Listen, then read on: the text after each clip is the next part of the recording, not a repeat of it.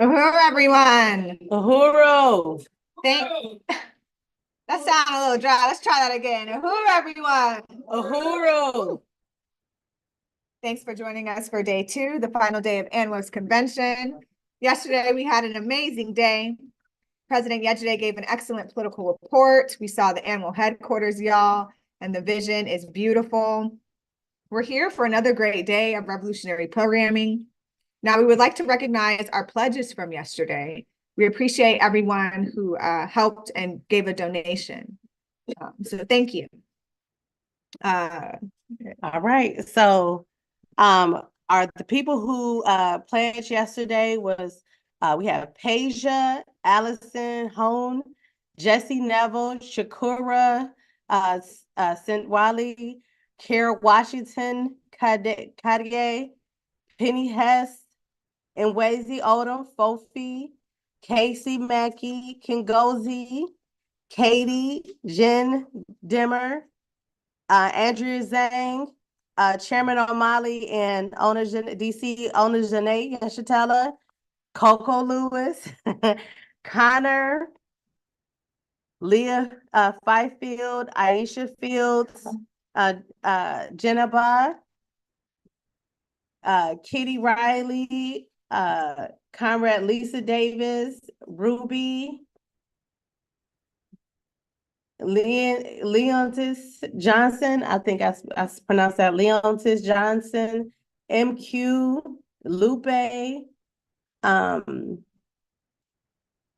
Zulima, Dana, Renee, Kabula, and then we had anonymous pledge, and Jay. Uhuru. Uhuru. Uhuru. All right. And we also want to thank our membership from yesterday. We had one new member by the name of Shakura Sentawali. So uhuru to that sister. So before we get started, oh, yes, and we had a renewal by Director Aisha Fields. So uhuru. Before we get started, I'd like to do some announcements and housekeeping. Just like yesterday, we are currently streaming on Zoom. The closed captioning will be turned on during the entire convention for our comrades who are hard of hearing. We apologize in advance for the errors we may anticipate. If you don't want to see the closed captioning, you just click the live transcription settings and select hide subtitles. Again, this convention is a fundraising event. Yesterday, we raised $5,175 out of our $10,000 goal. So we need to raise another $4,825 today, and I know we can do it. And we're asking for those who committed to pledges yesterday. If you haven't already fulfilled those, please do so at the back. And please continue to donate at anwouhuru.org/donate as we continue with this powerful day. So thank you to everyone who supported our raffle. The live raffle drawing will happen at 12 today. If you don't have to be present to win, but we're going to have our comrade Hada come on up and explain what you could potentially win in this raffle. Woo. Uhuru. Uhuru. This is awesome. If you've ever wanted to go on vacation, now would be the time. This is a 2-day vacation. You can go to Hawaii, you can go to Cali, you can go to Texas, name it. It's all the places that you can go are on the certificate. And furthermore, there's a $500 airfare voucher that goes with it. You have got, you have got to get this raffle basket. You got to get a ticket. It is not a joke. We want you to have everything. Look, y'all know what's in it. The books. How much for the ticket? The tickets are $10 for a package over $1,000. You can't beat that nowhere. You can't beat that nowhere. So get your raffle tickets. Go to Florida. Make some noise. Pretty much fly free at this point, okay?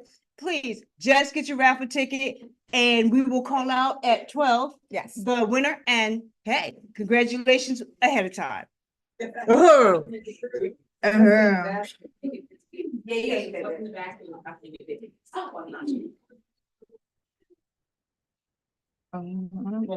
Yes, please. All right. President. Our chat moderator should be posting in the chat the link to how you can get your basket raffle if you're online. However, if you're in the room, you just go to registration table and see Comrade Nicole, who can take your $10 donation or your contribution to get your entry into this basket raffle. And in the basket, in addition to this wonderful trip that's worth over $1,000, is Decolonize products. We have The Verdict is In by the chairman, Omalia Shatella, the new book by Chairman Omalia Shatella, and we have some Decolonize products and a new graphic tee that we designed. So it's going to be a dope prize package.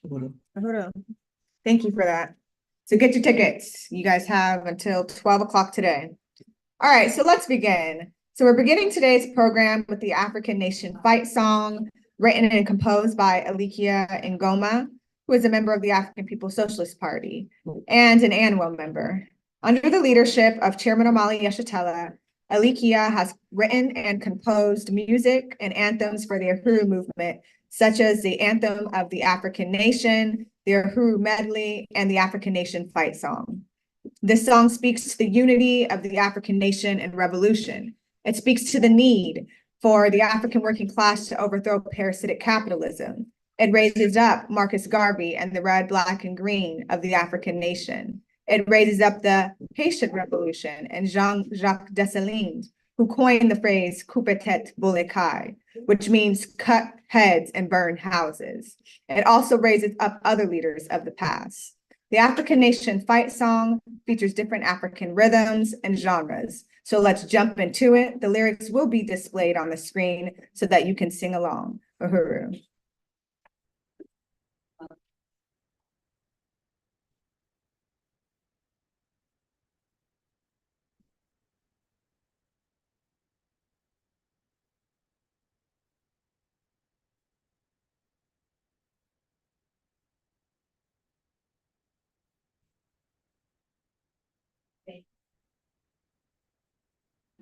Everyone can please stand. Thank you.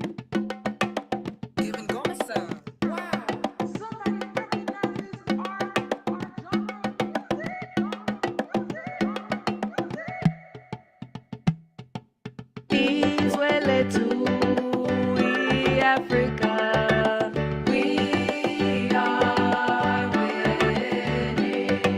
Shout Uhuru for our freedom. We are winning. We'll dance and sing songs when revolution's won. We are winning. Africa's best.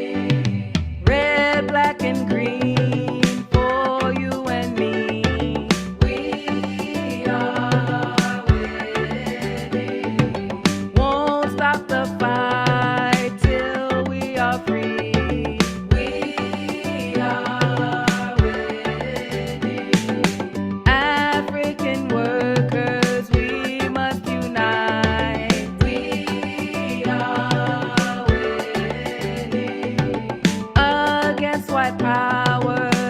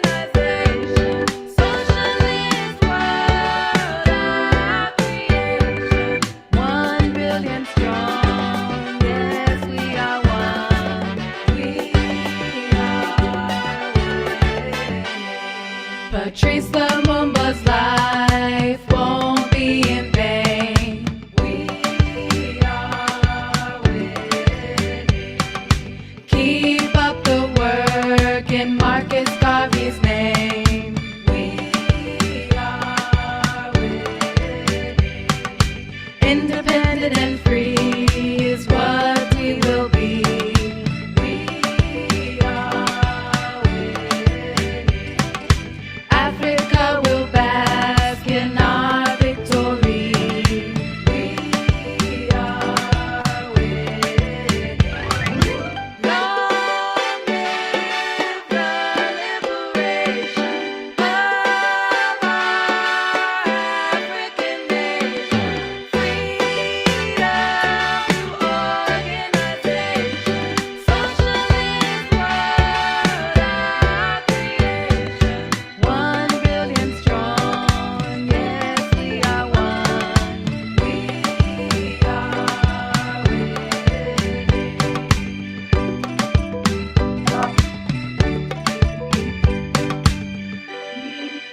We are winning. Oh. Thank you, Alicia, for such an incredible composition. It's really important that we are able to create cultural expressions that represent our national identity. Now, something fun, if you haven't purchased your Decolonize or annual merch yet, here's your opportunity to do so. President Yejide is coming back to the stage to demonstrate some of our Decolonize products and annual merch. Yay! Give it for me. She said this is something fun. Let me get this off the stage. I'm gonna be on the table, so I'm gonna need the camera differently.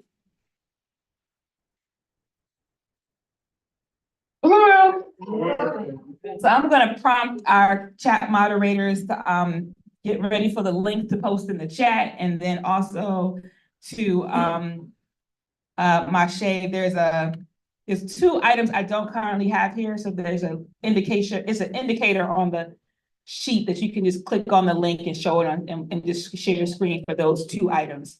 But for the first part of this, I am going to. Okay. So get ready for this live sales segment. We are showcasing products that drive our economic development projects. If you are a special access ticket, you get 10% off online. And if you buy today too, you also get 10% off from this live sales segment. And if you're online, all you have to do is say sold. You can go directly using the link to the product page and click and purchase it then. Or you can just say sold, and then we'll follow up with you. And if you're in the room, if we don't have the products here, just indicate in the back and we'll get that order in for you as well. So so if it's I'll tell you the sold number, and all you have to do is put that number in the chat. Even if you go and use directly the link, still let us know that you purchased it so that we can record you on this sale. So right now, I'm going to introduce one of our first products. Is our rich buttery products, our shea butter blends. We have 4 ounce, 6 ounce, and a 16 ounce. The 4 ounce is $10, the 6 ounce is $12, and the 16 ounce is $33. Right now, this is none of the sizes, but I'm going to show you it because I want to open it up and it's a sample. These butters are 3 kinds of butters. They're called Imperialism is Dying Pudding, which is the one that does not have any additional scent to it. It is made of a blend of shea butter and mango butter. And it's a humectant, so it pulls in moisture from the air as well. So these go on pretty smooth. So even if you open it up and it looks stiff, you can just blend it into your skin. Other butter, which is the fan fave, is the blackberry hair and body balm, which has additional scent, and that's usually what everybody raves about when we're at the table. It has a wonderful scent. It's very light. It's not too fruity for men, and it's for everybody. Everybody loves it. Men love it too. And then our last butter is called, and that's primarily shea butter, and we have avocado butter in that. We have some nice butters, and this is a wonderful blend. And then we have the blacker the berry. I know it might be confusing. I got 2 berry butters, but the blacker the berry actually is loaded with essential oils. So if you have any skin issues, I mean, all of them are really great for skin dryness and all that stuff, but we also have like some additional essential oils in that product. So that go get yours. So if you're interested in these products, you can either say sold one, and then you can go buy it using the link, or I sold one and we'll follow up with you. And our chat moderators will capture your name and we'll follow up with you and send you a direct link to purchase it. And if you're a special access ticket, you would have been sent your code. So I'm not gonna say that out loud. But thank you so much for paying the extra money to be a part of this convention. So the next item is African Black soap. We didn't make this. We're gonna leave it to the professionals, but we do import it from Ghana, from the women who actually make this item. If I could make it, I would do it, but I'm gonna leave it to the professionals. And this is just $4. You comment sold two and get your African Black soap. Sold three is $15 for our Rebel oil. Now, some of the things I didn't mention is that our products feature African revolutionaries on them, their quotes, pictures. So we use it as a political education tool. And on this Rebel oil, it's featured Emil Cabral. And he says, always bear in mind that the people are not fighting for ideas for the things in anyone's head. They are fighting to win material benefits, to live better in peace, to see their lives go forward, to guarantee the future for their children. And it features his image. Rebel oil is great oil. My husband always is my selling point at the table. He works construction. He'll brag about this. His hands be dry. He be throwing it on there. And when I tell you his hands be dry, I mean that if the wind blew hard enough, the ash would go flying into the atmosphere. And he puts it on and he loves it.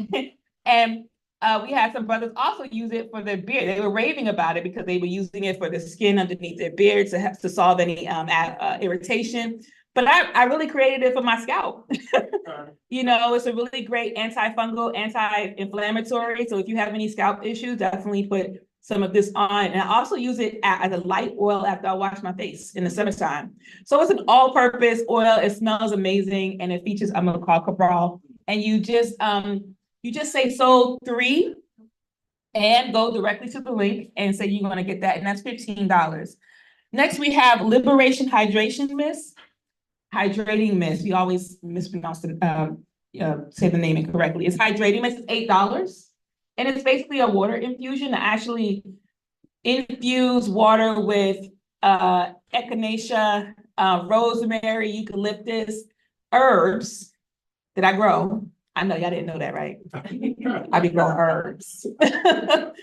And then I put it in some water. And then I put the essential oils inside the water as well. So that, I'm telling y'all a secret, but it's great humectant, and it's it pulls in moisture from the air. So if you have dry skin, if you want a light moisturizer for your face, if your hair is dry, it's a great all over. And I just tell people when I'm at the table that I just do one of these and walk out the door. Because I also have, that's not enough time, oily skin. And so sometimes I don't like to put butter. I do put butters, by the way, on my face at night so I can soak in. Because I'm getting older and my skin dry at night.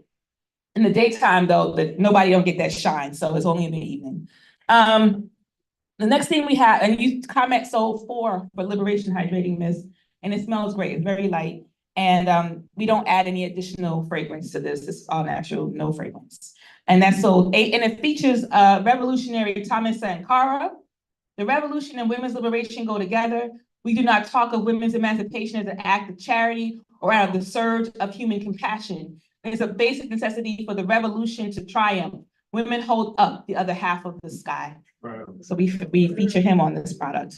And then we have, I'm gonna have to zoom through this, Kupuasu and Nettle. It's actually not in a white container. It's all sold out, so I'm using my personal one. But it's just basically a push-up butter that you could spot treat. It's an anti-itch. It's Kupuasu and Nettle anti-itch salve, and it features General Harriet Tubman on the bottom. And the only quote I have on there is freedom. Right. That's what she was all about, freedom for Harriet Tubman. And this is $15, and you will comment sold 5. Right, for excellent. Yeah, come on up here. You're gonna get some live testimonials. You don't need to see the person who actually make it, people who actually buy this stuff. She is a member of ANWO, so go ahead. I have a 2-year-old who has eczema from lactose formula, and so I put that on his skin and I sell it to his pediatrician. Love it. Mhm. So another thing about the colonnade is that you can actually become a distributor of these All items. right. You buy it at 40% or 50% off, and you sell it at whatever retail cost you want, and we'll get money, and then you get money when you go back. So it's an economic development project that branches can take on at any individual. Okay, that's right. Come on, stay on up here, because this is Coco. What is your role? I'm the IAC secretary and I'm the economic development coordinator of ANWO. Okay. Yeah. The next item, and you, for Kukuwasu, I said you say sold 5 OG face masks. I think we have some back there, but I won't bring it up. It's one left, but you can buy it online. It will be sent to you. You comment sold 6. We've had to reformulate this product a couple of times, and we think we got it right this time. It's made with activated black charcoal. It's something that can help pull up impurities off of your skin. And if you feel funky, you can use it in your scalp. You know, it's a mud mask, but it's not a lot in the product. So you can use it on any parts of your skin. And we found it to be a really good product. And you just comment sold 6 or go directly to the link and purchase it. And of course, if you're in the room, you can just see Comrade Coco at the back table. So 7, if you're going to get, come on, Chairman, this is your product. It's your, yeah. The African black soap and body wash shampoo. I would love love the Chairman for you to give a testimonial because you give such a great one. Oh. Come on, Comrade. He is featured on the bottle, by the way. This is not something that. Thank you. I didn't know that. I know. Image was on the damn bottle. Image is on the bottle. And I just purchased it because I wanted to make a contribution to ANWO. I didn't expect to use it, especially it's talking about for both. You can use it for shampoo and other stuff. So I have no faith in something that's not designated to deal with a particular issue, right? So for some reason, I can't remember why, I decided to use it as a shampoo. I'm in the shower, I use it as shampoo, and I usually have these problems with scalp itch, you know, no matter what kind of shampoo I use, but I use this stuff, right? I don't have a scalp itch anymore. Right? So, and so, I would, that's my piece right there, so yeah, I guess that's my commercial. That was totally unexpected. Chairman did not expect to come up here, but I wanted, because Chairman was giving me rave reviews, and he obviously is not a paid actor. I don't know if I like that enough. I'm looking for Oscars. But Chairman is featured on this, and it says the road to socialism is painted black. That's the quote that's on here, and it features Chairman Omali. I love that. Yes. And that, if you're interested in the African black soap and body wash and shampoo, is $10. And you can comment sold 7, and you can go directly to the link. And then I'm going to go a little bit over time because I obviously expected to go through this a little bit quicker, but I think it's important. Yes. And then So Lotion. Do you know who featured on? Do you know who's featured on that one? Deputy Chair on his nation. Yeah. It smells so good. Deputy Chair on his nation tell us featured on this, and this has a little fire on the back, and we got behind her head, and I said this to her, yes, So Lotion. And it says, it has a quote from her. We must anticipate the emergence of an independent African economy growing out of a process and programs of our party that are developing now as instruments of contending and dual international economic power. Wow. Yes. Bro. And this is an amazing product. It smells great. So Yeah, good. thank you so much. So if you're interested in So Lotion, if you're not into butters or oils, and you just want a lotion, we got So Lotion for soul. Is the Spanish word for sun, right? So Soul Lotion, and that's why we have the sun and the fire behind Comrade that we share. You know my name is fire. Yes, that's why I got the fire behind there. That's why it is made out of shea butter as the base, and it has some coconut oil and sunflower oil on it as well. Yeah, coconut oil. Smells so great. So Yeah. you could try it. We got a tester too. Yeah. And comrades can go ahead and Here it comes. She's gonna give you a little test of the butt of the solution. And it's, if you comment sold 14 on this. Sold 14 is $60, and we got a bunch on the table back to there. So I know y'all love butters and stuff. But if you want something light, you can go ahead and get some soul lotion and comment. If you're in the room, you get a little taste of it already. All right, so 15 for the conditioner. I didn't grab that. Hi, Doc, can you grab the conditioner for me on the table? The conditioner. Can you grab it for me? It's on the table. So 15 is the Black Star hair conditioner, and that is $12. And the comrades there, let me see who I got the Garvey women on that. On that, both Garvey women. All the Amy's, yes, the Amy's. These powerful African women, yes. You brought them together. I brought them together, probably for the only time in their entire history, right here. And we have the Garveys on here and the Black Star hair conditioner. The doll baby, I don't know which one of the Amy said this. I knew it when I wrote it on here, but it says the doll baby woman is a thing of the past, and the wide awake woman is forging ahead, prepared for all emergencies and ready to answer any call. If it's to be to face the cannons and the battlefield.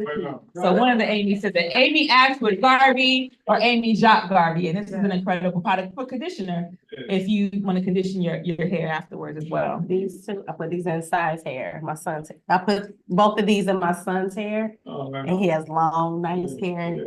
And that's sold 12 and sold 15 for the Black Star hair conditioner is $12. And then now we're going to go into some of that's all the Colonnades items. Now we're going to go into some of the merch that we just created during our Christmas holiday. I don't know if I have that for Black Girls Tea. Okay, I do. The next item is for Black Girls Tea. We also made it for Black People Tea for somebody who ain't a girl.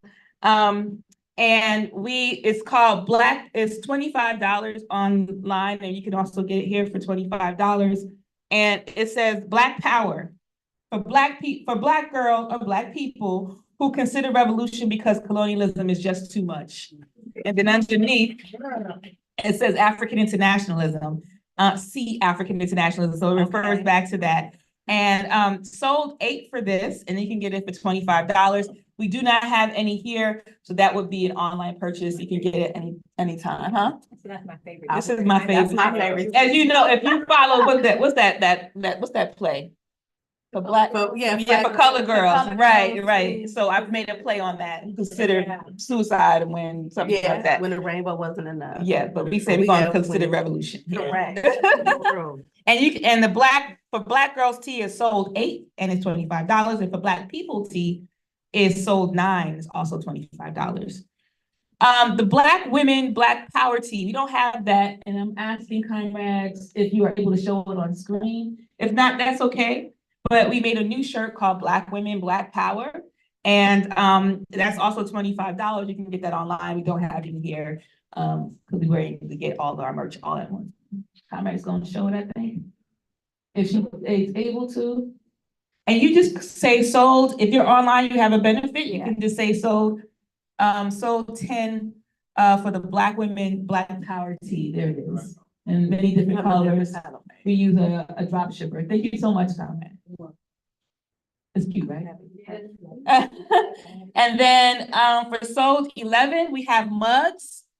It also just has for Black girls and for Black Power on it, just in case you don't want no t-shirt and you just want to bring this to your job. I have that at my job. When Becky come on up to you and be like, girl, you better leave me alone, girl.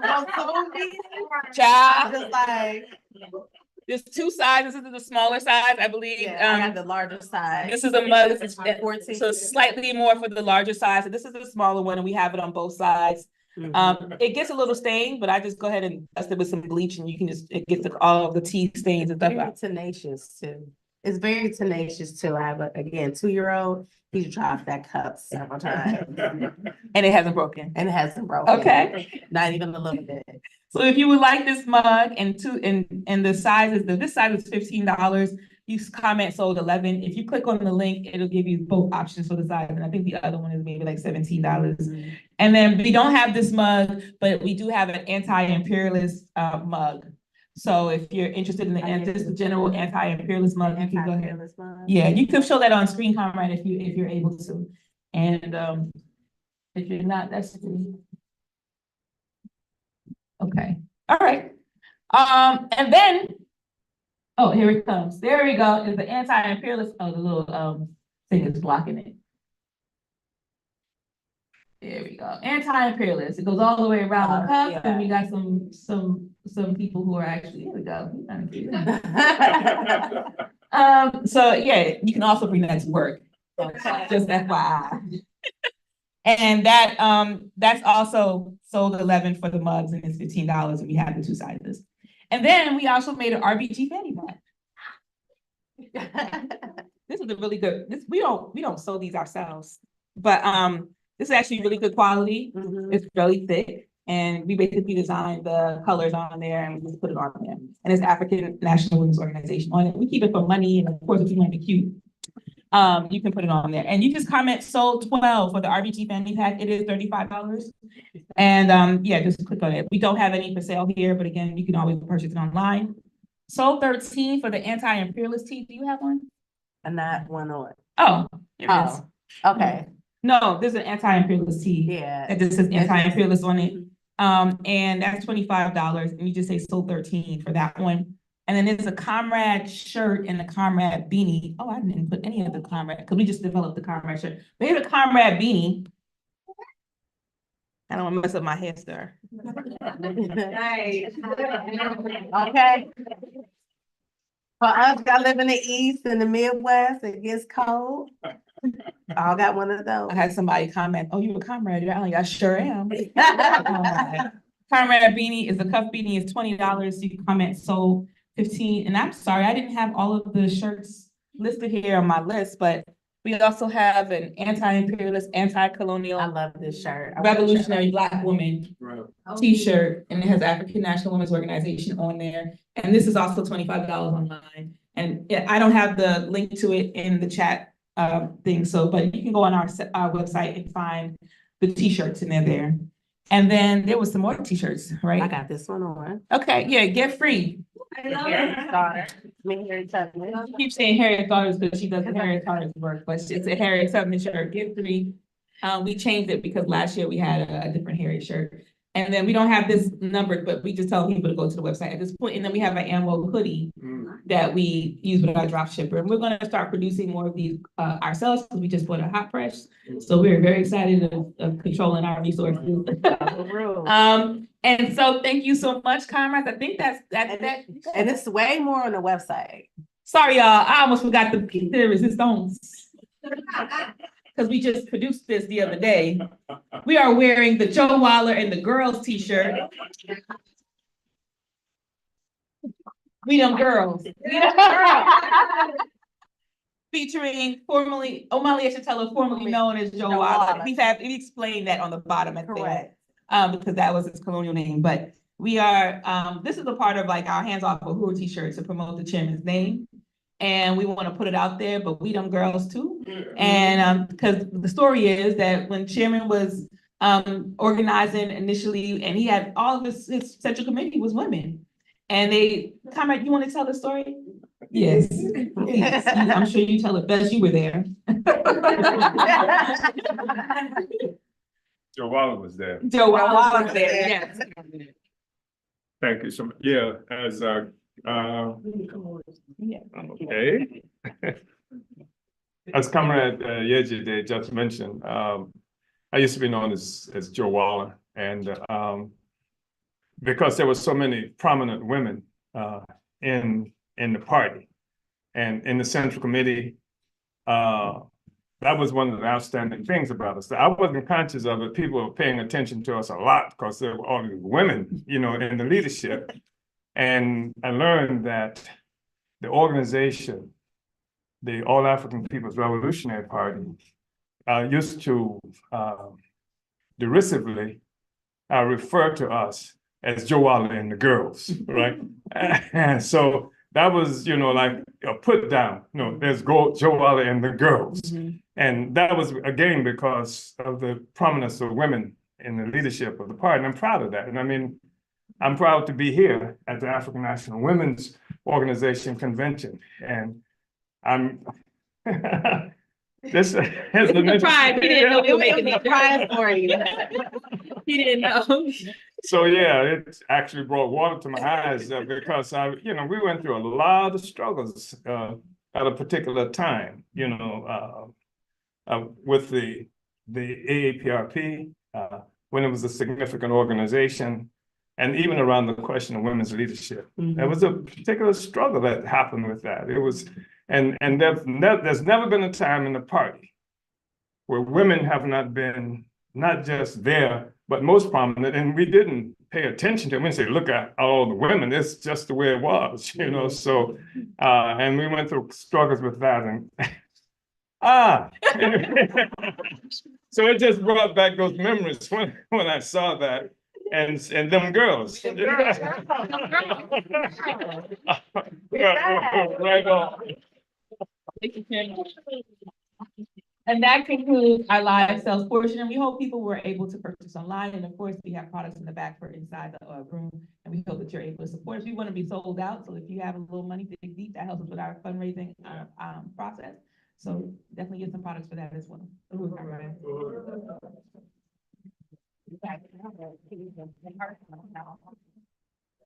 Okay, yes. Yes. Which is why we've been successful. Jay, I didn't give anybody access. No, I don't think I gave anybody. I can read it. Yeah. I'm trying to get this.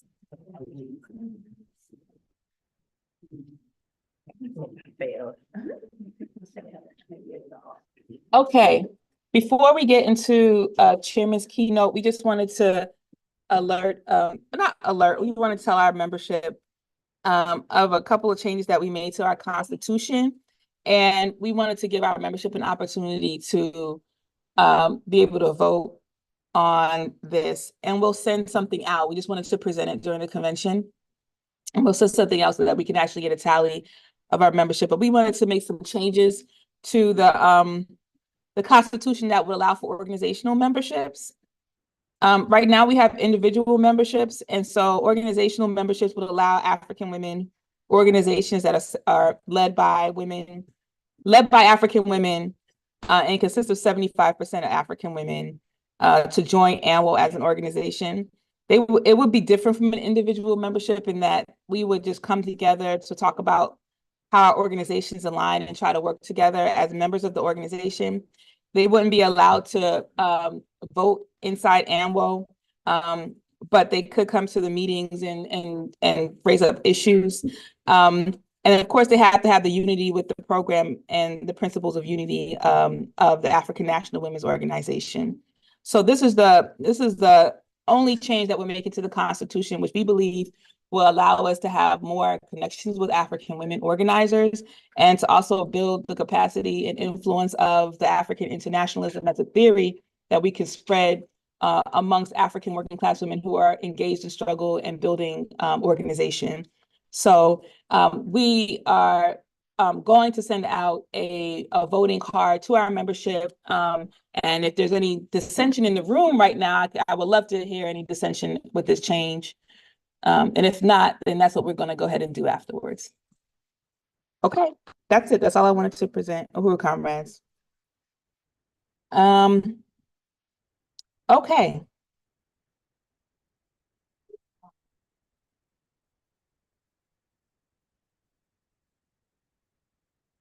What time is it? So before we get to the keynote, which I'm really anticipating. Give me 1 second.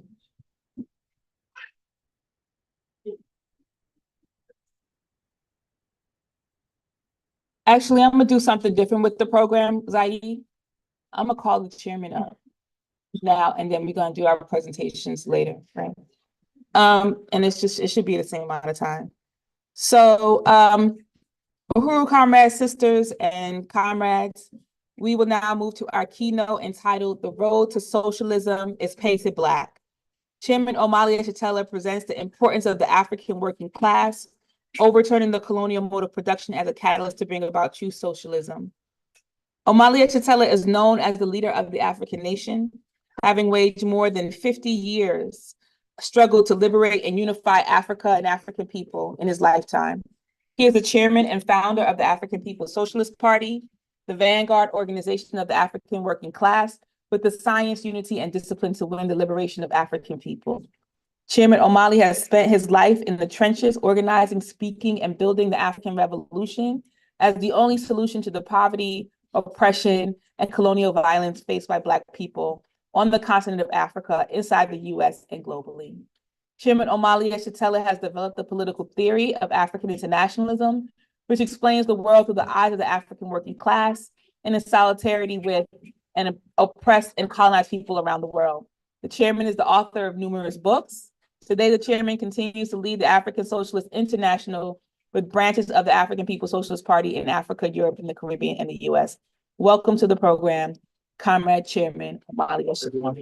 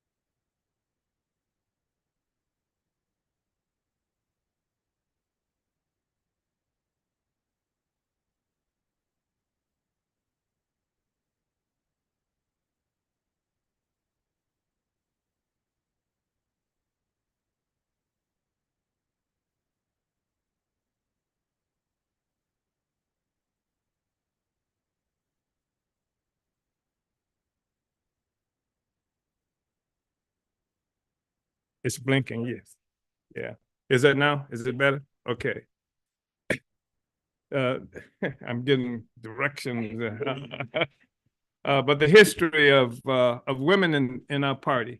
And like I said, for a while, I didn't recognize that it was something that special. It wasn't intended to be that special.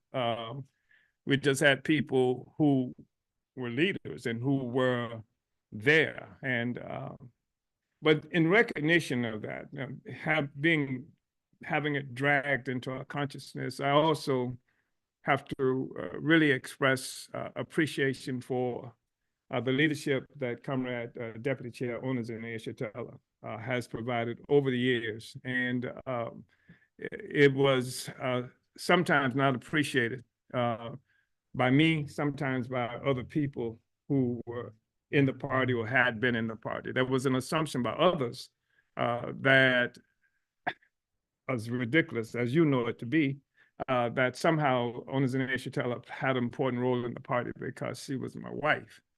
And there was resistance by me often because what she wanted to do often violated how I assumed things should be moving. And she brought a different perspective in so many ways and fought for them, for that perspective. And that was really important. And that perspective revolved a lot of what appeared to be around economic question. And I have written every political report that we've seen, and basically the political and ideological project, the the plans of action, more or less, well, not the specific plans of action in every instance, but the general direction. And I understand, I truly believe that I understand revolution and what it takes to make a revolution. But a person doesn't make a revolution, you know. It's the people who are really the key factor in every instance. I've never not known that.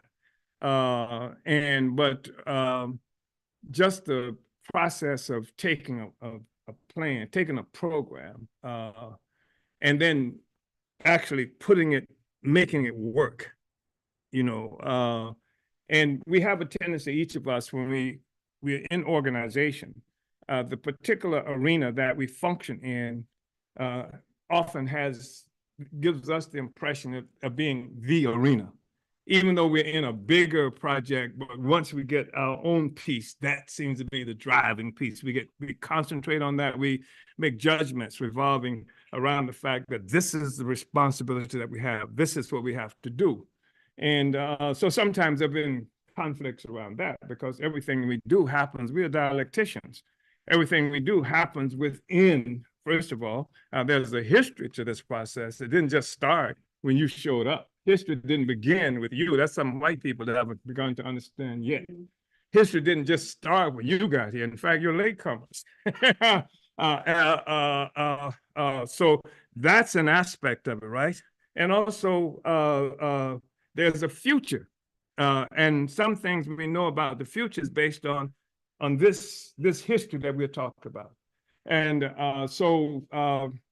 but the deputy chair has her history was different. People may not know it. I mean, she comes from a place of having worked this is extraordinary, for the government, Pinellas County, a city government, in the administration, which is remarkable in and of itself, because if you know anything about our history in terms of you know, just straight, not just working class, but we characterize, how they used to characterize us as how they characterize us as this force that's below that, you know, I mean, just really low on the totem pole, and how people used to, how Europeans define, you know, like social structures and stuff like that. So, and she somehow, not, you know, through tenacity and other kinds of things, you know, found herself working for this government for long periods of time.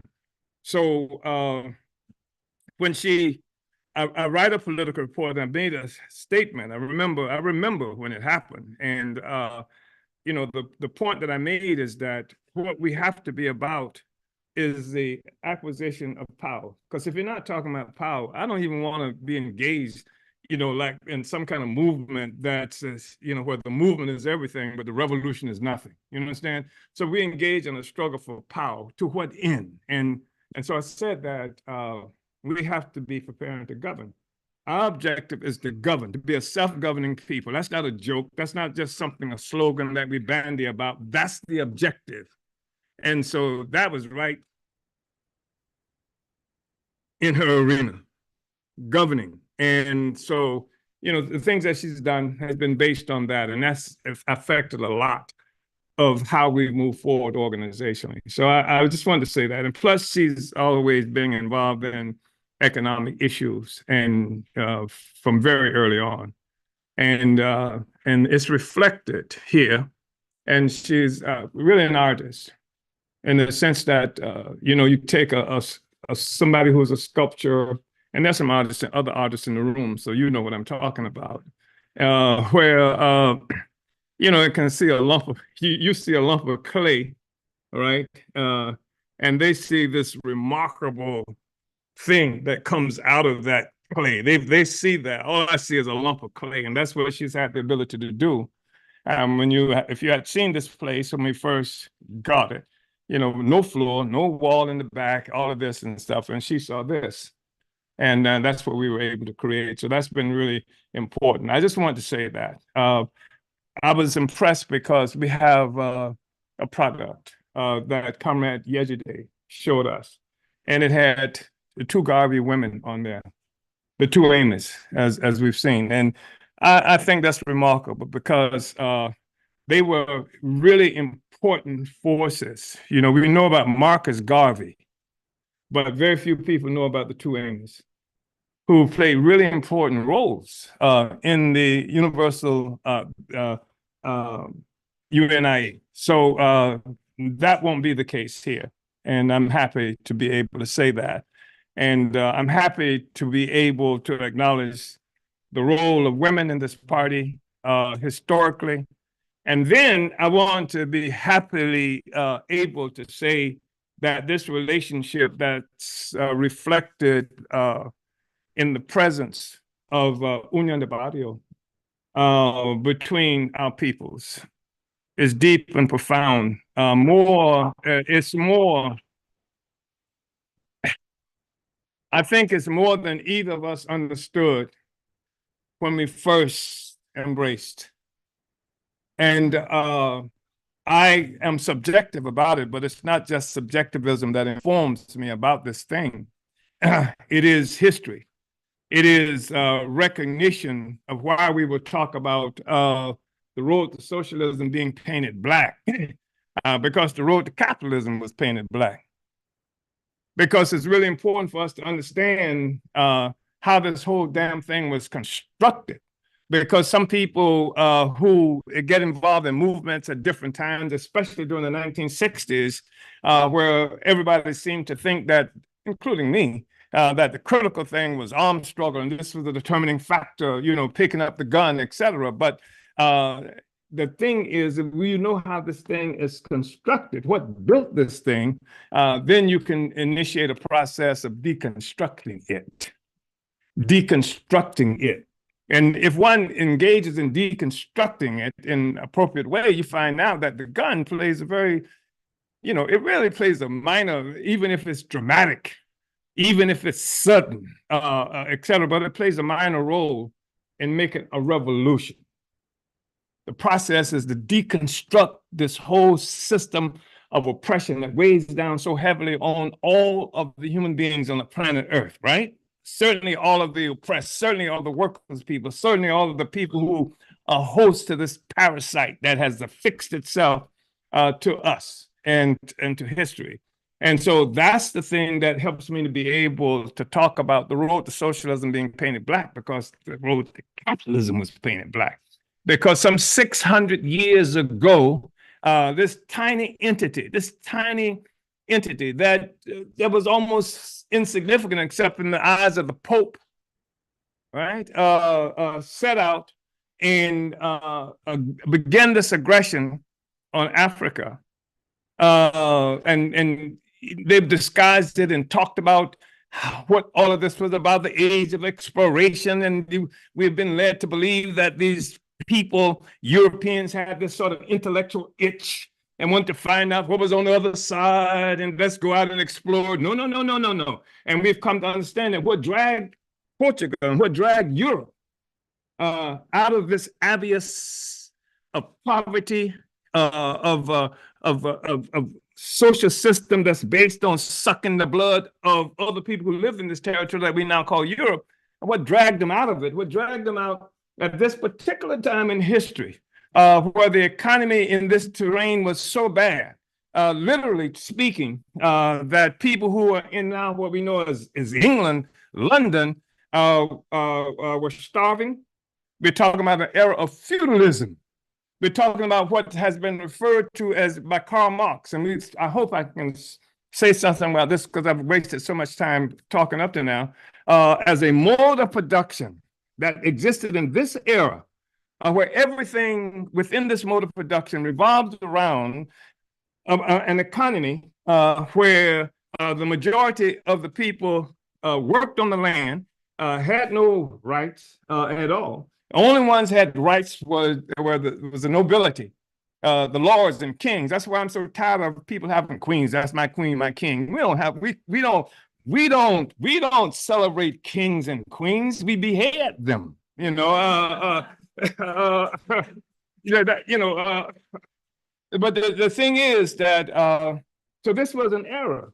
This where the majority, here you have these people in Europe, and what we now call Europe, because it didn't exist before. this era that we now call Europe, where people were living, under the domination of kings and queens and nobility, even so. This was the era of feudalism. And you've heard me say it before, but I love saying it anyway. I say it anyway, and I'm not saying it just because I'm slipping into an era of Joe Biden dementia. But this Diderot, who is one of my favorite philosophers. I don't know anything about him except this. He was French, and there was a time where in the struggle against feudalism, because at this time they said that the king ruled by divine right. God gave the king rights. And Diderot said that man should never be free until the last king has been strangled with the intestines of the last priest. I like that. You understand? And so, but that was a reflection of the oppression that was being experienced by these people that we now live in feudalism. So this was an era where the economic basis of society was this blood-sucking stuff that gave birth to the concept, the romance of robbing Hood, rob from the rich and give to the poor, which meant that I was the only guy who was employed in the whole damn England. He's the only one who had a job. And in fact, he would lose his job if he ended poverty, right? End poverty, and Robin Hood is out of work. And nobody loves him anymore either. And which is what we struggle against. So this was feudalism. And the thing that rescued Europe, that changed this, was the attack that Portugal made on Africa. Captured Black people, captured islands, started what we now know as the production of sugar. They began the process of mass agriculture, and plantation-based production of sugar and whatever, changed the entire economy and lifestyle of people in Europe who didn't have access to sugar except the highest nobility stuff. Now everybody's got sugar, which means if you got sugar, among other things, in addition to just getting wealthy from the stuff, you got energy, which means that you have more energy, people work more and this kind of stuff. So this is a process of changing the entire world. This is colonialism. This is when Portugal, as a matter of policy at this instance, comes in, steals Black people, began the process of transporting us around the world. And what they were looking for was all this gold. And where did they see this gold coming from in the 1320s? From somebody say it again. Say it, Musa, who traveled from what is now Mali, traveled from Mali, going all the way to Mecca because he was a Muslim, right? And had something like a 6,000 entourage of 6,000 people. And it took them months to make the trip, and everywhere they're going, they were passing out gold. They were building mosques, they were passing out gold. They almost wrecked the economy of Egypt with all this gold that they were dispensing. And so, and this is at a time where Europe is so poor that in England, people had resorted to eating their babies. Literal truth. This is how poor England was. The indigenous people here, I never seen any record, heard anything about that happening here. But this was the poverty that they experienced at this time. So this is what they were looking for. All this stuff about finding what's on the other side. Where is the gold?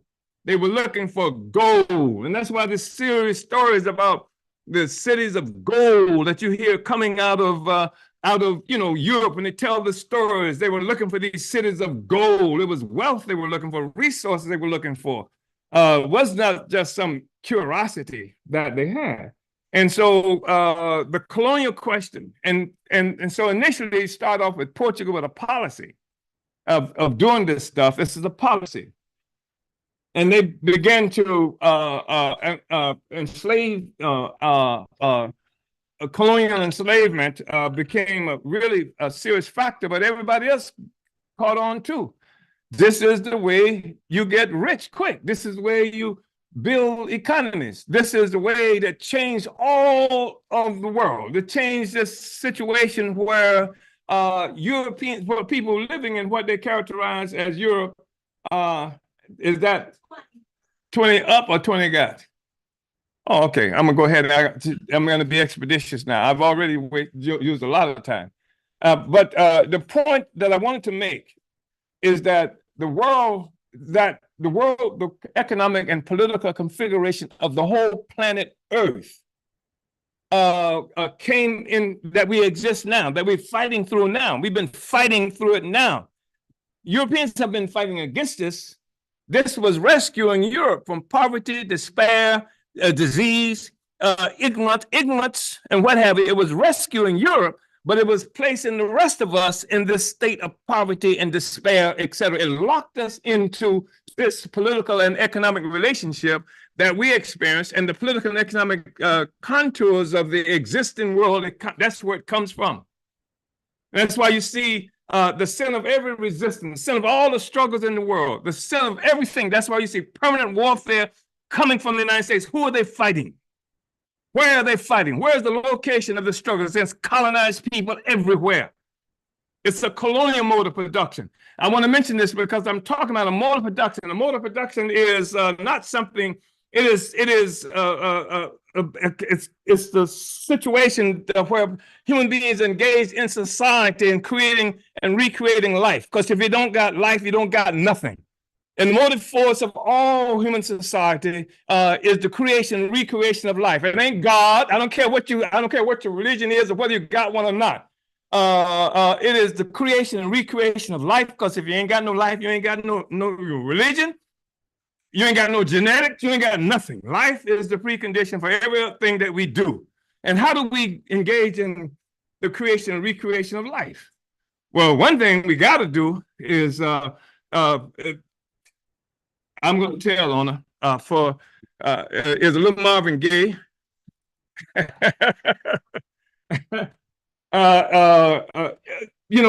The thing is that we have to do that in order to reproduce ourselves, right? But the critical thing that we have to do is that we have to feed, clothe, and house ourselves.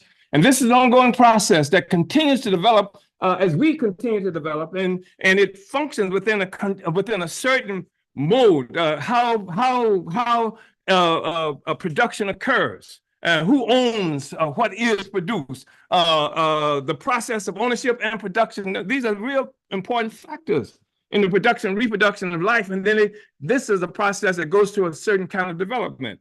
And this development and how it looks says something about the mode of production. In the mode of production, you have an economic base of society and how a society produces what it needs to feed, clothe, and house itself. We're talking about the economic base. But from this economic base, there's also what we call a superstructure. What is the superstructure? The superstructure are the institutions, legal institutions, the culture, the ideology flows from this economic base. That's why you never see within an economic base itself, it doesn't create ideology, philosophy from the economic base about freedom. You don't see a slave economy having institutions that teaches liberation. If an economic life of a society is based on enslaving people, it will not teach people how to be free. In fact, if you have a society that's a slave society, freedom is illegal. If you have a colonial society, freedom is illegal. And all the institutions in that society protect this relationship that exists between the oppressed and the oppressor. That's what the institutions are there for. The production of life and reproduction of life occurs within this particular mode of production where freedom is illegal for those who are enslaved. And that's the majority of us in so many ways. but it's a relationship. And this is what's really important to understand. When we talk about, you cannot, in order to for there to be what we call a slave master, there must be a slave. Colonialism requires both the colonized and the colonizer. You kill the colonizer, you've killed colonialism. You kill colonialism, you kill both the colonizer and the colonized. There's no colonizer once colonialism is dead. You see? So you have this mode of production, you have these relationships that exist between in the mode of production. Primary relationship we're talking about now is that society has changed from when Marx is defining it. And Marx himself comes into existence, and his ideas come into existence through a colonial mode of production. Marx lived in a colonized society. The ideas that influenced Marx, even though he was trying to move from it and did some amazing things within it, but it produced from colonialism. In fact, Capital, Das Kapital, the book that has become so influential in the world, it was funded by money that came from his friend Frederick Engels, whose daddy was a capitalist, and whose daddy got much of his resources from slavery, from Black people picking cotton in the Caribbean. So here, Black people picking cotton in the Caribbean, who now are funding Karl Marx when he's writing Das Kapital. And the Das Kapital that Karl Marx writes, it recognizes slavery did happen. It does. It's an incident, but we were objects of a history. And the subjects of the history were the ones who were writing the history. And the subjects of the history was able to recognize something bad that was happening to us, right? But he made what was bad happening to us something that was consequential for the development, for his development. So he says, what happened to us was called primitive accumulation of capital, because he got to explain how the hell does capitalism happen? Did God bring it? Was it from Jesus, Allah, or some other thing like that? Or did it pop up from beneath a collard green plant and a Mississippi plantation? Where does capitalism come from? He said, you got to have an explanation for it. And I love that. That's what's so important. That's what we're talking about now. You want to know how the thing started so that you can understand what it would take to stop it. You want to know what built it so that you can understand how to deconstruct it. So Marx said that for capitalism to occur, he said that in order for there to be capitalist production, there must first of all be capitalist accumulation. You have to have capitalist accumulation. But in order for there to be capitalist accumulation, there has to be capitalist production. Whoa, how do we get out of this what appears to be this vicious circle? He said we get out of this by presupposing the existence of an accumulation of capital that was not the consequence of capitalist production, but a starting point. What is the starting point, he says? He said, among other things, it is turning Africa into a warren for the commercial of black skins. It is a turning indigenous people in what we now know as the Americas in the mines, bringing up gold and silver. He said it was what happened, the brutal assault on East Indies that includes India and that particular area of the world. It's colonialism. That's what he's defining. He said this is where he doesn't call it colonialism. He calls it the primitive accumulation of capital because he's the subject. And what he's talking about is what gave development to Europe, to white people, because otherwise he would not say, having come to this conclusion, and he said the significance of this thing that he calls a primitive accumulation is that it is the same, it is the equivalent in political economy as original sin in theology. Whoa. And that's something, he said he says, this thing that I'm referring to is primitive accumulation, turning Africa into a warren for the commercial hunting of black skins, the interring of the indigenous people in this thing into mines, bringing up gold and silver. He even went so far as to talk about 1841 and 42 war that England made on China, the so-called Opium War that turned China into a nation of junkies, right? He said, this is the primitive accumulation. He said, this has brought all the wealth that you see that coming to Europe. This is the primitive, this was the accumulation of capital that everything else relied on. It has the same equivalent in political economy as original sin. Is that what I said? In theology. And I'm sorry to say it, but you know where the original sin came from, don't you? Eve did it. But the point, of course, is that this was the crucial thing. But it doesn't get, we didn't tell that story. When Marx was writing this, we were picking cotton for his buddy's daddy, giving him the ability to write the damn story. If we had written it, we wouldn't have written about how turning Africa into a warren for the commercial hunting of black skins was creating development for Europe. We were saying, what the hell was happening to us with them white people coming and doing all this stuff to us, wouldn't we? The story would have been told differently. It would have been understood differently, as Malcolm X said. The one who is watching somebody sit on the hot stove, they tell a story different from the one who's sitting on the hot stove, right? So this is just part of what I think is really important for us to understand in terms. Come on. Drop the mic. So I just wanted to make that. I want to quickly say a couple of other things. I think I'm going through this, and this, I know it's different from how I usually try to talk, but I think it's critical. I think we're at a critical moment in history now. And I think that, a reflection of this critical moment in history, in part, is this attack that's being made on our revolution right now, that, where, the going to prison being possibility, the July 29th, the attack on our homes, our businesses, our things. It's an attack on, it's an attack on the anti-colonial struggle, because the whole thing rests upon the foundation of colonialism. That's what was attacked. They just gave it a name. They call it Omali Chattel African People's Socialist Party, Uhuru Movement, etc. But it was an attack on the anti-colonial revolution. It had to do this because they had obscured the question of colonialism. They had questioned down, and so that now people are talking about how to make white people love us. We're fighting against racism now. Black Lives Matter now. Oh, what a whine. I can't tell you anything that offended me more. I'm here. When they create that slogan, when Zuckerberg and the rest of them with Soros created that slogan, with black faces, Black Lives Matter. What the hell are you talking about? Black Lives Matter. If obviously Black Lives doesn't matter, they wouldn't have left that kid running for 4.5 hours on 100-degree plus asphalt right there on Canfield Drive if Black Lives Matter. No, Black Power matters. Black Power would have stopped that. Black Power would have prevented that. But you want to keep us away from power with some simpering whine. Black Lives Matter, right? And if you don't believe it, ask Joe Biden.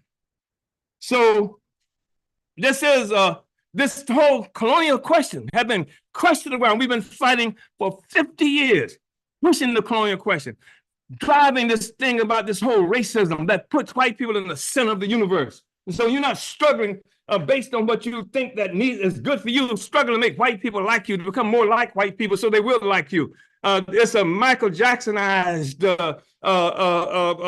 development trajectory they put us on. You understand? So just get skin lightening and hair straighteners and all this other kind of stuff, that becomes your solution. Instead of fighting for our own power, for our ability to be able to feed, clothe, and house ourselves, and to get rid of all those things that block that process from us being able to do that. And Marx was helpful in that he did say some things about how society gets structured within certain modes, within certain features, etc. And that was helpful. But we didn't always understand exactly what that meant either, because that's why we created the concept of Uncle Toms. But that was faulty, wasn't it? That's the Uncle Tom there. Because you couldn't identify that person until after they did something, right? They was all right until they did something. They didn't become Uncle Toms until it was clear that they became a traitor to the movement, that it worked against the movement. But there are social forces that happen inside a mode of production that are developed by the mode of production itself, that come into existence. And what has come into existence is that the process of creating life and recreating life by colonized people has been disrupted, has been distorted, has been misdirected and what have you by the intervention of Europe.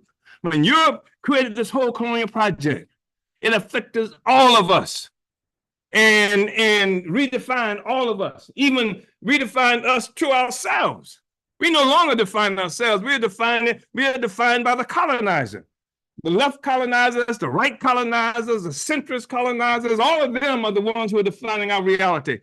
Some of the biggest problems that we've had up to now has been from the white people call themselves the leftists. White leftists, those are the ones that we have. I met Union de Barrio because it was white leftists using the black face, in this instance, Amiri Baraka, who was talking about how the existence of Union de Barrio, another Mexican national liberation movement, was somehow splitting the international working class, the multinational working class, as they used to call it. So they couldn't fight for their own interests. We had to see ourselves as auxiliary forces for the struggle for the working class, which was white. And it's what it was. That's how it was defined. Marx talked about the contradiction, not between those of us who function as the pedestal of this whole social system, but those of us who benefited from it. So now Marx talks about how the industrial working class, the industrial would engage in this cataclysmic struggle with the industrial ruling class. That was going to be the crucial and defining instance of changing the society. But how could he say that when he's already said that the feature, the crucial thing is this colonial mode of production? How the hell can that be in the case? He says that wage slavery in Europe, and the Europe is just coming to existence. It didn't exist before what they did to us. There was no such thing as Europe. Europe came into existence as a consequence of colonial slavery. Before that, then the people who lived in this territory defined themselves primarily in relationship to each other. So, you had Celts, you had Normans, you had, all these other iterations of white people. What brought it all together, created all together was this economy that came out of colonial enslavement of the rest of us. Now, they don't define themselves primarily in relationship to each other. The significance of the contest that Celts and Normans might have with each other now has now been liquidated or obscured. Because the real contradiction now, the real deal is the relationship between those who are making their lives, getting their resources, getting the ability to create and recreate life now comes as a consequence of this attack on Africa, the African people, the colonized peoples of the world. So anyway, this is where you get this configuration of the political and economic configuration of the world as we know it today. And this is what changes, because as I said, there was no Europe then. And you're talking about little fiefdoms in this territory that has now become Europe by definition and because of the economic consequences of colonialism. And then we suffer from the economic consequences of this relationship too. I did an interview the other day with this man, Tucker Carlson. And after the interview, a lot of comments came up on his thing, and he's talking about how when I mentioned reparations, and a lot of the people were upset, some of the people were upset about reparations. They loved us except when we talk about reparations because none of his parents, he didn't come here in slavery, he didn't, et cetera, and which is true. And the fact is, you didn't come here rich either.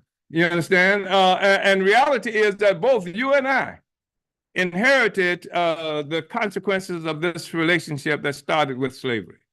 And you inherited the benefits of it, right? You inherited. You got all of that. You weren't here. And I inherited the negatives of that. So neither of us was here personally. But those of us who were enslaved, you got all of what belonged to us. We didn't inherit it. You inherited from my labor, from my stolen labor that was created on indigenous stolen land. One problem that they have is the fact that they didn't exist before we got here. There was no such thing as America. Their history started so recently. Their history just started. Do you understand their history? To say that to fight against colonialism is to fight against even the identity existence of the white man. The white man was given birth by colonial slavery. And so to deny, to go up against slavery and colonialism, to go against everything that the white man perceives himself to have achieved. I say the white man, I'm using this as, what do you call it when you use a term as a substitute for metaphor? Thank you so much. What's your name, comrade? Jade, right? Yeah, right on. It's a metaphor, you know, for the colonizer. And but anyway, I wanted to say that, and I'm going to shut up because this comrade has told me a number of times I need to shut up, and she's right. There's a thing that's called the Balfour Declaration. Can I see the hands of people who are familiar with that? Good. The Balfour Declaration was something that was initiated in 1916. It was where England made this promise that it was going to give what we now know as Palestine to white people who lived in Europe. And so that was in 1916. And then, or 17. And 1916, there was a deal that had been made called the Sykes-Picot deal.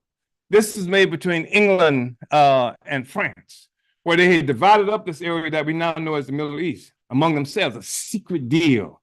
And this was when they were at war and the collapse of the Ottoman Empire. They were fighting against the Ottoman Empire that controlled much of what in the Muslim world as we know it today. So they had made this secret deal among themselves, and they were double crossing each other back and forth, you know, but they had made this deal. And what we now know as the modern map of Palestine, of Syria, of Lebanon, all those places, Saudi Arabia, part of that was created by this deal that they made. And they had to make this deal. And so they brought in the Balfour Declaration. I mentioned that because the Sykes-Picot, Sykes was an Englishman, and Picot was a Frenchman. And they were the primary forces who made this deal, but they had included Russia in this deal too. Because Russia was going to get part of the Ottoman Empire too. It was going to get part of, they was going to get part of Turkey and what have you. But in 1917, the other thing that happened that was significant was the Bolshevik Revolution, the Russian Revolution. The Russian Revolution was pushed to the surface, and you must understand this. I spend so much time talking about, you must understand this because we get, those of us who quote unquote progressive and progressive politics and leftists, and you know, we've been influenced by Marxist ideology and things like that and Leninism. And for many of us, the critical thing that happened in history was the Bolshevik Revolution, Russian Revolution, etc.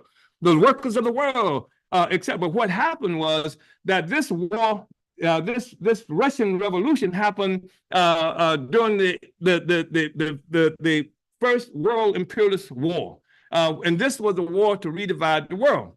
The Sykes-Picot deal was a part of the redivision that was going on. That was just part of it.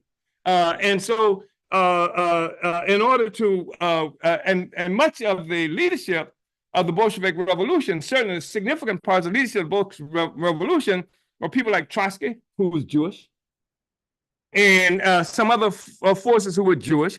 There was an assumption there that the Balfour Declaration would also have an impact on the Russian Revolution based on the fact that some of its leadership were Jewish as well. So they're going to give all of this territory, right? The Balfour Declaration is going to give this land to Europeans of Jews, which would put them on the side of England in this war that they were making. I'm saying all this because I know you get all these bogus explanations about the Jewish homeland and how it was coming out of what happened to the Jews with Germany, etc.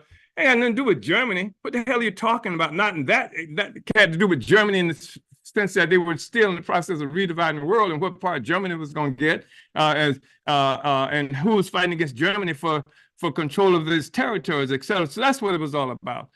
And so we had Sykes-Picot, where they had the secret deal, and then when the Russian Revolution happened, and the Tsar, it was something that worked against the interests of Russia, because now the Bolsheviks in power. The Tsar, the old Tsar, was a part of this deal that they had made, and the Bolsheviks got control of the archives. They got the secret deals.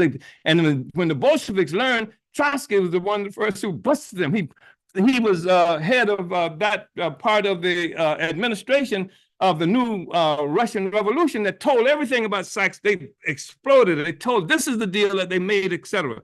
Which is the Russia thing has always been with us. We got the Palestinian contradiction that we're looking at today. Still today, the colonial question is the dominant question. This was the question that gave energy and that raised the Russian Revolution to its height, because Russia, under the Bolsheviks, refused to participate in this war to redivide the world. And we were the world that they were talking about redividing. We are the ones that pushed Russia into the existence, as opposed to the other way around. We've been pushed out of history, so we don't have access to that. I want to say that. And then another thing about 1917, about that particular period, was Garvey. Marcus Garvey. And the Black Revolution that swept every place Black people were located. You saw this movement, but it was also revolutionary struggles happening every place. Colonial people were fighting this struggle. So I want to say this, and guess what happened that kicked off the Russian Revolution? There were two revolutions, one in February and the other what? October, wasn't it? You know what kicked off the February Revolution? International Women's Day. When the working women of Russia initiated this mobilization. And many people didn't want to do it, even the Bolsheviks, because they were tired of demonstrating. And the women, the working class women, hit the streets. And that's the thing that brought down the Tsar. And so you have a conversion of all these kinds of questions. I just wanted to say that. And there are other things that could be said, but this is just said, you've said enough. And I'm trying to be disciplined. So I just wanted to say those things, and the colonial question is crucial. And within the colonial construct, what we've learned also is that in the struggle for national liberation, which is what a struggle against colonialism is all about, but within that struggle for national liberation, class war is raging at the same time. And the classes, our class enemies, are the ones that in the height of the struggle for against colonialism would tell us that our crucial question is not the colonial enemy, not colonialism, but feminism. Is men. The question is men. And they create this nonsense like there's something as women in general, so that you have the same interest as a woman as the colonizer has, which is ridiculous, you understand? And the colonizer women, you can see the history about the role that colonizer women have often played in this process. So I just wanted to say that, comrades. And I'm self-critical, and I'm really appreciative that nobody has done harm to me to get me off the platform up to now. Thank you so much. Uhuru.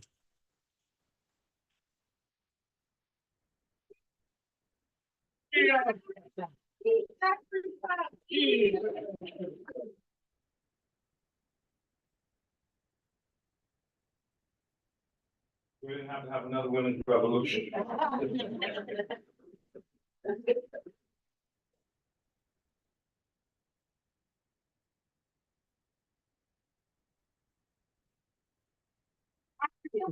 Must lead.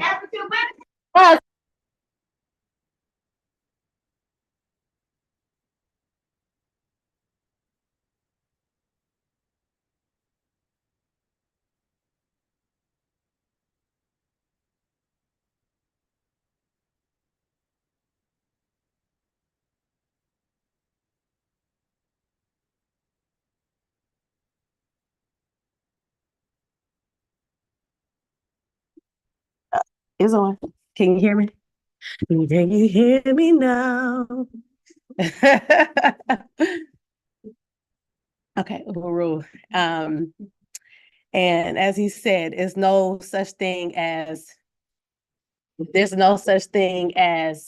women in general. And I know that because if you go if I research my genealogy, and in my genealogy, the women in my family have been working since Okay, the women in my family been working since they was brought on this boat, okay? Got off the boat, was working. Right. So we're going to, and thank you again, Chairman, for a very powerful keynote presentation. We love it. Molly taught me is my Sunday, is my Sunday mornings. So we're going to go ahead and go into our fundraising presentation, and which brings up how important it is for us to, invest into our organizations, invest to ANWO. And is it brought up? I know our program changed a little bit here, so please bear with our tech team as they adapt. Conrad Mache.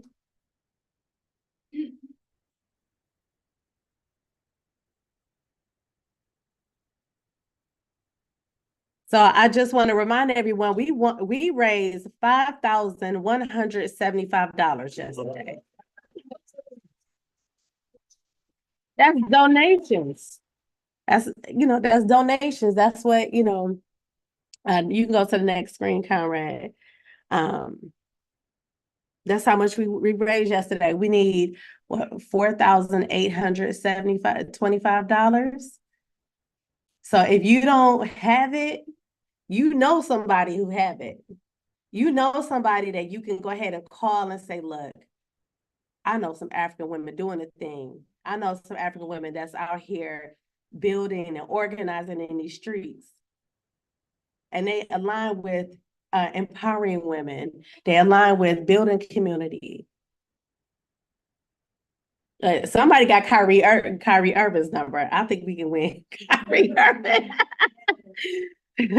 We may not can get Jay-Z, but we may can get Kyrie, So ANWO is an organization of the poor and working class. We're motivated, inspired, empowered by African women all over this world. The African National Women's Organization is powered 100% by African women who have chosen to allocate their time, their resources to revolutionary work. As the shirt that Gejde held up, we are anti-colonial, anti-imperialist, revolutionary African women. Now, what sets ANWO aside is what I call our revolutionary capital. I work in HR, so they always say human capital, that's the big thing in corporate America. We're not corporate America. We have a revolutionary capital. And that revolutionary capital comes with the skills, the knowledge, and the spirit that adds value to organizations like ANWO and other Uhuru movement organizations. ANWO is member-ran and primarily funded by membership dues, our academic development projects, and our supporter donations. Go to the next slide, thank you. I think it's a little slow. So ANWO's pillars of work include our political education, our political action, and our economic development. Now, next slide. Now, political education includes, as Gejde said earlier, I'm over Harriet's Daughter Book Club, so and study groups. So I keep saying Harriet's Daughter. I know her as Harriet Tubman, but Harriet's Daughter Book Club is study group. Our outreach material, which includes digital and physical propaganda. Our cadre school. So if you are thinking of becoming a new member or just want to know more about the politics of ANWO, look out for our cadre school. The Harriet's Daughters column, which is in every Burning Spear newspaper. And our online broadcast, which if you have not tuned in to African Women Must Lead with Gejde or Miller, you are missing out. Yeah, you are. Yeah, you are. Always willing to, always the breakdown is breakdown. Our political action programs include Arrest CPS, which is a campaign to stop the state-sponsored kidnapping of African children. Uhuru Kijiji, which is a community support program. Our War Council, which is security and self-defense. So all of our regions have participated in self-defense workshops this year. You'll see more about that when we do our slides. And all of our regions are active and on the ground organizing. And that is very important because we're not just, we're not, as you can see, we're not an internet organization. We're not a social organization. There's no tea and crumpets here. So, and then far as our economic, you go to the next slide. Far as our economic development, our current strategies, and before I go into our current strategies, I want to introduce our team, which are, go ahead, you can go to the next screen, Mache, thank you. So I'm Coco Lewis, I'm the Economic Development Coordinator, and President Yejide Ormila serves as a Retail Coordinator. We always are looking for people to come on and join our team, because right now we do everything. Like we do everything, but we would love to share the work. So the Colonnades Heron Body is our main economic development strategy. Now, the Colonnades did experience the effects of the attack on Black Star Industries in the form of closing of our accounts. And through the leadership of Yejide Ormila, she's like, they're closing our accounts, Conrad, for the Colonnades. And she pivoted and got us back in order. So this year, in 2023, we did announce the launch solution, which has DC owner Janae Yeshatella's face and quote on it, and the Black Star Industries hair conditioner. Two phenomenal products. We just keep getting better and better with everything that we do, and that's what's important. And it's support from our supporters, our members, that allows us to do this work. With merchandising, you go to the next screen. With the merchandising, so for the live sales, you've seen our merchandise. You also see some things, that's me with the cup. I literally took that at work. You see yesterday with the shirt and the fanny pack, and then you see that duffel bag right there? That is on our website. We don't have it in person, but that is a wonderful, and it's made out of a similar material as the fanny pack. So it's a really great, travel bag. So things that we were able to do this for 2023 is we diversified our merchandise, including the merchandise that you see there. We produced a holiday gift guide, and that allowed our supporters to curate, and we sent it out around the holiday season. So instead of going to Target, instead of going to Walmart or these other online stores that they're not Black power. They're just Black people trying to be capitalists. I bought everyone in my family for years in a row. My family has gotten the Colonnades for the holidays. They got ANWO for holidays. That's what I did. Now, ANWO we're developing ourselves to be a lifestyle brand. So that means we got socks. We have socks. I can go home after a long day of working and put on socks. That's ANWO. And that's just, you put in a revolution on your feet. Okay. Next slide. So our developing strategies, and these are strategies that we want to go forward with 2024. Again, we're just getting better. We're getting better. You go to the next slide, Mache. So we want to cultivate our donor program. We want to increase our sustaining donor network. And we want to, be able to establish those relationships that our donors know that every dollar they give us, where it's going, what it's doing. We want to utilize crowdfunding because we want anyone who just unites with empowering African women and addressing the material concerns of African women, and who just want to have a mecca for African women in St. Louis to be able to just donate. We want to access public and private funds through grants and loans. We rather not have loans because we don't want to owe nobody. But if you are experiencing grant writing or sourcing grants, reach out to us. We can always utilize the assistance. So you can go to the next slide because my time is short. I've already got my warning, just like chairman.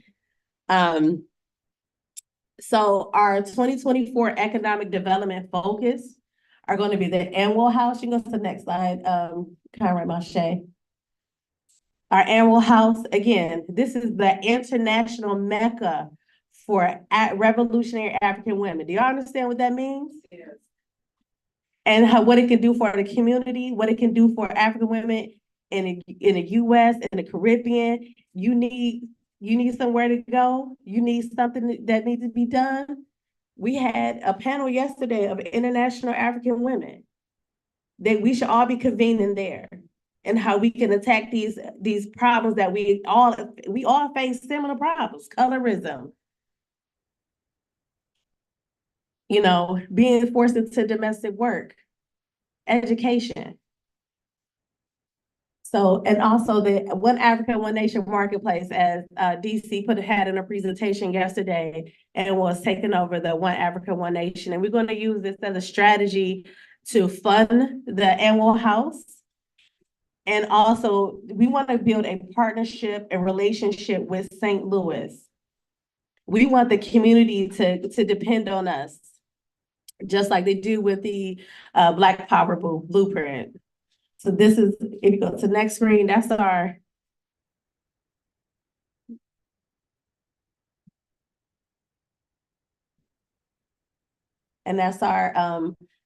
One Africa, One Nation flyer for St. Louis, our brand for St. Louis.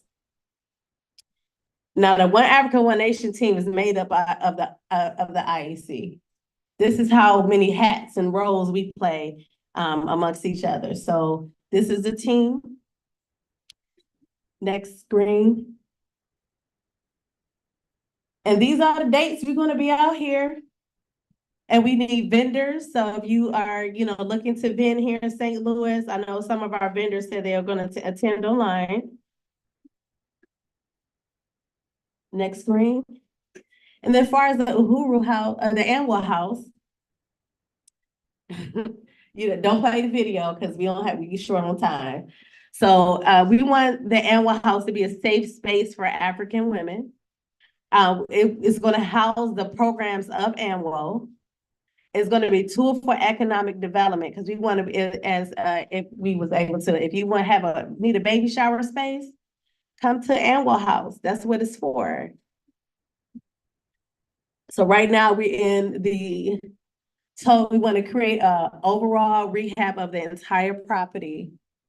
So these are the actionable items that we want to go ahead and complete. We need heating. We need, we hired a design firm. Next screen. Which was a pretty penny. So that's one of the ways that we have utilized these funds. So I know the people here were able to go ahead and see the ANWO House yesterday in person, but the people online, you wasn't able to see. This is a picture, and this is what we are. It's on a major street. That big old flag is on a major street showing that it's African liberation, Uhuru. So I've been giving up the wrap-up sign. So again, our fundraising goal for this convention is $10,000. Go ahead to the next screen. So you can sign up to be, we know that everybody doesn't have $1,000 in their pocket right now, 600 or 600 or 500. So we have sustaining donor levels. If you're online, you should have the link to go ahead and donate to anwouhuru.org/donate in order to so you can sign up for a sustaining donorship. Now we have a lot of things. Here comes yesterday because she wanted to be fired up. I'm trying to be fired up for you. But she here, but here comes yesterday. Some steps or something. Oh, right. I need. Who got $1,000 up in here this room this night? $1,000 right now. Yeah, $1,000. We had some great donations yesterday. Yes. Came in, they didn't have it all at once, so they did the $84 a month for the year. That's doable for some people, and so if you got that 81, if you can dedicate that $1,000, we'll put it on, some credit card or whatever. What they say when you in church, you got to sow the seed or whatever Right. they say. There you go. So And they be telling you to sell your whole life away. We're not telling you to do that. We're telling you to contribute. Can you go back one screen so we can see the levels again? No, this is not a membership. This is donation levels. Membership is something different. We are in the economic. That's a 1 year. You do the $84 a month as just a general non-member, as somebody who wants to donate and contribute to the African National Women's Organization at the Nzinga and Bande level, and that's $84 a month. I got plans for our sustaining donors as well. When we with projects for the ANWO house, because that's where it go. That's where it's gonna go. $84 a month. Anybody in the room got $84 a month or $1,000? Okay. Anybody online? Jay, Mashe, Veronica. You see anybody? It's quiet and silent. Okay. Well, we're gonna go next to The Ella Baker, Harriet Tubman. We're gonna go next to me. I'm gonna go ahead and donate $2,000 to the African. I ain't got it right now, but it's gonna go on a credit card and I'm gonna pay the credit card back. So, but that's what I'm gonna do. You know what I'm saying? Because I really believe that that's where the money should be, and I'm gonna make it happen. So you can add that to the count. Do you have a book or something that's recording the donation amounts? I have it. I'm right here, so I know right now. We got a Harriet's level. I got a Harriet level. They say move on in. Okay. Harriet level, $50 So a month. So we need $2,225 with that. Okay, so with the $50 a month, how much are they doing it monthly or $600 a year? Yeah. They're gonna do the $50 a month. Yeah. Okay, we should have it. And there's also a one-time donation of $84. One time, 84. Who did that one time, 84? Who did the Harriet Tubman? That's it. All right. In Zinga. MQ did which Okay. MQ always. one? First of all, let me shout out MQ. Correct. For the win. All right. First of all, MQ begin putting in their orders for decolonization almost every single month. MQ skin shining right now. Right. Let's shout out MQ. And All right. All right, Conrad went to the cadre school for the African People's Socialist Party. Conrad could be in it. I just want to shout out this Conrad MQ for the win. You know what I'm saying? Thank you so much, Conrad MQ. And do we have any other $50 a month Harriet Tubman donations that are coming in the room or online? Okay. We want to get to Ella Baker, $25 a month or $300 for the year. Anybody able to do that? Anybody know somebody who they can talk to? Okay. You can raise your hand. All Okay. right. Phoenix, we're gonna connect with you to see how we can sway them folks to get the donations in. Yes. What's the next one? Can you just Next, that is the next one was Asada. Asada Shakur, $10 a month or $120 a year. Anybody? All right, Penny. Comrade Penny. All right, Uhuru. Uhuru. Thank you so much, comrades. You got that recorded in your brain? Yeah, but you got the pledge cards over there. Okay. The pledge cards. Gotta track it live, child. Okay. All right. I had the calculator up. Okay. Y'all Santua is the last level at $5 a month or $60 for the year. Do we have any Y'all Santua level donation? Comrade, say it again. Pasha. Yes, comrade Kiangozi Binamu. Who's my comrade? Yes. All right. The husband. And then we got some people in the back paying money to buy some things on the table. Okay. Well, comrade, I'm gonna give this mic back to you so that you can. All right. So that we can. And so Uhuru, I love that we I'll go ahead and get the tally up after lunch. I just want to go ahead and make sure that everybody goes to ANWO, uhuru.org. Continue to buy Decolonize, continue to buy ANWO merchandise. We have way more merchandise that we were ever able to bring. And we'd have to have like a truck. Like I said, we have two shirts. We have with 2 cups and shirts and socks and bags and fanny packs. So we are in it. So here come yesterday, because I'm getting kicked off the stage. Okay, Uhuru. So guess what we're gonna do, guys? We're gonna do the raffle. And as Comrade Haddad said, it's worth over $1,000 just in travel. Like you get a flight, a week, is it a weekend trip for 2? You get a signed book by a chairman. Is that the Reparations Now book? Vanguard. The verdict is in. And you get some decolonase. I believe it's $50 in decolonase products there. Yesterday says more than that. I know it's 2 16 ounces, a lotion. So we're gonna go ahead and do that raffle. Let's go ahead and get that up.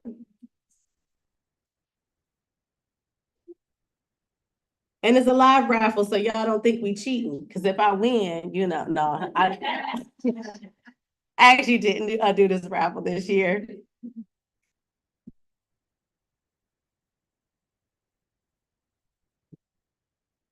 And you do not have to be, present in order to win. But we would love that you present. And we got producer Jay that's getting ready to go ahead and pull it up here. And you can keep donating online at anwo.org/donate while we go ahead and get this up, raise some resources, text some friends, text some family, text that uncle, he was a little misogynistic and you're like, this is your payback, this your reparations. I got an uncle that owed me reparations for his inappropriate behavior.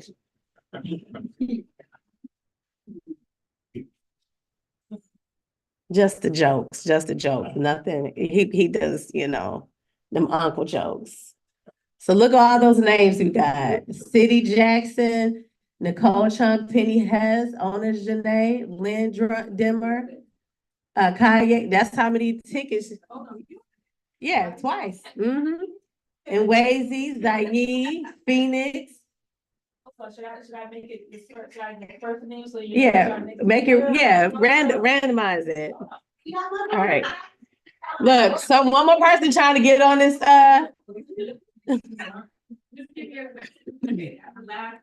we got one more person that's trying to get this last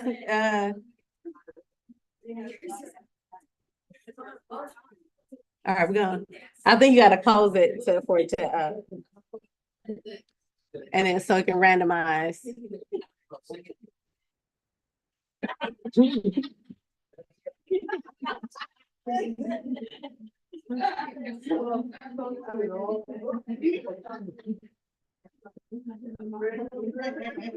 I know if I would, I didn't want to put my name there because I win and I'll be on a trip somewhere foreign.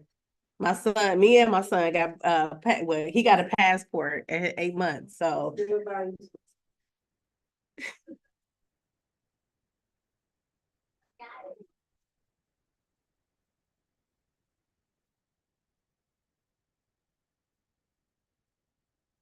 So we introduced this wheel last year for our raffle, again, for transparency. We're not one of those organizations, you're not gonna contribute to the building fund for 30 years and no building. The ANWO house is gonna be open next year, 2025. We set our dateline. And next year we'll be there instead in here. Working though, we're gonna put y'all to work. All right, is that it? Yep, it's okay. You ready? They spin the wheel. Wait, you took my thunder. I was ready to be like, spin that wheel, spin that wheel, spin that wheel. All right, control and enter. There we go. Woo!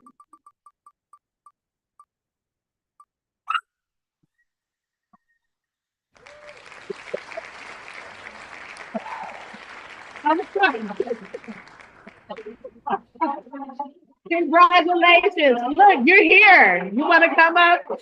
You got the basket. Come on, you here, you in the audience, so you got to come up. You actually in present. So yesterday's grabbing the bucket, the basket now. Congratulations.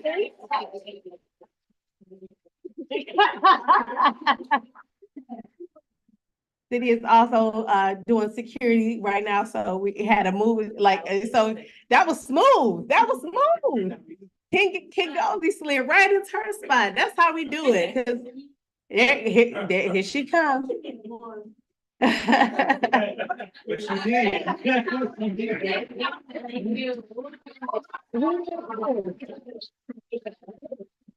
All right.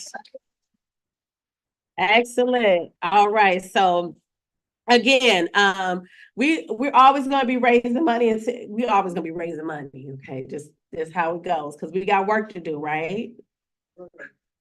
So, all right. So we're gonna keep raising resources, and together we will win. And at this time, we're going to take our break for lunch and our breakout session. So if you're in a room, we'll use the first. Okay, yep. So if you're in the room, we're going to break for lunch and our breakout sessions. We use the first 15 minutes in the room to collect our food, and the last 45 minutes is split into our 2 breakouts. So the first breakout is dual and contending safety and security for African women and community. That's going to be led by Conrad Haddad. Breakout 2 will be focused on young women and the revolution, ensuring a seamless future of struggle until we win, led by Conrad Zayi. Now, online special access ticket holders will be split into, that's not right, that's not right. So because we haven't figured out the breakout room, so there's one of the rooms is going to be dedicated to online access. I'm going to do the room on young women. So breakout 2 is going to be the one that's going to have online access. And if you wanted to do PE and self-defense, or the self-defense one, I am so sorry, online, but we're going to try to record the session and get it to you offline, but it's going to be mostly in the room. So all right. And then for lunch, we're going to serve the vegans and vegetarians first. So and that's to make sure, because I know sometimes we get the option and we be like, you know, this look good. I made vegan beans yesterday, and I went over there and was like, oh, there's absolutely no beans in this pot.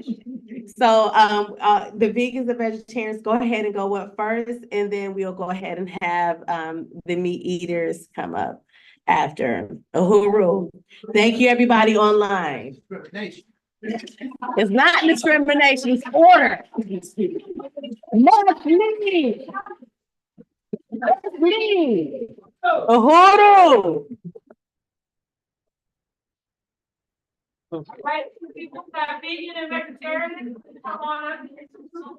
Yes, I made vegan pasta.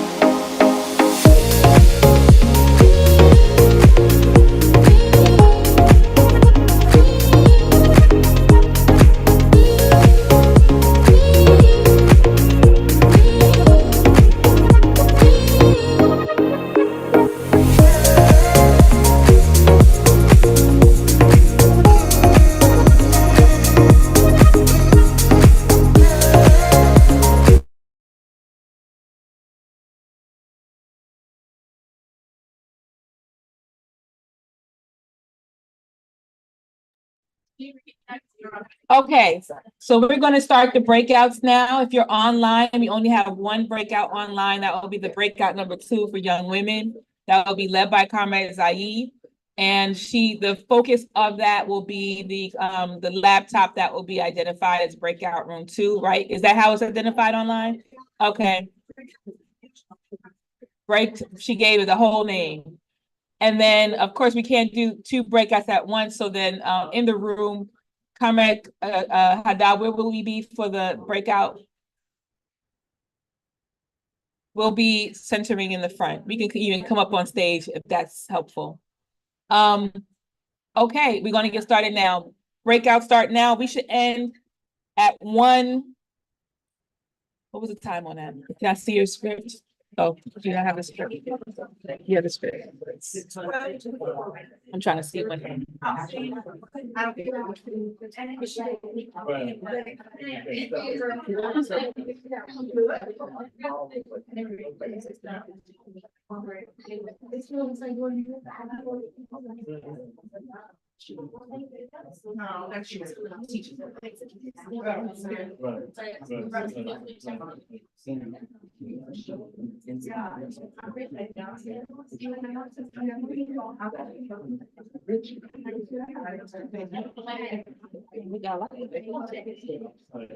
We'll reconvene back at 1:05 Central, that's 2:05 Eastern, and 11:05 Pacific, I think. But y'all got it, y'all know what the piece, so we're gonna do it now. All right, one last call. If you're in the breakout room for young women, we're gonna hit the back with Comrade Zaid. If you're in the breakout room, that will be only in the room, then we're gonna hover around this table in the front. Okay. Let me get my computer so I can take notes. Everything all right?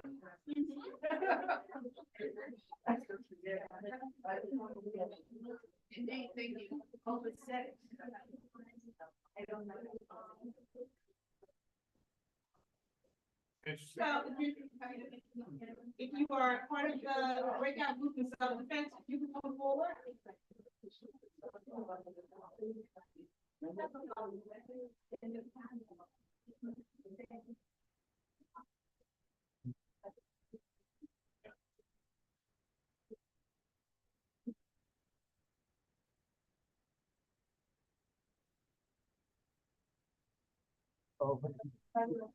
Comrades.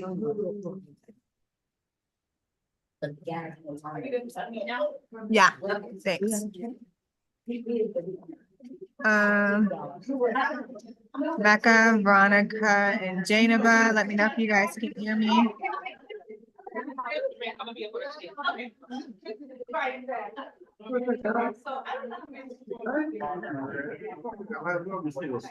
Oh.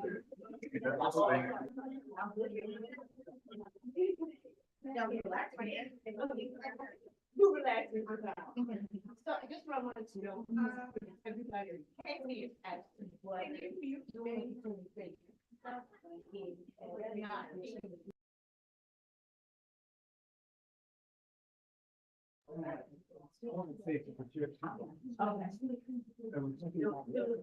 All right.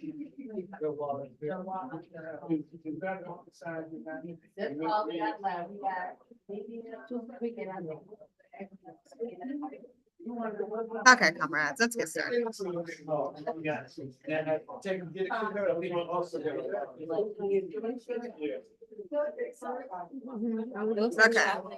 Wow. I can't start my video for whatever reason, but we can go ahead and begin the discussion. So this breakout room is titled Young Women in the Revolution, Ensuring a Seamless Future of Struggle Until We Win. And it's just us. Okay, Katie, come in. Come in. Come hither. And I want to have just like an open discussion. And I will just like start with just like a brief introduction. So throughout history, African women have demonstrated resilience, courage, and leadership in revolutionary struggle. contributing to significantly to the fight against oppression, colonialism, and injustice. On my flight to St. Louis, I started reading One Africa, One Nation, the book by Chairman Amalia Shatella. And it's a collection of presentations, like basically explaining why Africa and all its resources must be liberated in the hands of the African working class and African peasants everywhere. And the foreword was beautifully written. It's written by Luwezi Kinsasha, and he's the director of international affairs for the African People's Socialist Party. And he sums up the foreword by saying that the future of the world is in the hands of the oppressed. The weight of the responsibility for the future of our children and the next generation rests on the shoulders of those of us who will fight for a new world free from oppression, exploitation, and hunger. And it stuck with me because it rings absolutely true. I consider myself a young woman. I'm 31. I have kids. Like I was in school. I have a career, and like amidst all these colonial contradictions, like I chose to, become a full-time revolutionary. Like nobody pays me for the work that I do, but I deem it absolutely necessary. Like if we want to see like a better world, we're gonna have to struggle for it. So I just want to open a discussion. We can start by just saying our names, and then the question like, what are you doing, or what do you plan to do to ensure a seamless future of struggle until liberation is won? And then how do you guys think we can engage young women into political, like revolutionary political life in mass? Nicole and I have started this like little video mini series where we just go around. We've just been going around on the college campuses and asking women, African women, if they see themselves like on the political world stage. Like, do they see the issues that are affecting African women addressed? And if not, like what issues do they want to be seen, like want to be addressed like on the world stage, just to like get a feel of like where we're at, because all this stuff that like takes place in the media and on news, it doesn't reflect the African, and it doesn't reflect the working class, which is I think why they came out in mass for Donald Trump, because it's a sector of like that has like they would say that their issues haven't been like brought to the forefront. So I think it's important for us, to get out there and see how women are feeling. So I'll shut up now. And I don't know if you comrades can unmute and talk, but we'll start here in the room, and then you guys can unmute whenever. I can go first. Okay. My name is Phoenix, I'm 22, turning 23 in August. Something, what was the first question again? I'm trying to figure out a way to like. Like what are you doing to ensure a seamless future of struggle, like until like liberation is won? And then how can we engage with young women to bring them into political life in mass? So what? It wouldn't let me. I can try again. So like what No, I'm. it says you cannot start your video because the host has stopped. Oh, okay, we'll go fix that. Okay, yeah, no worries. What I'm doing like in life, I feel like is I'm kind of taking up this role as like a community leader, trying to well not even trying but doing engaging with my community and just trying to like empower them, especially when it comes to like the younger people. I am a lot on social media, probably too much, but I also engage with others by like when it comes to like online like, social media and stuff, like sharing my own 2 cents like on TikTok when it comes to like my perspective as like a Black revolutionary and young one. Because I feel like how you all go to college campuses and are like, oh, well, do you see Black women on like the political stage? And I also feel like I don't see like a lot of just Black revolutionaries in general, especially in Kentucky. Right. And it's like, if they are in Kentucky, it's like they usually get shut down or just ran out of town. So it's something that I try to do to just like empower people. But as for empowering like the youth, I feel like having mentorship programs is something that's really important. So it's like, I also feel like a lot in my case, being like just a young African woman, like I didn't have like a great mentorship. My dad wasn't in the picture. My mom was like raising like all of us. So I was the oldest, so I didn't have anybody to look up to. So I think that that's something that's very important when it comes to empowering. So kind of, I also feel like I kind of stepped up in a role like for Sarah because she's 17, you're turning 18. No, I'm turning 7. You're turning 17, yeah. So it's like I'm trying to be like a mentor in a sense because I'm like we're similar in age. So I kind of want to be a good example of like this is how you should like lead and stuff like that. So that's what I feel. Thank you. I love that. Thank you for sharing. Thank you for listening. Repeat the question. Oh. Yeah. So I was like, what are you doing what are you doing to engage, to ensure like we can like carry on the fight until liberation is won? And then how do you think that we can engage other young women into revolutionary political fight en masse? 'Cause- Definitely have to hit where they can relate to. Like, definitely show them straight off the bat, like, this is what it is. And getting to where I'm still learning too. So I talk about a lot of this to like my younger friends. So they'll be like, they'll hear different meetings and stuff my parents are in, and they'll be like, oh, that's what you were talking about. I'm like, yeah, there's a lot of stuff going on in like Kentucky with like housing and stuff.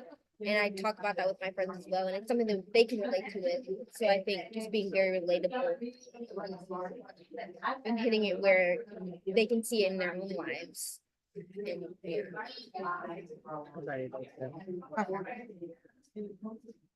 I like how you said that. I was gonna ask you to explain, but you did a really good job.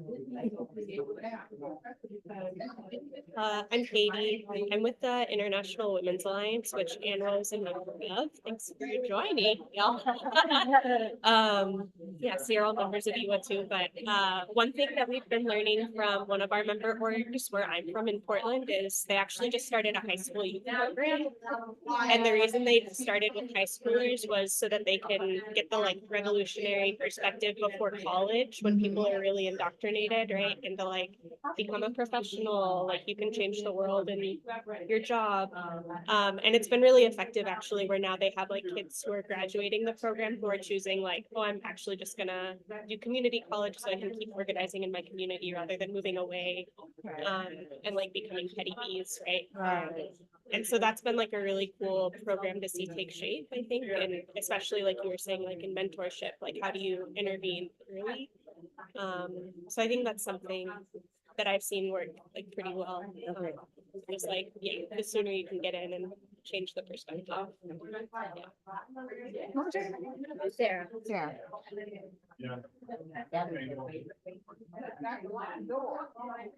Adriana. And that the question is like, what are we doing to support and engage with young women in particular to join the movement? Yeah, the revolution, yeah. right? Okay. I mean, I think you know, from Union in San Diego, we go out of our way to see like what spaces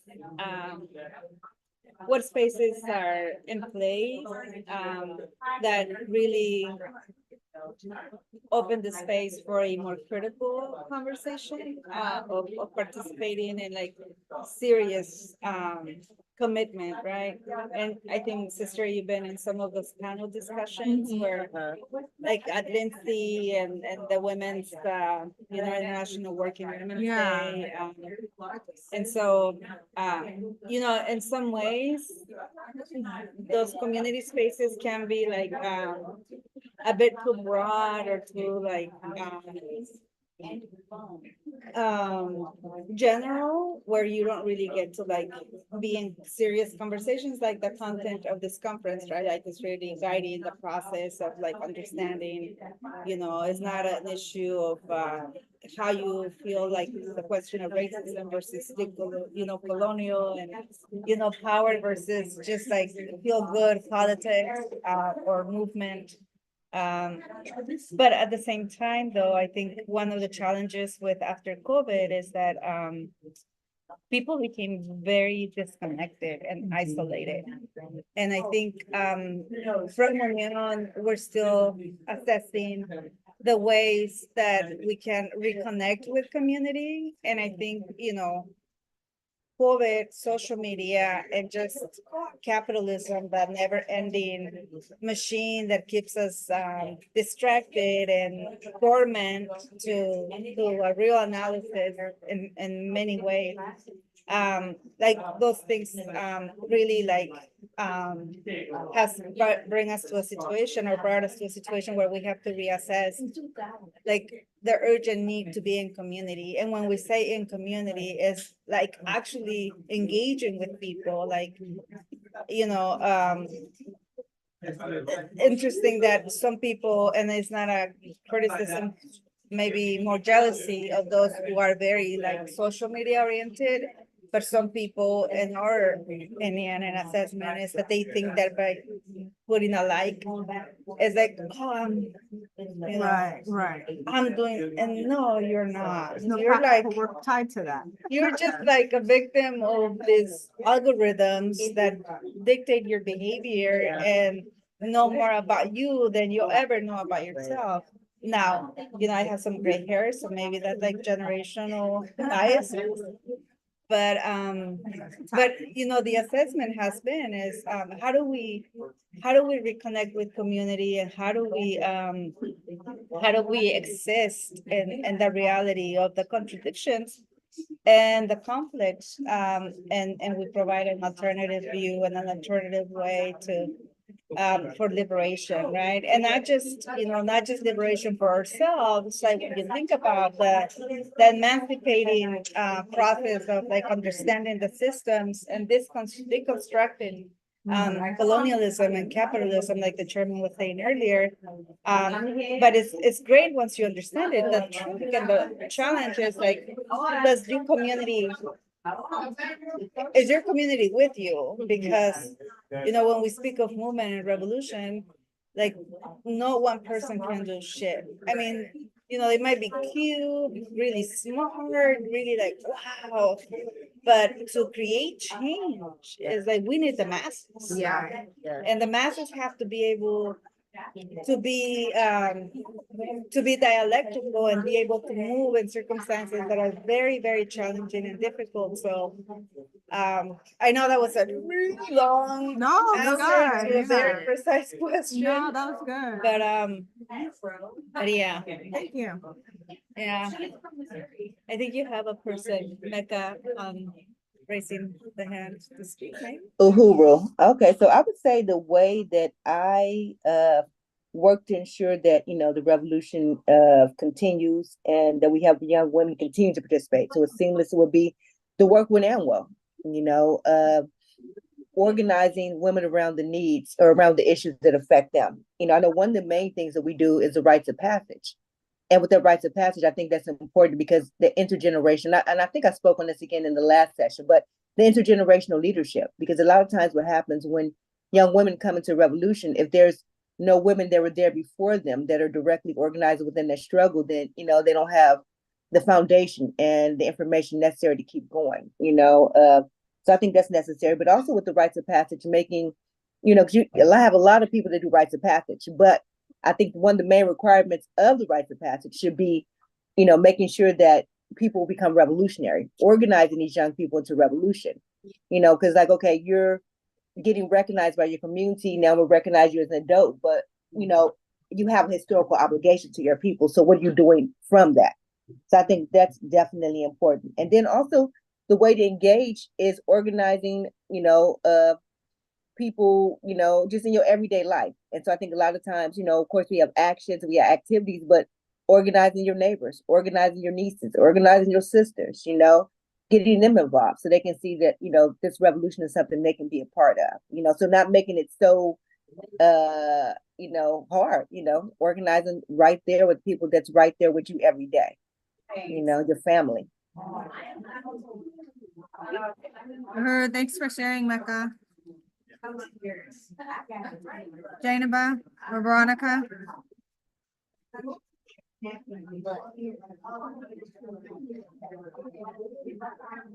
I would say, like, specifically relating to Kentucky, something I also realized that a lot of young people face, like a lot of people that I've talked to, is tradition is such a big thing in Kentucky, but like it's also a thing of contradiction, right? Because you'll talk to like rural Kentuckians that are literally like so revolutionary, or they like could be, if that makes sense.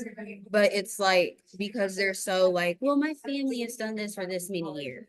So if I do this, then my family isn't going to accept me.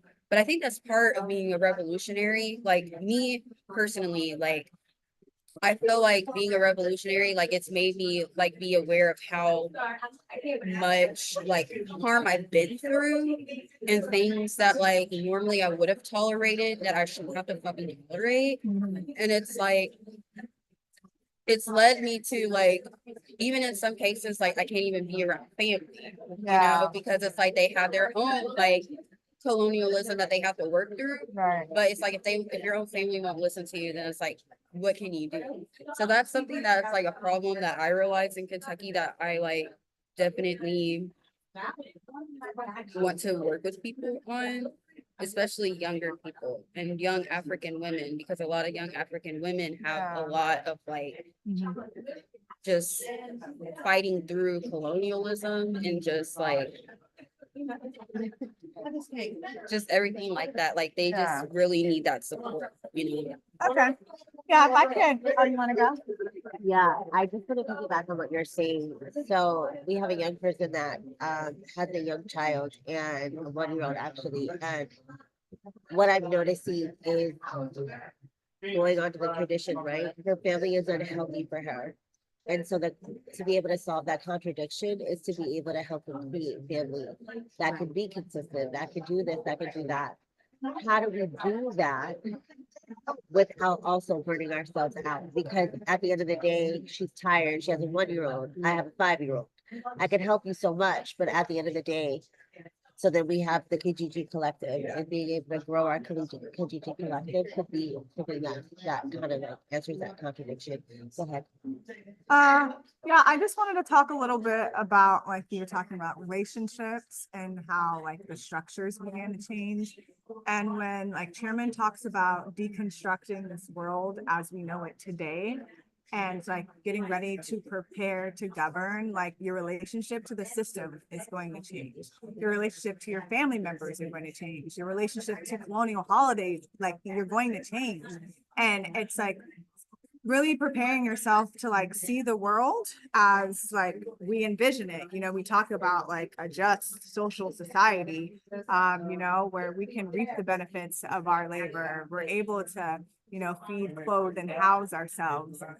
So just like looking at, and like you're saying, you know, sometimes you have to leave some people behind. Like Harriet Tubman talks about like, you know, people that gave problems like on the struggle to freedom, like, you know, sometimes they had to like be left behind or ultimately be sacrificed so that, you know, the majority and the collective can get free. So just taking that mentality, I know sometimes that it can feel isolating, especially if you're like not in an area where like there are a lot of like-minded individuals. But like Nicole was saying, you're building camaraderie. Like you get to see like what principled unity looks like. You get to see what principled solidarity looks like. And when everyone's working toward a common goal, you know, like that's our end goal. So just wanted to talk about relationships in that light. Jainaba, did you want to add? Or oh, Mecca, I see your hand up, but I see Jainaba unmuted.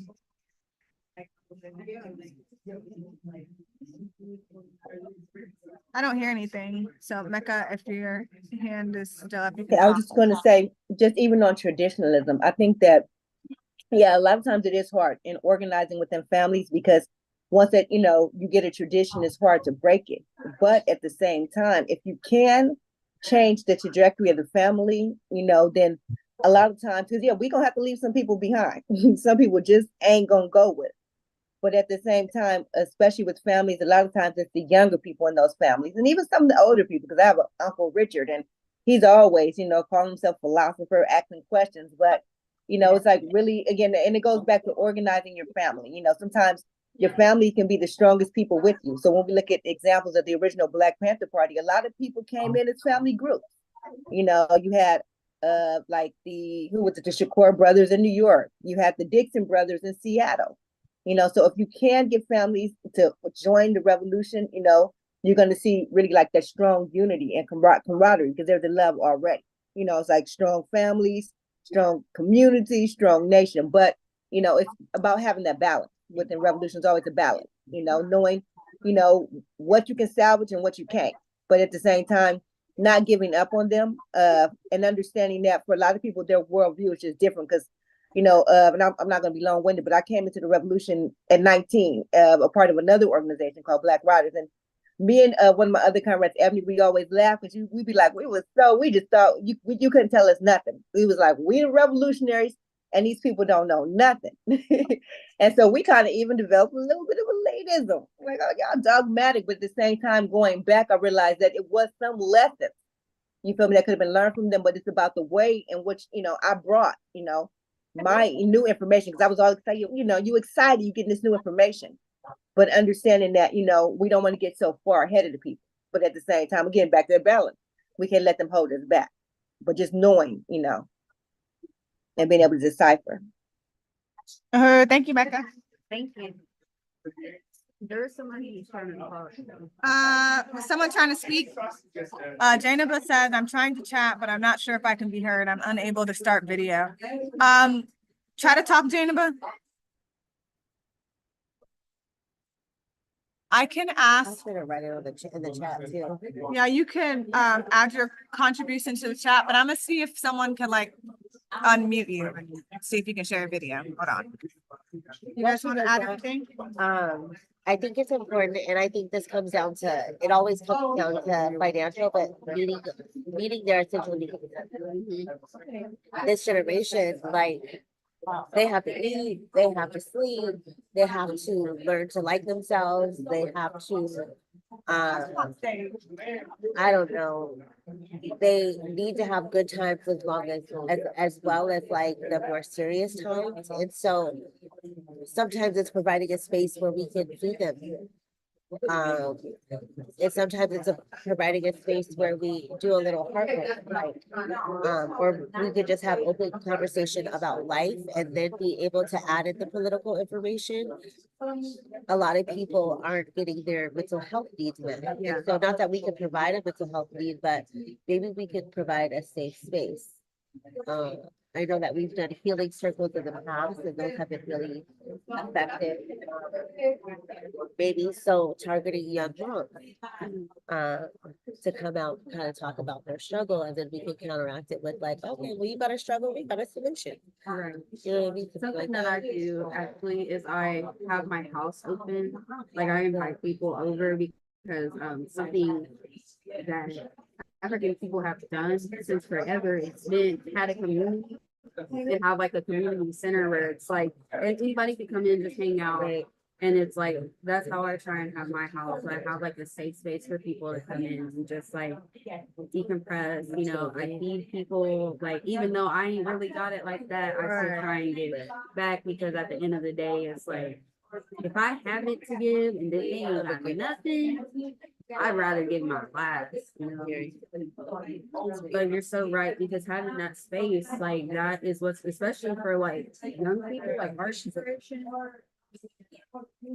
Sorry, she's on. Oh, hey girl. I can't hear you though. Is it because you have the Spanish interpreter stuff on? Should I tell him to take it off? Okay, I'll tell him. But I think, yeah, for sure, like, especially for Gen Z, and I know like with Gen Alpha, it's like us, like all of us, like growing up with the internet and having like all this access to information, But They're like, fixing it now. also like having to face that contradiction of like knowing all this stuff from an early age and learning it and experiencing it, but then going out into a world that's like, that's not true. And it's like yeah. And it's like when you try to organize people, they're like so used to being colonized and being like, okay, well, that's just the way things are. Or it doesn't really affect me. But it does. But it That's the does, thing. yeah. Yeah. Oh, I can hear. Oh, you can hear? Okay. Okay, y'all. I want y'all to hear from Janeba because she's in a huru baby, y'all. And I wanted to talk about that, especially as it relates to young women in the revolution. I think that, you know, it's everything that we've said so far about, you know, the Uhuru Kijiji Collective, all of that, even as we define young women today, we're so hungry for information, and we are right on the right track in terms of wanting to gather that, but there's so many other things that are bombarding us from all these different directions. You can see on TikTok, the word colonialism is like a hot word right now. And you can see that colonized women of all different types are now feeling like they have a voice. They're feeling like they can defend themselves in even the safe space of their own room. But I really wanted to piggyback off of what the comrade was saying about reaching the masses and making sure that we are on the ground, but also when we start to develop a relationship, especially around our children, is really where we can really redefine the value system. So many young women, the value system right now, especially in the African community, is within interpersonal relationships. They don't see themselves as a part of the world, or if they do, they don't see themselves as being supposed to lead, someone who's supposed to lead. They see themselves kind of falling into this, there'll be a position, a very petty bourgeoisie position of wanting to, just let the man lead and all of what that looks like. You'll see trad wives have evolved into these African trad wives. And when I say African, I mean continental African, but we also have African women in America who are talking about the soft life. And I had a discussion with my good friend about the soft life. Yeah. She was saying that she was engaging with her partner, who's an African man, and telling him that, you know, if they have to split everything 50-50, then that's not the type of life that she wants, and she can't unite with that, and she wants the soft life. And I listened to the sister, and I told my sister, I said, you know, I really want to struggle with you around the question of the soft life, because that whole idea is really reserved for white women. I said, the reality as African women, we don't have the option for a soft life.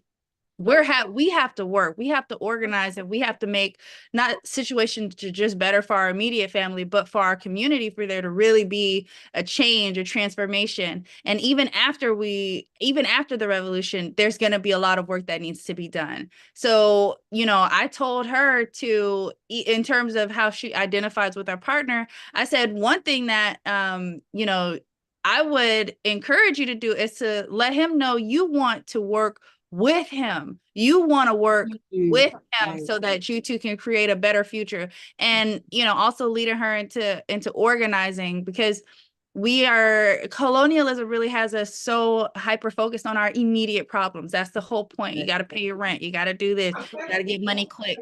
And when you start to step away from that, it's going to take the masses to do that. You're going to have to rely on someone. We're going to have to work collectively so we can solve some of those immediate problems.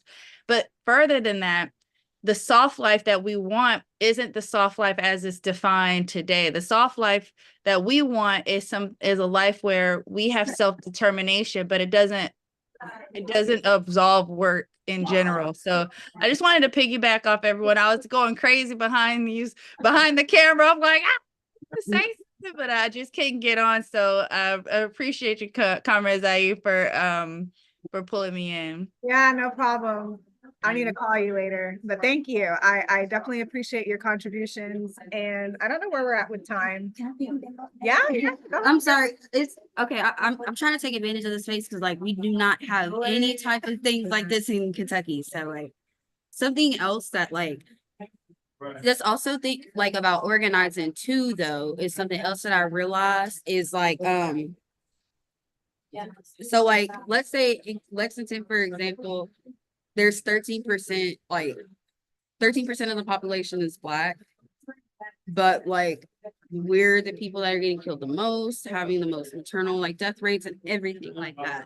And it's really hard, like for me personally, to try and build like I'm great at building relationships, but the thing is whenever it comes to like building those relationships and sustaining them, because it is a thing that I have a tendency to do where I lone wolf, where it's like I'll be like, okay, it's my fucking community, like I gotta be the one to stand up, but then it's like at the end of the day, I'm the one that's like out 2 months, like right, I'll be good for like a month, but then 2-3 months later, like I'm out for like the rest of the year. And it's just like trying to find like those other revolutionaries to be able to organize with, especially like around our ages, because it's like I don't know, we're still young. Like I'll say this. I think one you're really like onto something, because a lot of times, especially when you find yourself, one in general, most colonized communities, we're going to be outnumbered. But two, one of the things that I think is the biggest takeaway from trying to organize is you're not always trying to change minds. What you're really trying to do is change lives. Right. And that's where ANWO and some of the programs come into play. Because if you think about what's going on in St. Louis right now, all of the transformations that are happening are designed to invite people who are not necessarily living a political life into a political life. Right. And to live in America, you find yourself just doing capitalist things by design because they have all of the programs set up that way. So, as part of the African People's Socialist Party, which I'm a member of, we really take that seriously. It's like we create situations where we're not just trying to change minds, we're trying to change lives, and that in turn brings people into the organization by proximity. When kids are going onto the basketball court that's outside, they are being inundated with the colors red, black, and green. Right. So when they see these colors, they're not just thinking about what they might have seen on a movie or something like that. Same with red, white, and blue. When people see those colors, they get these feelings, they know what it represents. And it in turn starts to affect your mindset because you know what the colors mean, et cetera, et cetera. So that's why being a Heru baby is like, it's important, especially for young women like us. We're able to raise our children, raise the future in an environment where they don't have the same ideas going into the world. So the war on ideas that especially a lot of young people find, that's why I was talking about just a lot of people being bombarded with information coming from all different sides. When you have a solid foundation, it's kind of like you can deflect a lot of the bullshit because you have a political line that's so solid. I just got to shout out African internationalism. You can really just like karate chop all the bullshit on your path through life. Yeah. So, just keep that in mind. You're not always trying to change minds. What you're really trying to do is change lives. And sometimes the people who, sometimes you just do that by bringing them to the community garden, letting them plant a garden, letting them be in proximity to some of the things that, we're doing, even this convention. Thank you. Thank you, Jainaba. We have 5 minutes. Thanks, guys. Because I'm gonna use some of the stuff that we talked about in this breakout session in our membership presentation. Yeah, so I really appreciate it. And I just want to close with I definitely appreciate, this discussing changing our interpersonal relationships, because those things we have immediate control over. And then It's in the interest of African women to join the African Revolution, to destroy parasitic capitalism, and to solve African problems. Africans have no future under these current circumstances. And it's funny, when we were doing the live sale and yesterday read the quote on the conditioner, which I haven't tried, by the way, but it's the same quote that I found last night to close out this segment, by Amy Jacques Garvey, and it says the doll baby type of woman is a thing of the past. The wide awake woman is forging ahead, prepared for all emergencies and ready to answer any call, even if it is to be to face the cannons on the battlefield. So Huru comrades, and thank you for participating in this discussion. Sure.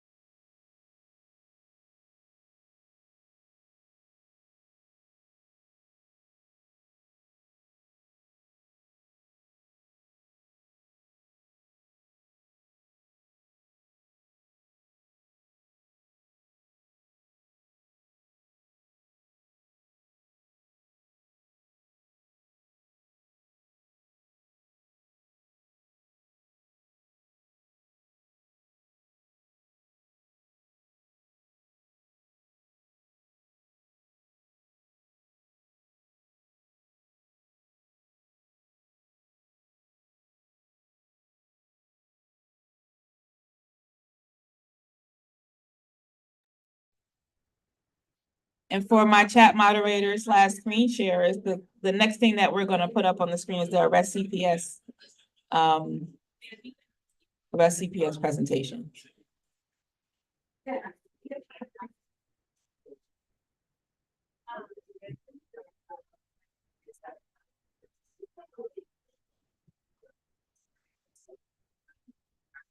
Is this on? Oh yeah, it is.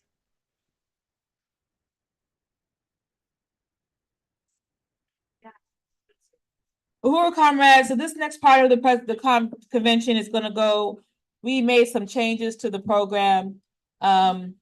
We skipped a couple of presentations earlier that was gonna talk about the specific work of the African National Women's Organization. So we're gonna go back to that area of work.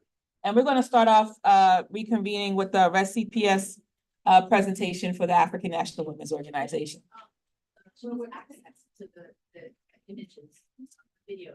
Oh, okay, hold on one second.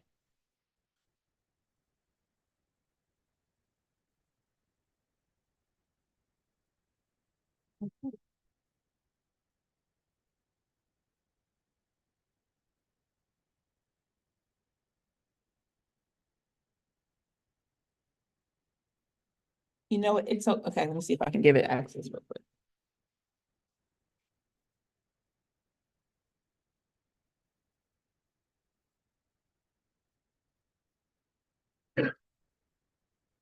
It's okay. I'm trying to do it now, and I'm sorry I didn't get that worked out earlier. But if the video doesn't play, that's fine. I didn't mean for any of the videos to actually be heard during the convention, just to move. So if they're not able to show up, then that's okay. All right, so African National Women's Organization has been doing the Arrest CPS work since 2000 and I thought it was 2017, but it was longer than that, since 2016. Next slide.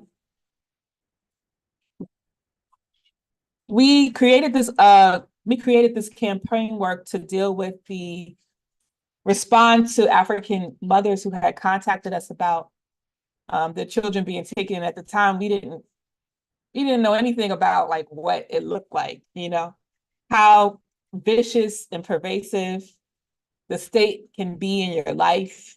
It's not as simple, and I say this very facetiously, as taking a child away. It is policing. It is surveillance. It is violence. It is kicking down your door, doing raids on your community, doing raids on you. It is taking your child, you coming home from an event or somebody's house, and somebody meeting you at your door and taking your baby out of your hand and putting your child in their car while you sitting on the porch. And then if you actually fight back because this is a state worker, you'll be policed and thrown into jail. You know, so it is a very vicious system that people need to be aware of. This is not child protection. This is in policing and encapsulation of the entire community. And we, next slide, we can go to the next slide. We can slide through the next one. So on this committee, I want to say this. You'll see a lot of slides that show the very same people on all these committees. We don't like that. We don't want to be in every single committee. So that's why we're calling on our membership to be active members and participate. And we want to create secondary and third leadership. So, you know, if you see us there, we're holding the fort down because we believe in the programs and the work of the organization, but this is not what we desire, you know. But in our committee is Nicole Chung. You've met her on registration.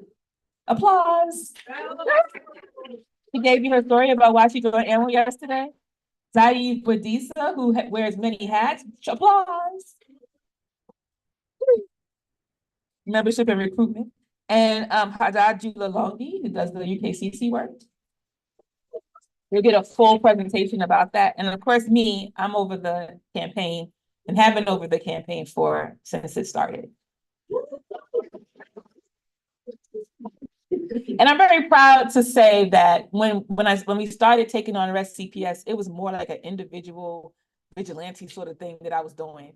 And I didn't bring like the organizational component to it.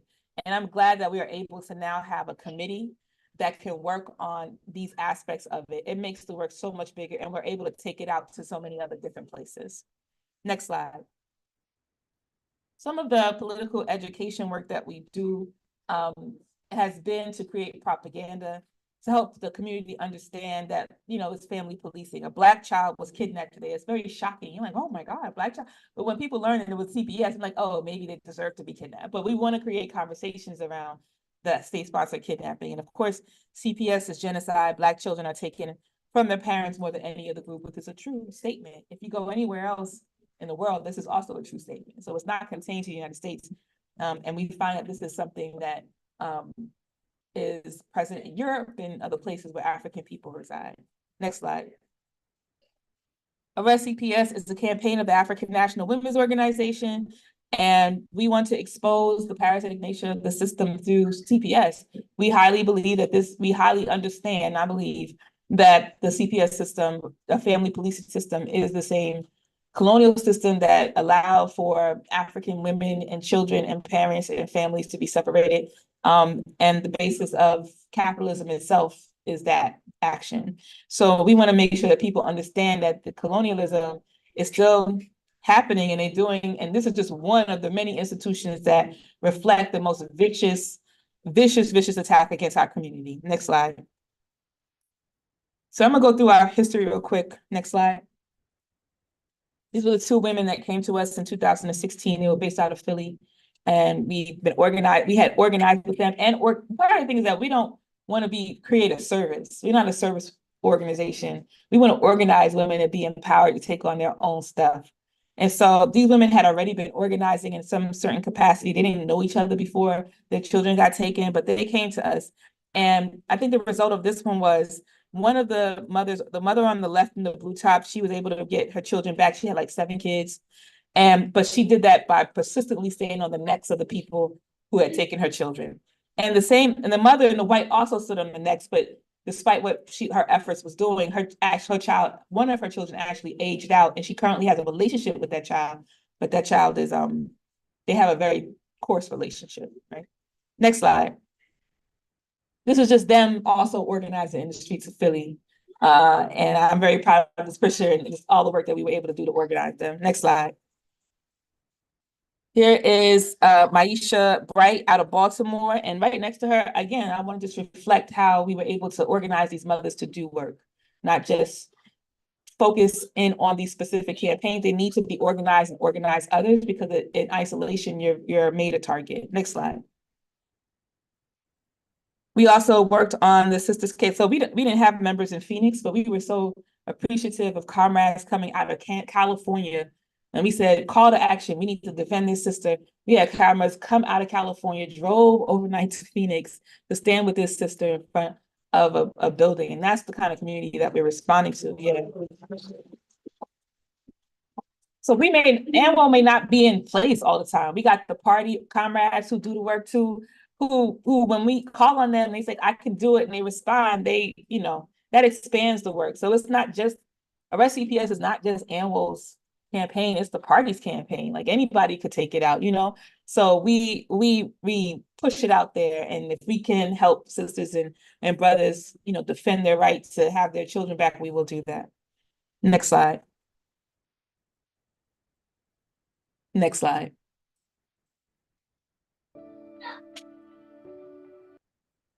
Oh, I didn't need to play it. Okay, great. LaQuisha Brown out of DC, and this was not a CPS case, this was more of a family dispute case, but we were working with her nonetheless. Okay, let me speed on through. But we helped organize her as well. Next slide. We had Charnel Welch in California. She was able to get her child back. Next slide. We have Ashley Taylor and Tyler in DC. We were able to get her child back initially, but she was dealing with a lot of contradictions that prevented her from being the mother that she wanted to be. So we were able to step in as a community and help resolve this issue by identifying a place where the child can be in the community where she still has access to. So next slide. Next slide is Yasmin Gerard out of New York, and she was also an organizer with us as well, and became a member of the organization. Next slide. Courtney Rice was also somebody that we had organizers come from one place to be with her and stand with her. And this is one of the most significant things that we've been told has been helpful for women. Sorry, I backed out. Next slide. And there's Bree Jackson. Bree Jackson is a whirlwind. She got her stuff down, and then we are able to organize her. She became a member of the organization. So this is her in different instances after coming into contact with us. She's been able to be empowered by this relationship and speak at various events to talk about her case, but also to organize other women as well. Next slide. Here we have Skylar Cherry out of Philadelphia, just another example of a mother that we organized who was also impacted by CPS. Next slide. Morris Williams out of California. Well, he's based in Chicago and California, but he had his child taken in California who was living with the child's mother, and he was able to get his child back. Next slide. And then we have Mashay. Mashay is online, and she's our chat moderator. Mashay is also the president of DC ANWO branch in Washington, DC. Mashay is an impacted parent who's currently still dealing with the state-sponsored kidnapping of her children. She currently has custody of her children, but still dealing with them. But I just want to highlight Mashay because she's a powerhouse, y'all. And I'm just, when we talk about creating secondary leadership, she was like, I don't know what it entails, but I'll be the president of ANWO branch. I'm like, well, we're going to train you and we're going to get you going. And she's been doing an amazing job. Uhuru. Next slide. So we had, as a part of our work in the CPS, we do National Days of Actions. And this last year, we were able to do it in 6 cities. Next slide. So this is us again in Washington, D.C. We brought together mother advocates, organizers to talk about the issue, and organize the community to learn more about it. Next slide.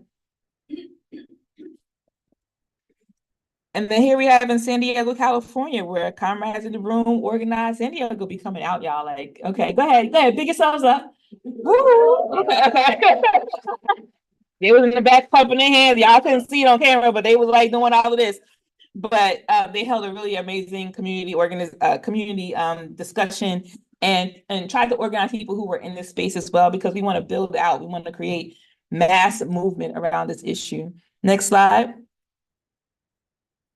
Comrades in LA ain't here to bust up their face, but I know that they have a watch party going on. And here's our LA comrades out here on the streets, also around this issue, National Day of Action. Next slide. We actually had a National Day of Action here in St. Louis, Missouri, where we have comrades, 4 Feet, who was currently here. 4 Feet is right there. And some other comrades who were out in these streets, busting it up and coming into contention with the state too around this issue. Next slide. Then we had some comrades out in Portland who was able to do some work around National Day of Action. National Day of Action is like, you could do protests, you could do community forums, you could do a whole bunch of things to raise up this. You could be on the street being loud, whatever National Day of Action is, but around this issue is really key. So statistically, next slide. Next slide. 53% of all Black children in America will be subject of a CPS investigation before age 18, 53%. And then Black children make up only 14% of the total population in America, but they represent 37% of all children that are in foster care. That's a disproportionality that's way higher, So there are white kids, there are Chinese, I don't know if there's any Asian kids in foster care, which is an anomaly, but there are all kinds of groups that are in foster care, but Black children are kidnapped at higher rates, they're kept in there longer, and they won't get returned to their family. So next slide. The colonial state is not qualified to assess the safety and well-being of the people that they continue to oppress. When we say, oh, CPS is there to help families, no, it's not. It's there to police families. And I believe that after the Black Revolution, the defeat of the Black Revolution in the 60s, this heightened. They flooded our community with drugs. They've done all these things to destabilize our community, and this is one of them. So up until this point, we've been directly advocating with community and families. And some of the things that we had to really address was our capacity, because we don't have a big enough group of people who are actually doing this work consistently. It has become something that was a little bit of a drain. And we found like we could do this work, we were able to amplify and expose the parasite in different ways, and we wanted to explore those ways. So next slide. Next slide. Our direct advocacy was helpful for parents, we found, and we wanted to do more to advance the ANWO political analysis in the process.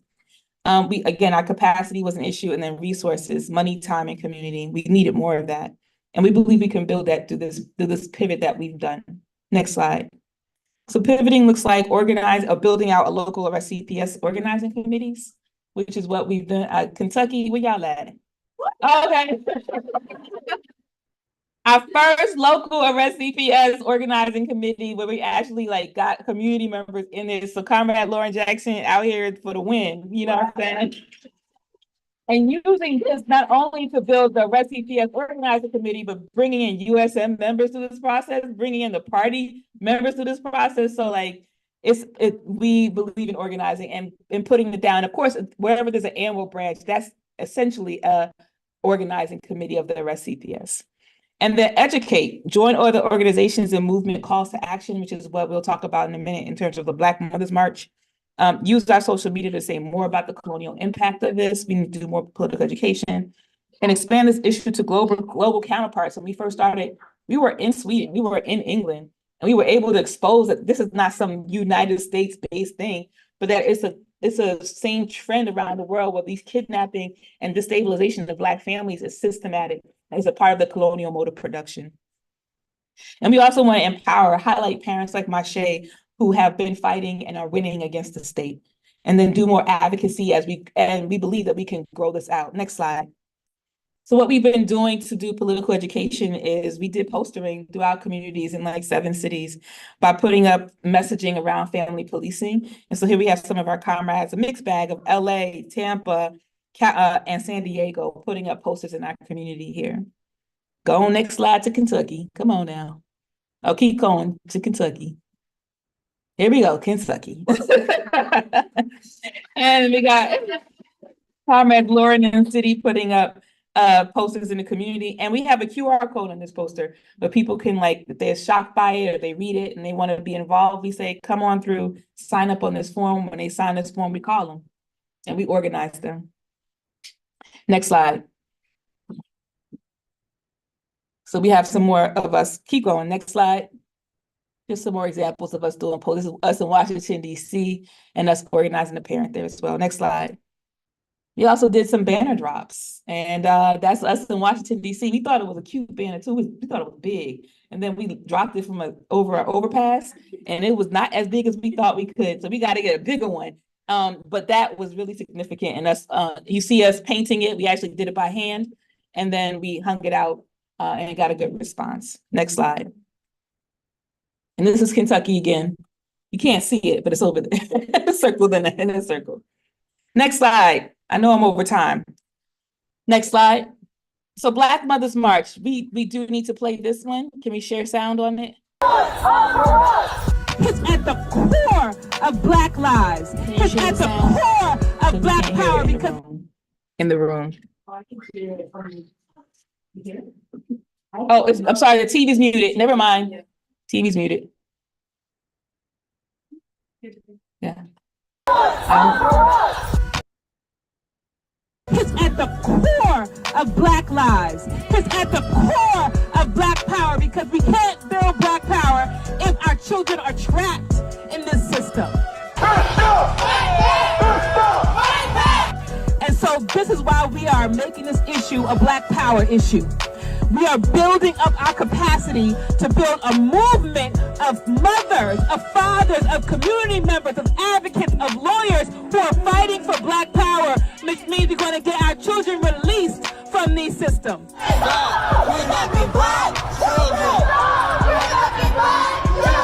This CPS system is just a part of a bigger system. We have to destroy the whole damn thing. Yes. All right, I almost got the hook off the stage, so I'm gonna keep it moving. And so next slide. These are just more, it's like last year's Day of Action. Next slide. So we want to promote Black Mothers March on Mother's Day, May 12th, Washington, D.C.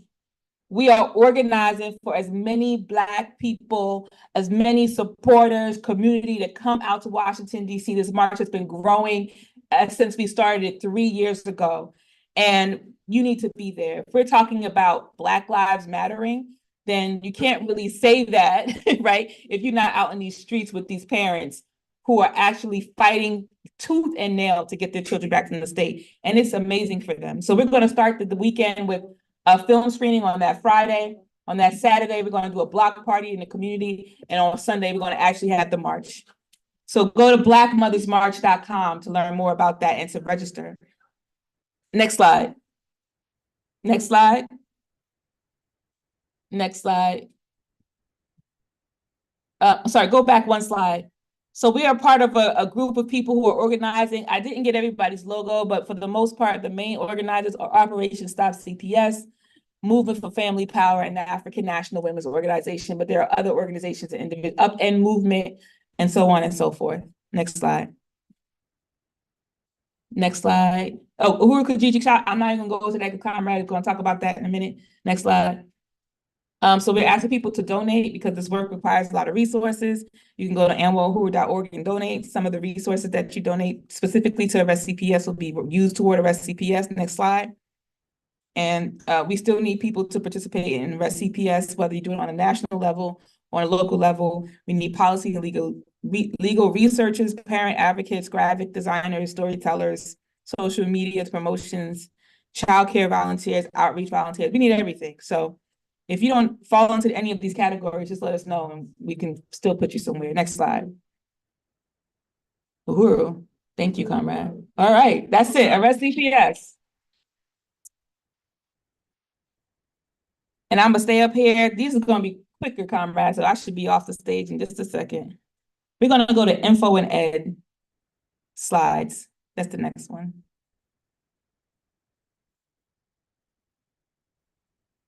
Information and education. If you could put those slides up. Yep, I could do that in less than that. We have like, ooh, thank you. So I want to sell, I'm also leading this committee, which is not ideal, but we are the Information and Education Committee, and we actually have a committee for the first time in a long time. And I just want to shout out just the amazing work that we've been able to do in the last year. And the next slide, Information and Education Department is the communications hub of the organization. This department works with other departments of ANWO to bring our politics to the masses by producing print literature, online content, and working with traditional media. Members of ANWO serving in this capacity are responsible for creating all promotional and agitational propaganda. So we do a lot, and we need this committee to be a lot bigger. Next slide. So this is our committee, me again. And we have Comrade Coco, who works on developing, she's in the back, she's waving her hand, who works on Harriet's Daughters and book club, and that's why she's on this committee. And then we got Comrade Jay, who's doing our AV at the convention today, who's been our producer. She came into, she was a member already, but she's like, I want to step in and do the producing for, I don't know how to do it, but I'm gonna do it for the African Women Must Lead and the breakdown. She's been doing an amazing job. So we recognize that, next slide, yes, here we are. We recognize that, go back one. We recognize that we're in a war of ideas, and the information and education component of our work is about making sure that people understand like what the African National Women's Organization is about. Like, obviously we're not feminists because we've said that like 1,000 times, but we also are guided by African internationalism. One of the things that we initially was talking about was like, we're African internationalists, not feminists.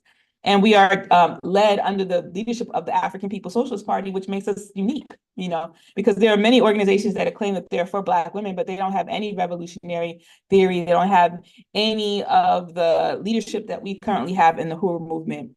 Therefore, we are really working on developing our war of ideas, and we do it through a number of ways. Next slide. So we produce things for you, like the beautiful ANWO brochure that you received that comes out of the info and ed department. We actually hold a column in the Burning Spear newspaper called Harriet's Daughters column. And then we produce other print literature. We just also developed our new brochure for ANWO as an organization. Next slide. We also have we don't have to play these, they're not real videos, but we have African Women Must Lead that we do every month. And the breakdown that we also do every month, which is our guest show, or news and analysis show, and then African Women Must Lead is our political education show. And we're growing viewers every single time that yes, go ahead, that's a good clap. We broadcast monthly on the Burning Spear channel, and we also broadcast on YouTube, our ANWO YouTube and ANWO Facebook pages, whenever Facebook decides to work. Next slide. So we also develop Cadre School that we do every year. We're trying to do it twice a year, but that wasn't real. So we do it every year. So look forward to our Cadre School announcement it'll probably be in August, September of this year. And it's usually $30 for members and $60 for non-members. And it's a way for people to get introduced to African internationalism and understand African women struggle that way. Next slide. Oh, there it is. Harriet's Daughters Study Group and Book Club, which this has been like on the ground. We do it virtually now, but like on the ground, we were able to get some of our biggest members through this process of book studies. We gone do this book, and we did it a couple times. People came to them every single time, like, okay, girl, you're gonna become a member now. And they didn't stay, but we were still able to get, African women to join us through this process. So we do it virtually, but it's something that can be done on the ground. You don't have to wait for the monthly Harriet's Daughters Book Club to do Harriet's Daughters Book Club. So that's our info and ed work. It's still small, but we are developing it, and we are looking for other people to join this committee. And I did not post all the positions, but there's more work to be done here as well. All right, that's me, comrades. Thank you so much. I'm going to bring up my comrade Haddad Dulalongi to do her presentations. Uhuru.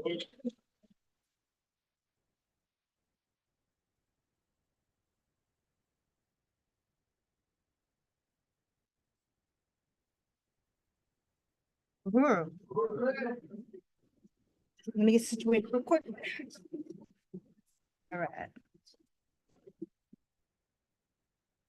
My laptop is so big. Okay, so we'll start with UKCC. All right, so we used to be the UKCC, and Uhuru Kijiji Child Care Collective was the name. However, okay, cool. Better? Better? Yes. Okay. The Uhuru Community and Family Collective is what we are now called. Formerly known as UKCC, the Uhuru Community and Family Collective is designed to engage, organize, and empower the entire African community to reassume the responsibilities for creating a new society for ourselves and families, our community, and to fulfill historic mission to be free and independent. We continue to forward the interests of African people internationally through our programs.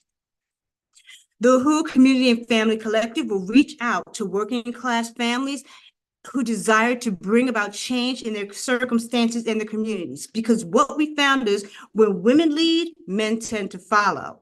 When mom joins ANWO, dad is far more likely to join one of our other mass organizations in the party. And we must recruit the entire family. The UCFC strives to provide effective, non-judgmental, essential social aid and advocacy to the African community through community mapping and programs geared towards low-income and working-class mothers. These programs are designed to empower African families living under colonial rule.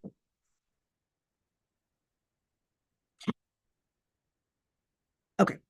The community map is a visual representation of a community, of all the community assets and resources. It can include information about housing, transportation, schools, healthcare, and other important services. Community maps are often used by community organizers and advocates to identify needs and develop strategies for improving the lives of its residents. See, our community mapping, it includes a spreadsheet, and we all contribute to it. So if you live in San Diego, you put your San Diego information in, I put in my Washington information, et cetera, et cetera. So regardless of what state you live in, we can all access that information. The UCFC will work towards the continued education of African families, while creating safe spaces for African women to share our collective experiences. We will network with families who are in need of emergency services and those who have been directly affected by state-sponsored family regulation.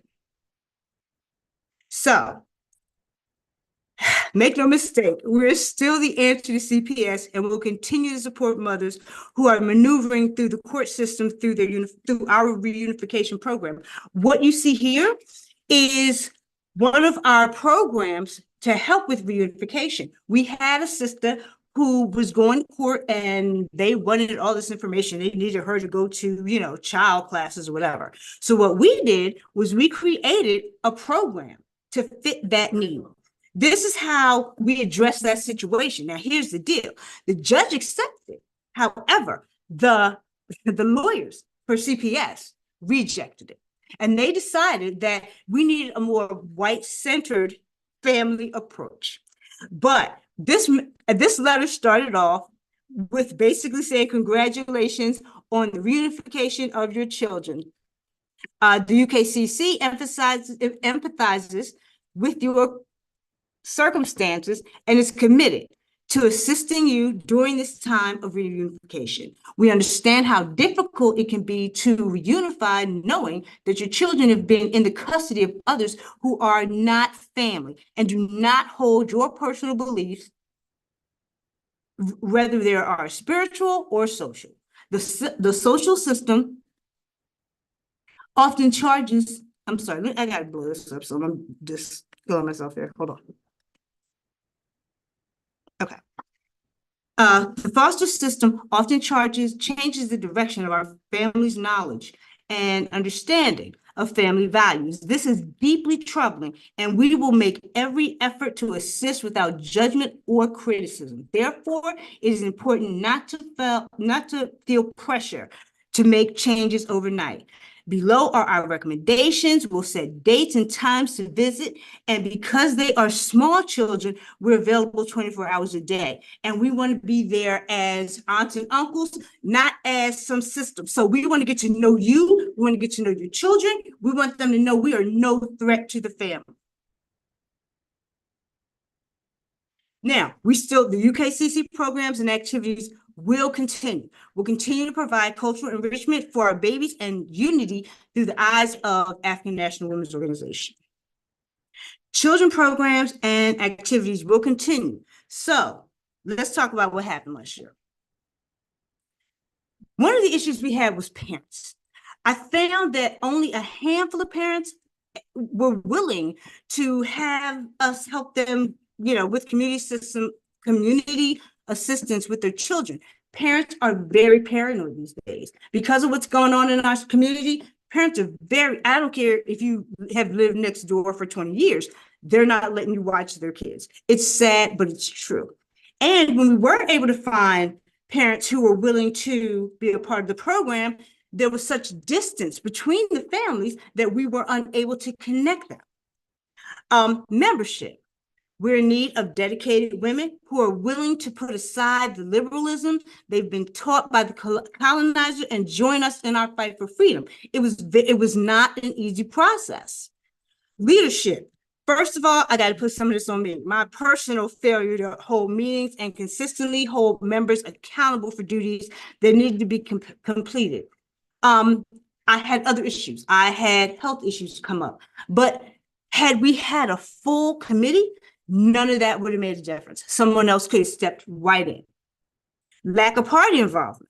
We have consistently asked members of the party and mass organizations to join our mission and actively support us in our respective locations. We found ourselves standing alone sometimes. 4 people cannot make this work happen. So one of the things we're doing today is we're reaching out and we want to make sure that everybody becomes a part of ANWO. UKCC positions, we need new members. We need a director for everything. We need education. We need healthcare. We need all of these things. And we need dedicated members and friends who will be willing to answer the call. So the pivot. We intend to continue the current work and programs, plus incorporate programs geared to the community as a whole. What we did in 2023. We continued our story time, which is very popular. We had soap making classes. We celebrated African women, just our togetherness. We had park activities, webinars, and a whole lot more. And the IEP and the 504 program, that webinar was so successful because we have children who have these issues. We didn't just talk about medication. We talked about how to communicate with our children. We talked about how to talk to the school and say, look, this ain't happening. You're not gonna put my child in class because, whatever. So it was a very, very powerful webinar, and we're really, really proud of that. So our Community and Family Collective, moving forward, these are some of the programs that we have put together. Economic programs. So you can become a decolonized distributor. I personally believe in, multiple streams of income. So there's no need to feel like, okay, how am I going to pay this bill? Because we have ways to help you. Not only that, we have things like candle making, soap making, things to help you save money. Advocacy programs. We've always been willing to assist mothers with navigating the court system. We've gone to court with them. We've given them the paperwork. Oftentimes, we tried to help them find lawyers who could help in their cases, depending on what that case was about. Community outreach. We did a lot of that too. What we have tried to put together, and we have successfully put together many programs that women are automatically attracted to. Like I said, the soap making, what else do we do? We help them get excited about their community and allow them to meet other parents and connect with. A lot of us live in isolation. We have these babies, we have these families, but like we talked about earlier today, we live in a bubble and we need to get out of that bubble in order to help each other survive. We have the children's program, the UKCC, and we're continuing to do that. We have the Children's Circle in Philadelphia, and when we open here in St. Louis, we'll have the same program here.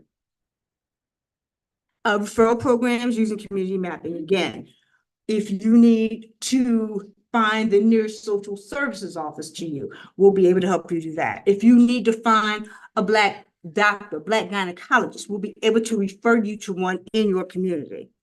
And that's just a few of the things we do. Political education and programs for African women.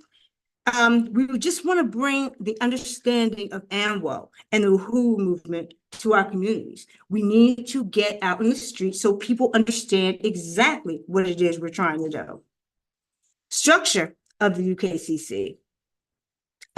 We need everything. We need a project coordinator. We need secretaries. We need economic resource coordinator, educational coordinators, propaganda coordinator, membership, the entire works. And we're hoping that before we close out here, we will have all of these positions in place. So what do you need to have a branch? We have to meet regularly. We have to voice concerns and ideas regarding local programs or lack thereof. We want to plan and execute outreach activities, recruit new members and parents, and we report back and see what works and what didn't work in our subcommittees. So you can become a leader in your community. Number one, you have to have a passion for community work. That's very important. Number two, join ANWO. 3, establish your local leadership. 4, meet with interesting parties, and we will teach you how to do these things. We will teach you how to conduct an orientation, how to complete principles of unity, and identify areas in these communities that have a need. So we're going to take the ANWO movement out into the street. We can no longer be a bubble. So these women here, they led the way. They are whose shoulders we stand on. They fought tooth and nail for freedom, healthcare, and the welfare of our communities. They were able to communicate what was needed, and they lifted the community up. They've created school lunch programs, the whole 9 yards. So we need you to answer that same call and to be a part of the women who remember those women. We need and want you to be a part of our next generation of sisters who care. We have to organize our communities and remember our mothers and sisters while honoring their legacy. Uhuru. We need you to join the cause by going to anwouhuru.org/join. And it's your ancestral duty to bring life and hope back into the lives of hurt, desperate, lonely, and disillusioned African women in our community. Uhuru. That's how you kiss. Now. Yeah. Ward Council. So we're going to talk about the Ward Council now.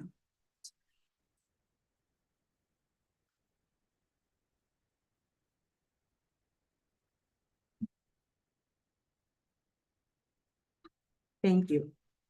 As the crisis of imperialism deepens, the rate of colonial violence against African women has increased.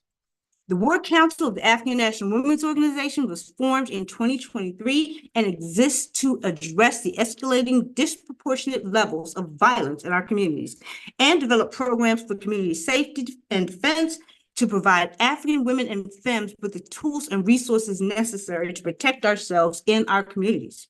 It provides a form of self-defense and empowerment for African women who face multiple forms of oppression and violence through no fault of their own. Not only are we being killed at an unprecedented rate, African women are going missing without a trace. In 2023, 40% of people missing in the United States were African, and 33% of all missing were children of African descent.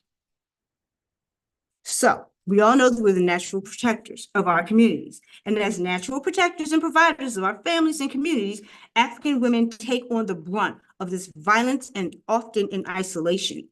We are here to inspire, encourage, and mobilize African women and girls to join the struggle for justice and to demand respect and dignity for the lives in our community. So, let's take a brief minute to talk about colonial violence. The cultural violence, the first systemic attack African women suffered was colonization. Europeans first engaged African people in targeted warfare killing, raping, and using African women as well as African men as commodities. Therefore, what I see happening today is a legacy of colonial capitalist system. With the arrival of the colonial settlers came the rise of capitalism from its primitive accumulation of our resources and labor. They separated our families for white consumption, while they turned African women into baby-making machines to produce labors of production. We were demeaned as human beings. So, the violence continues against women.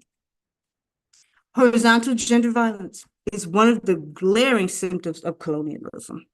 We can't solely blame the perpetrators for these crimes without examining the underlying causes of these social ills that are synonymous with being colonially dominated. African women are not only surviving the violent onslaught from the colonial capitalist system, we have an additional yoke on our shoulders as colonized women, which is our special oppression, usually carried out within the African colony by our colonized people, by other colonized people. There's a disproportionate risk of violence. African women and girls in the U.S. face a 4 times higher risk of dying by violence compared to white or Hispanic women. The national homicide rate for African women and girls in 2020 was 8 homicides per 100,000 people, the highest. Indigenous women and girls also face a significant risk with a rate of 5.8 homicides per 100,000 people. Both African and Indigenous women and girls have a higher homicide risk than any other nationally. And I'm not talking, and we haven't even begun to talk about the suicide rate. So, some of you guys have been in the party for years. Some of you have marched and done things. This is the reason I joined. Sandra Bland. When I saw what happened, it required me to get off the couch and stop talking about it and start being about it. And I think that the more we see, the more we need to get involved. Find our mass organization and work towards making a change. This is what I had been giving money to NAACP, all that stuff we do, because we want to be a part of it. Being a part of it is one thing. Actually getting up, getting dressed, and hitting them streets is a whole different other thing. This is what we need to be doing. These are the things we need to be caring about. So, these statistics, next slide, please. These statistics were really impressive. Gun violence, approximately 75% of Black female homicide victims in 2020 were killed with a gun. During the pandemic, homicides of Black women and girls tripled in Kentucky, more than doubled in the District of Columbia, and doubled in Wisconsin and Ohio. I've highlighted this in red for a reason. In Washington, D.C., no women of any other race were murdered in 2020. I live in Washington, D.C. I raised 3 daughters in Washington, D.C. And it is my fear that one day they will go out, or I will get a phone call. I haven't heard from you in a couple of days, or I get that knock on the door, open the door, and there's a police officer in uniform. It is a very scary statistic, and we got to change this. We have got to get out in the streets and make the change. Okay, next slide. When our colonizers attacked and occupied our land, they did that through the barrel of a gun. When they raped and killed African women, they also did it through the use of force and violence. Today, violence and rape culture is synonymous with Black men. They are the face of every cruel and toxic behavior that's happening in this society, while the colonial oppressors, men who introduced it, are models of good morals and behaviors. Intimate partner violence. We talked about this earlier as well. Nearly a third of Black women and girls in 2020 were known to be killed by an intimate partner or a family member. This alarming trend highlights the urgent need for awareness, prevention, and support for victims and interpersonal violence within the African community. Most of these women actually believe that this abuse would eventually stop. It did not. And it is hard to leave because we don't have the resources in our community to help us leave. We can no longer run across the street and knock on a neighbor's door without being shot in the face. It is incredible. We can't speak about violence against African women and children within the African community without exposing how the colonial capitalist system caused all of these horrible situations for African women. The only solution to fighting violence against women and children is to fight the battle of overturning the system that caused the actual violence. So, what's our response? We're about to be out in the streets. We're organizing protests. We're having self-defense classes. We're advocating against criminalization of African family. And we've accomplished successful PEs on both sides of the country, Washington, D.C., California, and we're doing more every day throughout the nation. Political education and self-defense. PE and self-defense. Okay, so this is San Diego, California. One of our most successful programs is our PE and self-defense. We've invited women from all walks of life to come to libraries, parks, and schools to practice self-defense skills. If you call them, they will come, and they did. Washington, D.C. We were able to hold a successful PE and self-defense class at Howard University. These young women they were awesome. They're students at the school. And when we get back, I intend to talk to each and every one of them and get them to join our cause. It's hard to see, but we created this booklet and it became really more popular than I had even imagined. We created an actual booklet that we could pass out in self-defense classes talking about how we need to stick together, what to do when you're out with your sisters, how to keep each other safe. And it is very successful. So our goals are to recruit and train members, initiate self-defense training locally, identify self-defense trainers, identify and secure locations for defense training, promote and advertise free or low-cost self-defense training for Black women, and to become the trainers. We also have a new program, Fit for the Fight. We need to be prepared for the fight. We need to be fit to run. We need to build our self-esteem. We need, when we look good, we feel good. We need to be able to fight back an attacker long enough to get you off of me so I can run. We have to be able to do that. If we cannot, we become victims. So, war council objectives, protection details and response teams. We want community patrols, protection details for party leaders at movements and events like this. Offer training for all ANWO and interested African women who are not in ANWO, and organize a sign up today. So, what's the plan to have this happen? Organizing firearm training. That's one of the many things that we want to produce. The Ward Council will coordinate with interested members to identify a qualified instructor who can provide their local group with a safety briefing and training. Our safety and gun law educations, we have to know what our local laws are. They're different in every state. Like, I think in, I don't know, Ohio or something, I can't remember the state, but it's good for 13 other states. DC is like good for, I don't know, 10 or something. We have to know what that is. We have to know what we need to do. We have to understand licensing, and we have to understand combat shooting and training. Other things we need to be a part of: self-defense, first aid, CPR, and stop the bleed. We need to be able to get out here in our community and help. We need to help. If we're having a march or a Black Women's March in Washington, D.C., and someone gets sick, we need to understand CPR. We need to understand first aid. We need to be the first responders. So how do we plan on pulling it all together?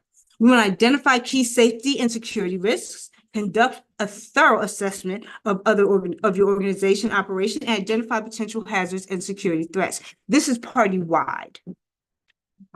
Develop training objectives, topics such as emergency response procedures, workplace violence prevention, and best practices. Design training materials, create engaging and informative training materials such as presentations, videos, and handouts that address the importance of self-defense.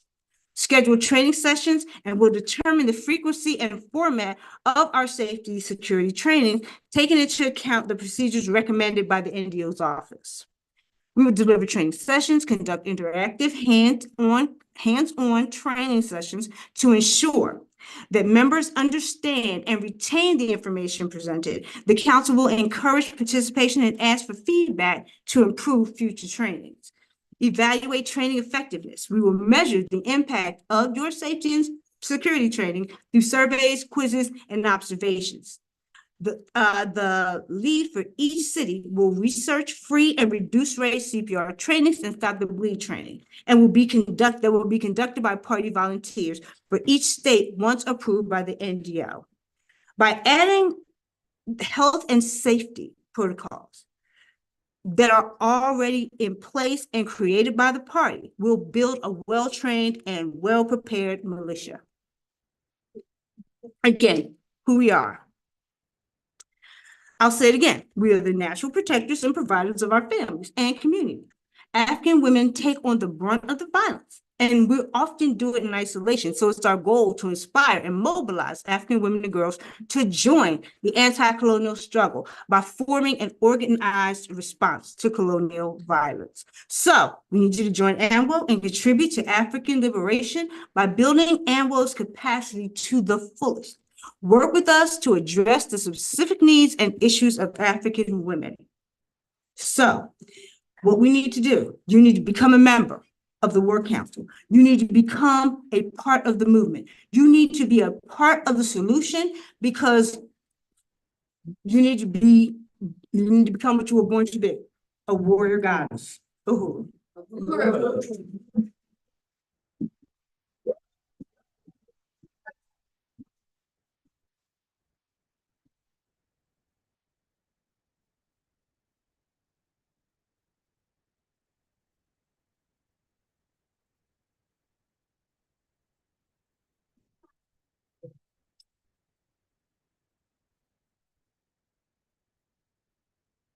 Uhuru. Hello.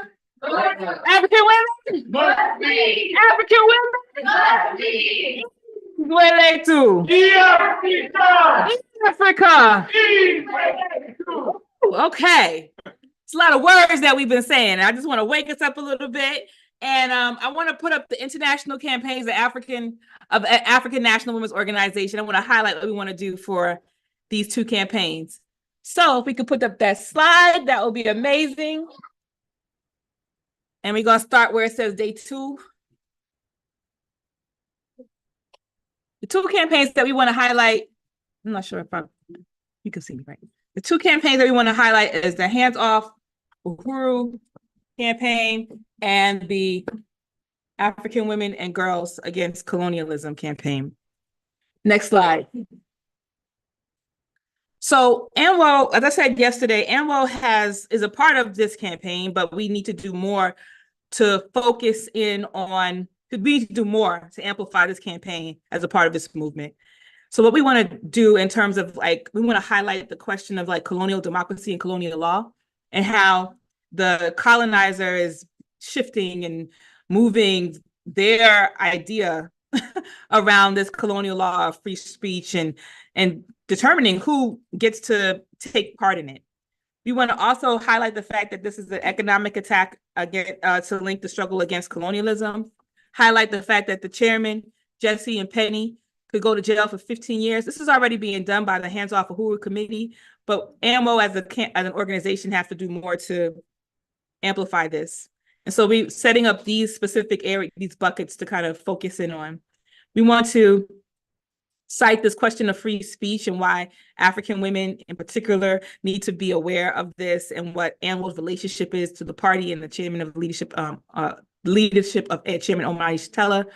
And then we want to make a call. We are going to make a call to action to mobilize for the trial in Tampa on September 3rd. So we're going to do all of this work to kind of build up the work of the Hands Off Uhuru campaign.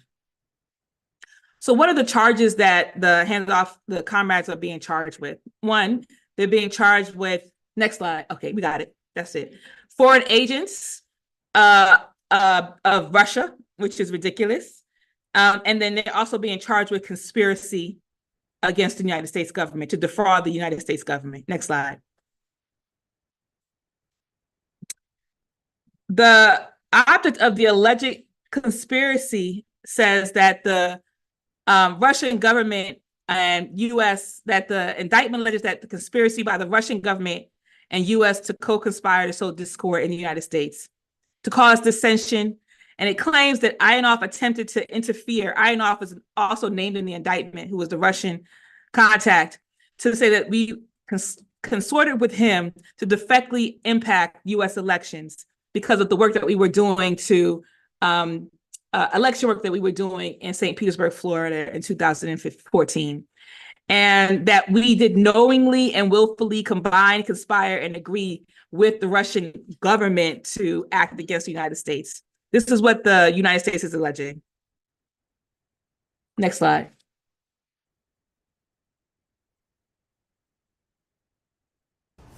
Tonight, months after the FBI raided the Uhuru house in St. Petersburg, we are hearing from the organization's chairman. Federal agents accuse the Uhuru movement here in St. Pete and in St. Louis of spreading pro-Russian propaganda, interfering with our local elections. 10 Tampa Bay Shannon Clough was first on this story last summer and has the latest from those with the Uhuru movement who talked today. The FBI alleges the Uhuru movement worked with a Russian national to interfere with U.S. elections. Tonight, the organization is denying that. I ain't never worked for a Russian. Never, never, never, never. A 24-page indictment uses 50 examples of a Russian national never, working with U.S. political groups to spread pro-Russian propaganda. The FBI says the Uhuru movement is involved. That is intended to confuse and mislead citizens in the United States. Today, Uhuru members did say they know the Russian national named in this indictment. I know Alexander Ionov. I know him because I attended a conference that was called by this anti-globalization movement there. But denies conspiring with Russians. And they would claim that the Russians told us to say this, but I guarantee you no Russian ever told me to say anything. Looking locally, back in July, one Tampa professor said Russian involvement with this group could have impacted St. Pete's 2017 mayoral election, explaining Russians can benefit from creating division in our community. They want to divide us. They want to prove that, you know, American democracy is not perfect. If you ask those with the Uhuru movement, they say their goal is to have a world free of oppression. I expect indictment, I expect imprisonment, I expect they will try to imprison me if they don't kill me. The FBI is also investigating other political groups across the country. Tonight, they won't comment on this investigation, telling me it's ongoing. For 10 Tampa Bay, I'm Shannon Clough. Next slide. Tonight, Monday. So they're saying that the overt acts that the chairman, Penny, and Jesse participated in, this is what they list in the indictment. May 2015, chairman's visit to Moscow, 2015, UN petition, where we organized, I forget how many cities? 6 cities tour, where we followed the United Nations Committee on African Descendants to talk about what was happening with African people in the United States and charging the United States with genocide. And we also, that wasn't it, we also had a petition out that was online that they took down that charged the United States with genocide. How many signatures did we have on that? 130,000, 330,000 signatures on this. 130, 100. Either way, we had a lot of signatures on that people, African people, and everybody else was saying that this United States has been charged with genocide because of what is happening to African people here. And then September 2015, chairman speaks at a dialogue of nations in Moscow, which is also saying that there's a way that the chairman was told by the Russians to say whatever he is saying, right? In 2016, we had the reparations tour that went to 6 cities that followed the UN delegation on African descendants, and then organized the community to come to these testimonials that what was being organized by the community. And then we had an article in the Burning Spear on Russian athletes in the Olympics in 2017. We had the St. Pete elections where we organized for reparations to the African community. In 2018, we had an international committee for the protection of the human rights. In 2019, we had another St. Pete election. Again, reparations to the African community was our election campaign. And then 2020, we attended the Dialogue of Nations conference, and in February 2022, webinar on Russian-Ukraine, which was broadcasted out live and in person, where Chairman was able to speak about the Russian-Ukraine conflict and how the U.S. is propping up that conflict. Next slide. So based on the fact that we know that this is horrible and lies all up and down, we said we're going to submit a motion to dismiss all of these allegations, and that those allegations are favorable to the government. What they're saying about us is favorable to the government, and that we argue that all the allegations in the indictment were not true, and it should be dismissed based on the fact that it's a violation of the First Amendment, the colonizers' First Amendment right to free speech in this country. Next slide.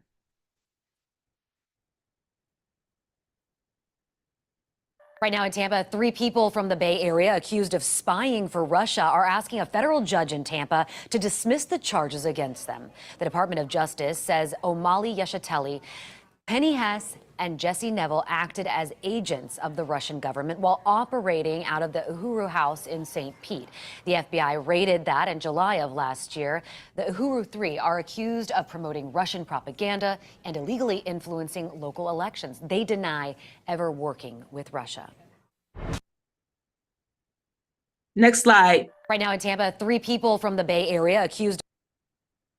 The motion to dismiss begins with the following information to provide context. So who the party is, we decide in this motion to dismiss about laying out the history of the party and our struggle against colonialism since the beginning in 1972, our 14 points, the historical political activity of our work, which is centered on reparations and opposing U.S. wars, and the party programs of economic development for African people.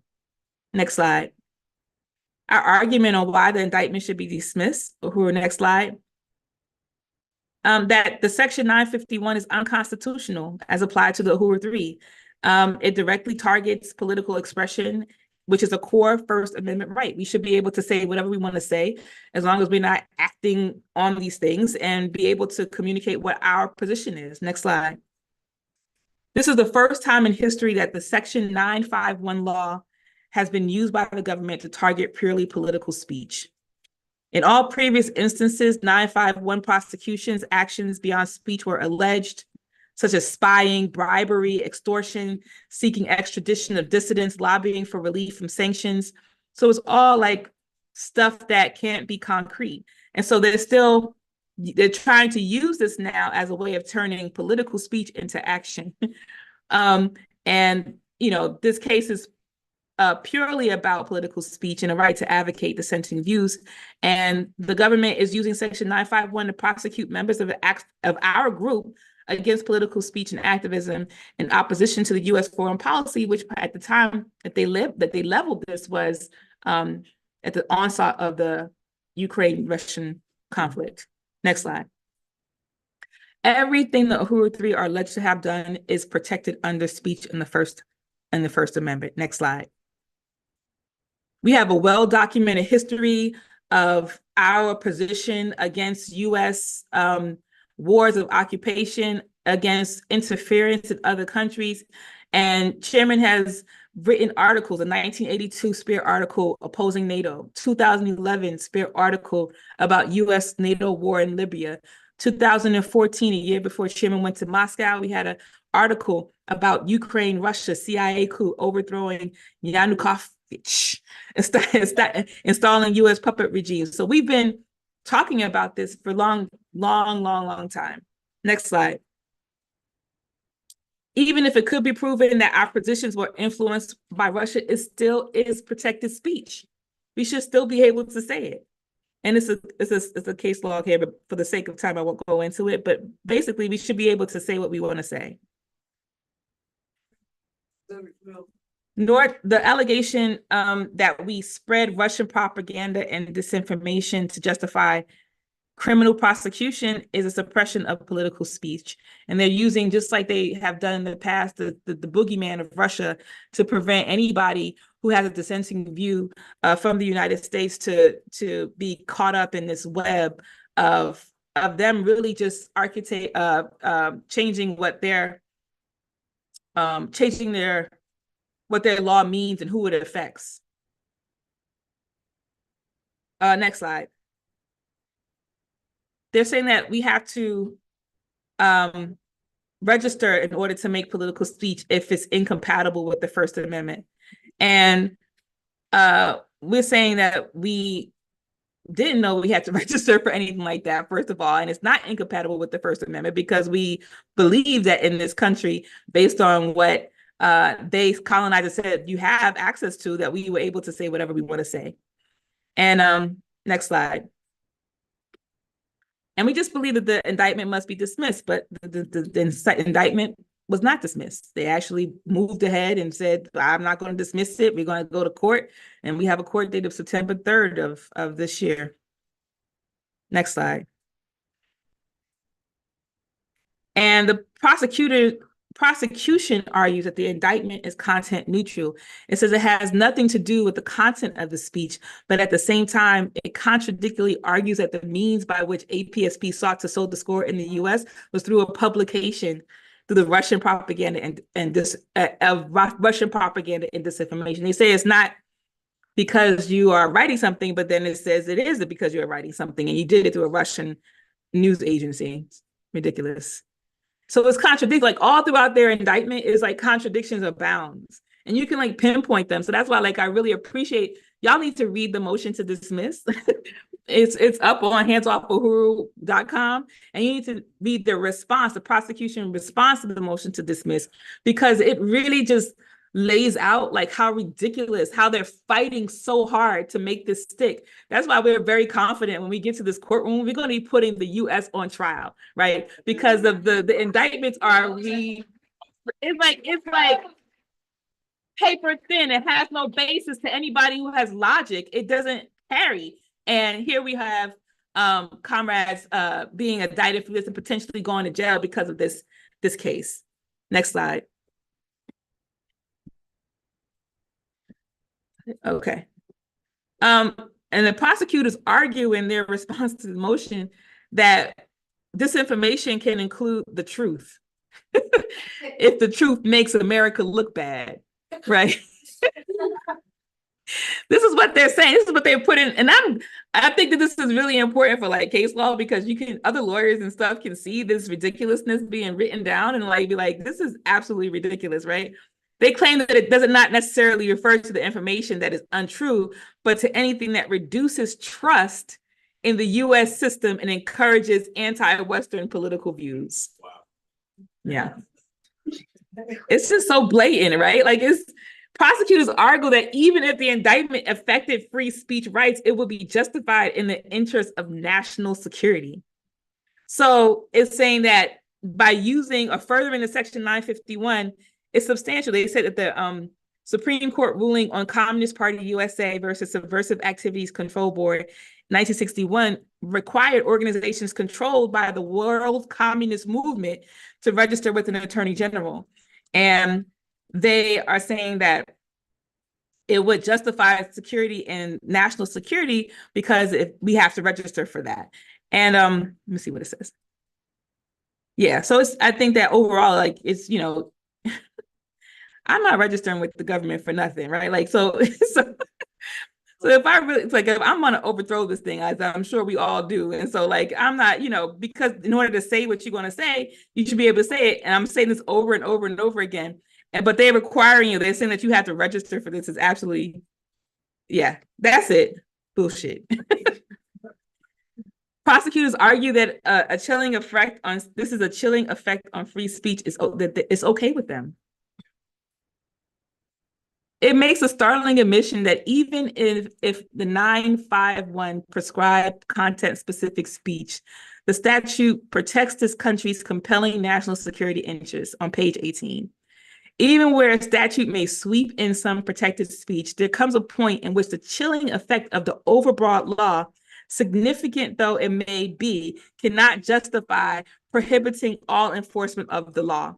In other words, the prosecutors admits that this indictment could have a chilling effect on speech and that they are okay with that. So they're okay. They want it to be successful because they want to be able to use this as a case basis for restricting all free speech in the United States. And so that's what we're fighting for in the Hands Off Uhuru, fighting against in the Hands Off Uhuru campaign. And the Free the Uhuru 3 is this attack on the free speech that allows all organizations who have a dissenting view from America to actually participate and have this. Otherwise, then they're going to make our dissenting views punishable by law. And we can't have that. Not only for ourselves, but for anybody else. We should be able to. Next slide. So our summary of our legal arguments, next slide. That number one, this is a bogus charge against Uhuru 3. It must be dismissed on the grounds that they represent a violation of the U.S. Constitution's First Amendment right to freedom of speech. Next slide. We have over 50 plus years of well-documented history advocating it. At no point of those other times that they talk about this question of sowing discord or anything like that, even though we've been doing it long before they raised this indictment. Next slide. And the Supreme Court ruling has concluded that the U.S. government cannot require a speaker to register with a government agency before making a speech. This is a violation of the First Amendment right, which they said they don't care about. Next slide. And that the government is using a content-neutral law to make content-based prosecution targeting political speech. This is the first time 951 has ever been used to target pure political speech. Next slide. Number 5. The U.S. government cannot criminalize speech by labeling it Russian propaganda and disinformation. Number 6, next slide. The prosecution of the Uhuru 3 would have a chilling effect on free speech, as we just said. Number 7, next slide. So that was it. So we're going to beat these charges, y'all, right? Yes. That sounds weak, y'all. We're going to beat these charges, right? Yes. Drop the damn charges. Free Chairman Omali Yeshitela. Free Comrade Jesse Neville and free Comrade Penny Hess. We will not let them take our revolutionary leaders. Uhuru. So we need unity. Hands off Uhuru. Oh, that's right. I was loud wrong. Hands up, Uhuru! Hands off Africa! Hands up, Uhuru! Hands off Africa! All right, we're gonna put the whole world population in our jury box. That's what we're gonna do. Uhuru. So I call, next slide, call to action is that we're calling on all supporters of freedom and justice around the world to show your solidarity with Chairman Omali Yeshitela and the Uhuru movement on September 3rd. Next slide. We are going to beat these charges. Oh, I think I'm going backwards. Sorry. Next. Okay, that's it. Okay. Hands off Uhuru, hands off Africa, defend the chairman and defend the Uhuru 3. And part of what ANWO is going to do, in addition to what we claimed earlier, was we're going to create social media content in addition to what Hands Off Uhuru is doing. Thank you, Comrade Akili, for saying that we do dope propaganda, and we're going to stretch it across. We're going to create graphics specifically to why ANWO, as part of the HOU coalition, supports the campaign and anti-colonial free speech movement. And IEC is going to jump in and make content videos as well that we're going to contribute to the Hands Off Uhuru campaign. And then we got our t-shirt as a way to promote chairman, which will include, it doesn't say Hands Off Uhuru on it, but we want people to know who the chairman is. So when they say, I think I heard their name before, because we were wearing the shirt. Plus, we also gave you a flyer that says Hands Off Uhuru, defending the right to free speech. You saw the postering campaign that we will also initiate as part of Hands Off Uhuru, and also encourage get signatures on the petition. And then next slide. And then we want all out in support of September 3rd of the Uhuru 3. We want to pack the courthouse. And we're going to pack the courthouse. Uhuru. Uhuru. That was our first international campaign. Thank you, comrade. And then the next one, you can clap for that. I'm good. You don't have to. The next one is Women and Girls Against Colonialism. And this is something, I previewed this yesterday. Next slide. And we just, Chairman like this. As I said yesterday, is that we know that the overarching narrative around women, girls, and particularly African women is this question of feminism and patriarchy as the barrier for us to get liberation. Yeah. And we know that this is a prevailing worldview. Our job in this year of Women and Girls Against Colonialism is to shift that narrative by engaging in conversations with African women, making it a part of all of our work. So when we talk about even PE and self-defense, infusing it there, arrest CPS, infusing it there, having actual local organizational events that talk about this as well. And we know this is the impact of colonialism. So instead of people start saying patriarchy, we're going to have more women at the end of our year talking about colonialism as the barrier for African women. Next slide. So our objectives are to raise awareness about the impact of colonialism on African women and girls, educate African women and girls about the colonial mode of production, and empower them to reclaim their narrative related to their national identity and strategy for equity. I'm going fast, y'all, so I apologize. And advocate for the total liberation of Africa as the solution to address the inequalities perpetuated by colonial capitalism, and foster solidarity among women and girls globally in the fight against colonialism and its manifestation. Next slide. So our call to action is inviting women and girls everywhere, especially African women and girls, to join the fight against colonialism. And together we can take charge of the future. We can amplify our voices and work towards a world where every woman and girl suffering under the weight of colonial capitalism can cast off our chains of oppression and live freely in the world we create. And we want you to join this movement, become a member of ANWO. And our goal also in this year to get more members of ANWO as a part of this campaign. Next slide. So our conclusion is that women and girls against colonialism will affect the worldwide web and also the worldwide reel of people. And I got to get on TikTok, y'all, because we've been told that that's the place to be. For before they ban it, if they don't ban it, right? But that's what we're going to capture. We're going to use that. We're going to use every available means available to us to do this work, to put out African internationalism and win the question of the colonial mode of production as a thing that we must destroy and defeat in order for African women and girls to be free. Uhuru. Uhuru. This is just a presentation on what you can expect from us in terms of our campaign work, in addition to what you've already heard and seen. And yeah, so we're really excited about that. So thank you, comrades. Is her nails RBG? I don't know. But I'm gonna bring up comrade Zaid Radisa to come up and tell you how you can be a part of this work. And then we can go on to some later part of, regional reports. We'll do a brief regional report after that. Thank you, comrades.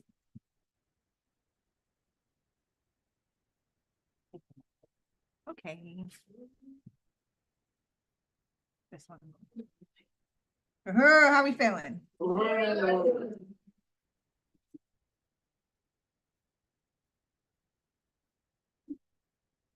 Membership presentation?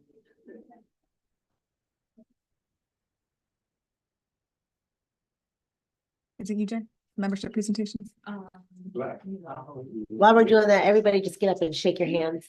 Get some energy. Get some energy in. Yeah. Wake up, wake up, wake up. Wake up, wake up, get up.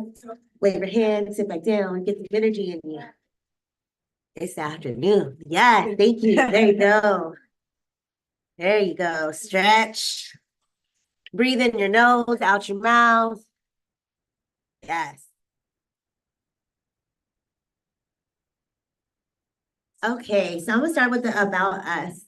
The African National Women's Organization is a membership organization that is comprised of African women who recognize our responsibility to organize with each other across borders, to address and overturn our special oppression.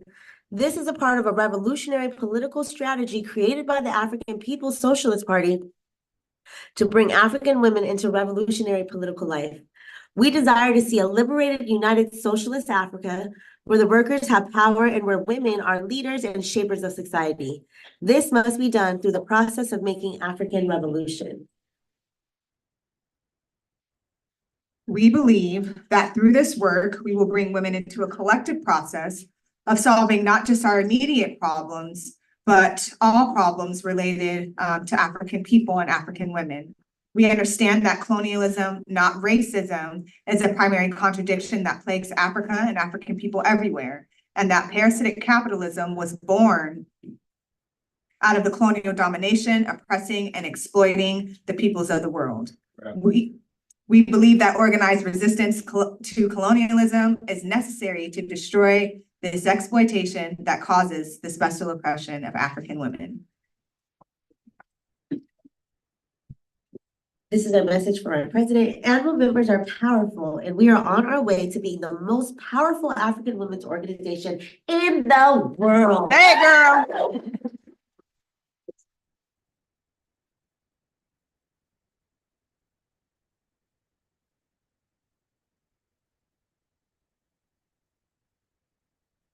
In 2015 to address the special oppression of African women. ANWO was created by the African People's Socialist Party in 2015 to address the special oppression of African women. Since then, we've been organizing African women around the world in our own interest. In the absence of African women's organizing, ANWO has been defining what it means to be an African woman fighting for Africa. From engaging in struggles around state-sponsored kidnapping to defending the rights of African students against colonial dress code policies. Our campaigns have taken us to Africa, Europe, and the United States, informed by African women in each place. ANWO is the organization for African women. We are building an army of women that are absolutely opposed to the oppression and exploitation of all people, with a sharp focus on ending specific oppression and exploitation as it relates to African women. This will require the active, non-restricted involvement of women in the revolutionary process in order to overturn the existing social system and the relations of oppression and exploitation that defines it. Colonialism is embedded in all aspects of our life.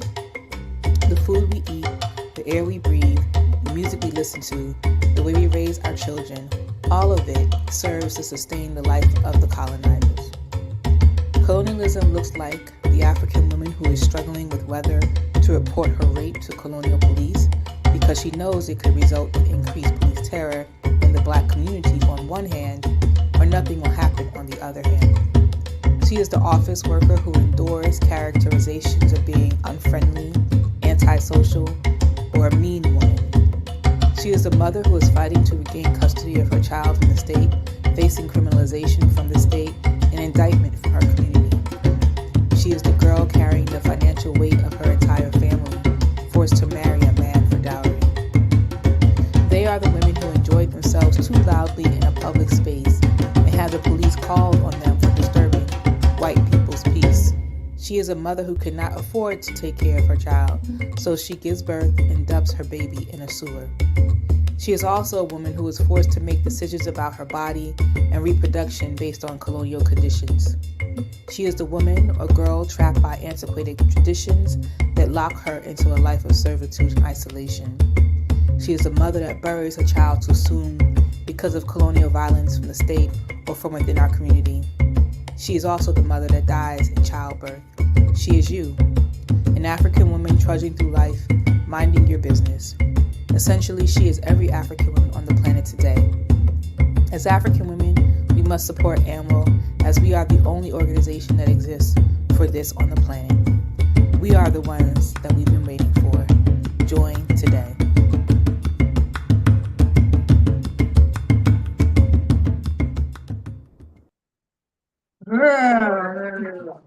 I love that video. It's something about the music coupled with the pictures. It just makes me like ready to work.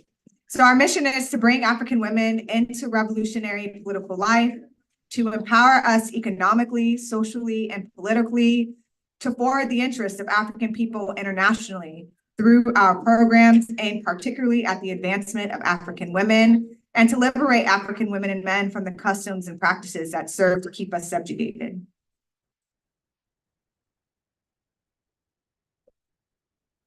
So we're gonna talk about our dues. As a dues-based organization, we rely on building our broad base of members for funding. We are not constantly chasing donations and grants. This provides freedom, which an organization can have if it becomes dependent on funding from just a few major sources. Annual membership dues are monies paid to support the everyday activities of the organization. This money is primarily used to support our annual meetings, pay for promotion and propaganda material, and help build ANWO by supporting active members who are engaged in building ANWO. And as you can see, most of our members in California, but I know after this weekend, Kentucky in particular is going to be growing. So we look forward to that. And like we said, we aim to have 15 ANWO branches by the end of the year. We have members in all these places. It's definitely doable. We just got to be out there.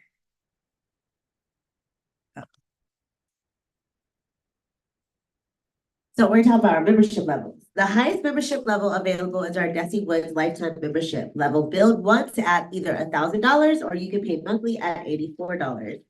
We currently have 7 Desi Wood members, and I think we can have 10 by the end of this conference. Next is our Harriet Tubman level at $600 per year or just $50 per month. Then we have Ella Baker for $300 a year or $25 a month.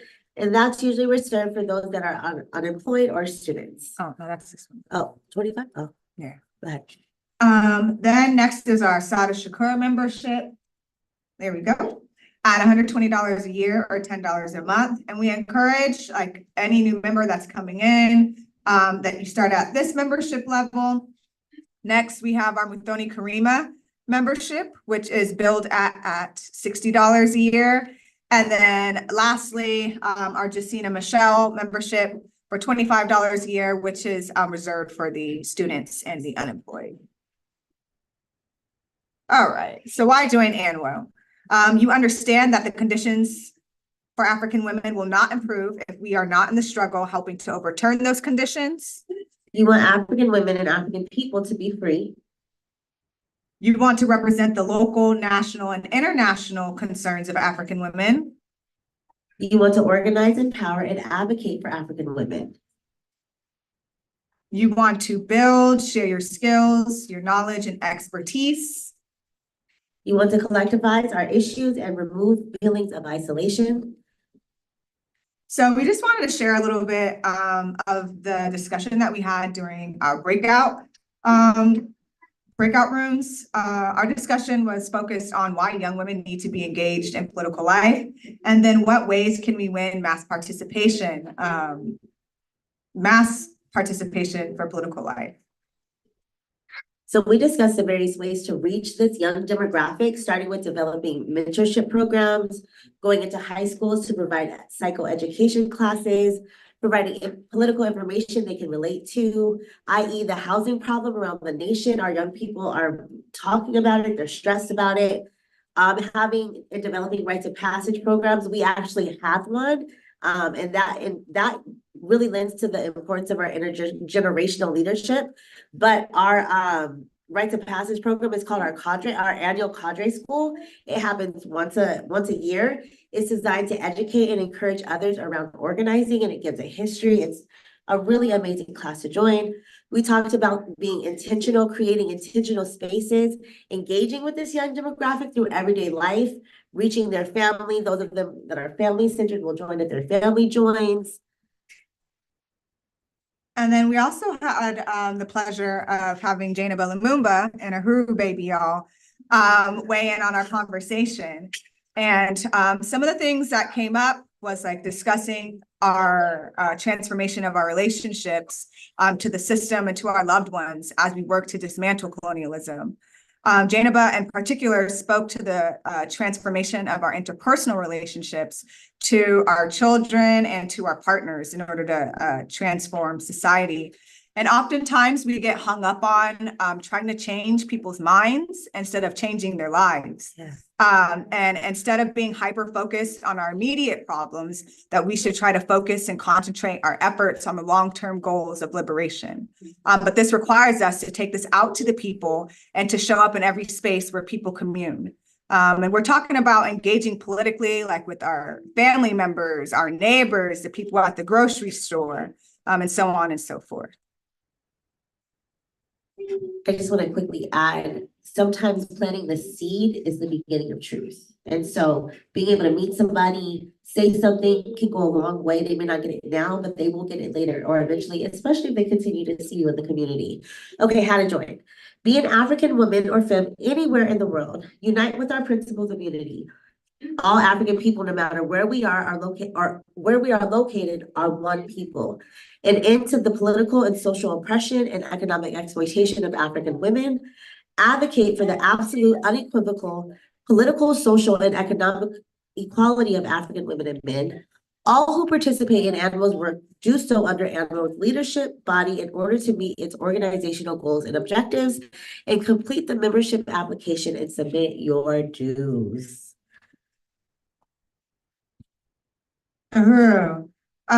So again, we're going too fast, y'all. Let me go back one slide, please. All right, awesome. So the positions that are still available would be from our International Executive Committee. We have our Economic Development Coordinator position open, as well as our Communication Director. The regional positions, our comrade Phoenix took care of the Southern region for us. So what's still available is the U.S. Midwest region and then occupied Azania region. Oh, and the Northern region. Okay. And then under membership and recruitment, we need a secretary and a recruitment strategist. And then on the Economic Development Committee, we're looking for a donor coordinator and a fundraising coordinator. Grant coordinator. And a grant coordinator. And then again, you can find those detailed descriptions in the back of the room with Comrade Coco. So if you've heard the call this weekend that African women must lead, and you're ready, for Africans to be a self-determining people, meet me in the back of the room. The time is now. Don't get demoralized, get organized, and join ANWO today.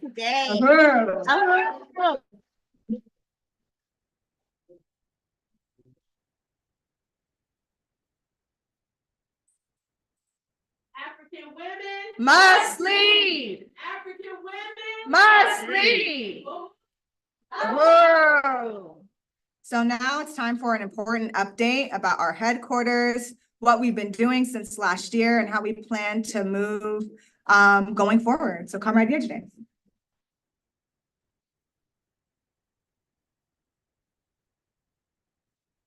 All I got yesterday was, we love this tour from everybody. It's like, oh, this is inspiring and this is amazing. And we got to do this where we're at. And I'm just like, yes.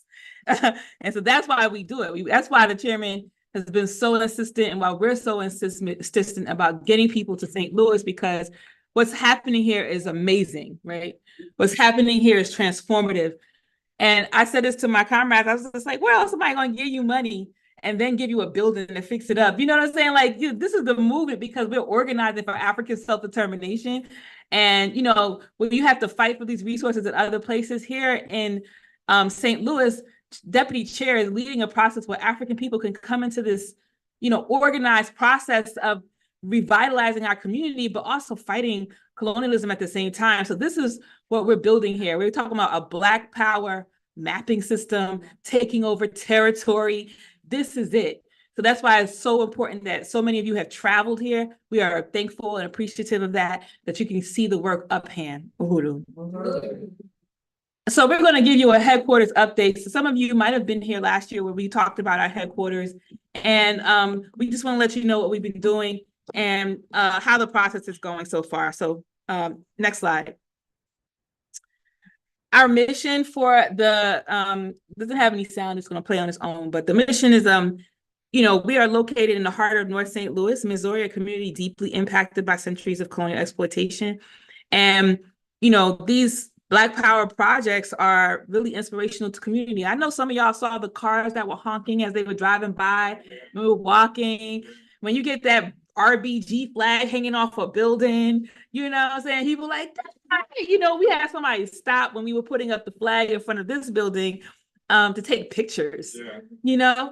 This is, we're creating streets and a whole line, like West Florissant is ours, you know what I'm saying? We're taking it, you know what I'm saying? Next is other places. And, when you come to St. Louis, you're going to be in the capital, right? Like of Black power right here, So this mission of ours is not just ours, it's about creating liberated territory.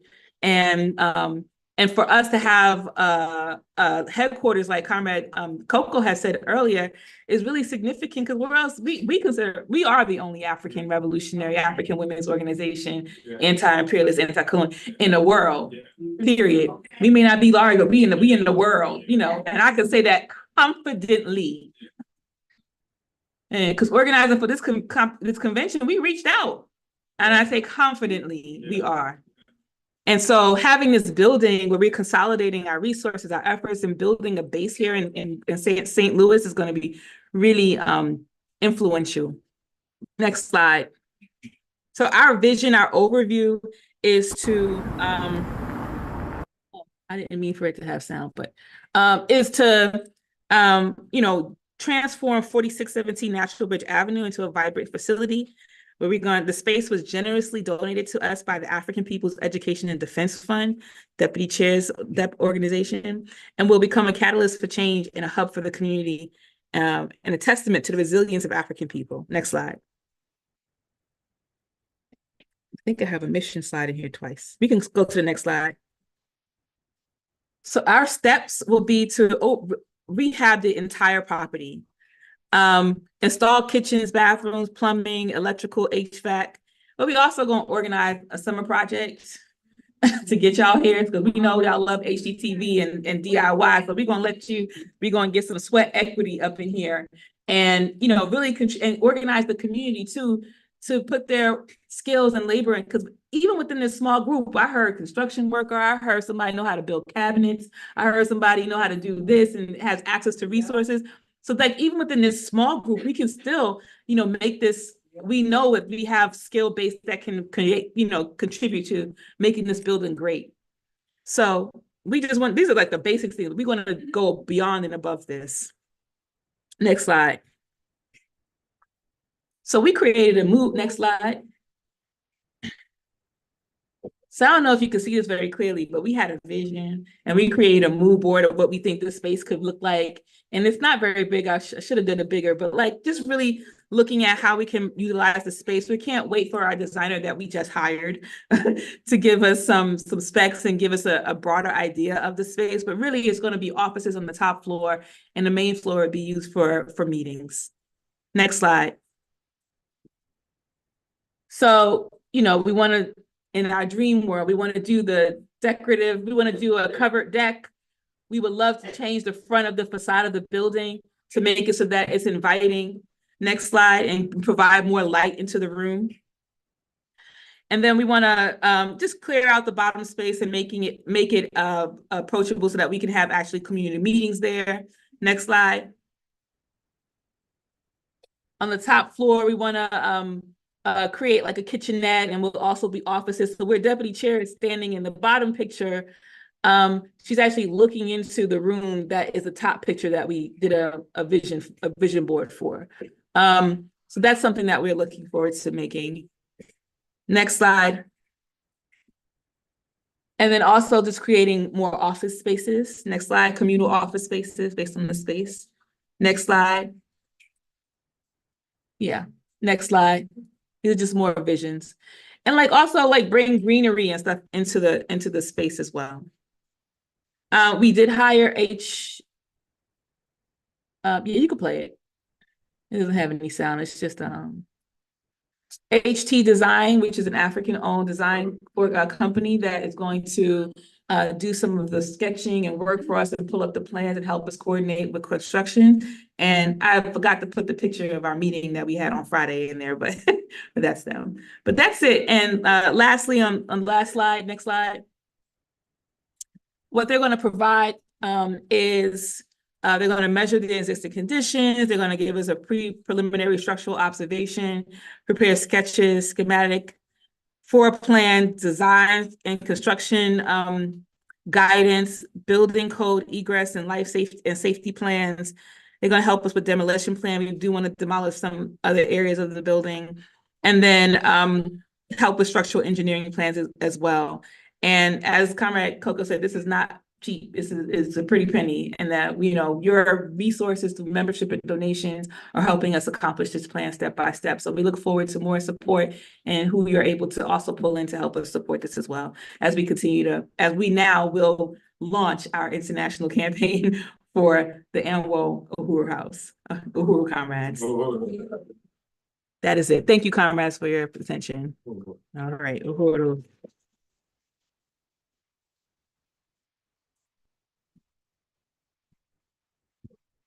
All right, now we're nearing the end of our program. We have one more set of presentations for today. We will look at the work of the different regions have accomplished in the past year, and what building the regions was called for in 2007 by the African People's Socialist Party. So ANWO has adopted that as part of our strategy to organize African women. And our regional coordinators were established and sit on the party's regional committees to report the work for ANWO to build in the regions. And so our reports will outline what we've been involved with and how the strategy has been useful for carrying out the programs of ANWO. So I'm the interim Northern Regional representative for the African National Women's Organization. And next year, I hope not to have that title, that we can actually have secondary leadership that will actually be over that. Yes, Comrade. Sister, I'm so sorry. And Chairman and Sister Madam President, I just need to say this. I could not leave. My heart just wouldn't let me leave without really saying, Chairman, first of all, giving, tribute to the chairman, to our deputy chair, to Sister President. I just couldn't leave without saying that I know that this is probably the most important meeting that's going on, not only in the country, but probably around the world. I just want to say, I just want to encourage y'all that this been, I'm here, I've joined that room. Yes, you have, Sister. Yes, you have. So I just had to say that I couldn't leave without saying the work is incredible. Yes. I mean, just incredible. And I don't know, but I can see the light at the end of the tunnel. Yes. I truly can see the light at the end of the tunnel. So comrades, we just keep on. Yes, we will. Because this is truly the This is the leadership of the African liberation for the world. Yeah. Thank you, comrade. Uhuru. What if? I just wanted to say that Comrade Shakura. Chairman.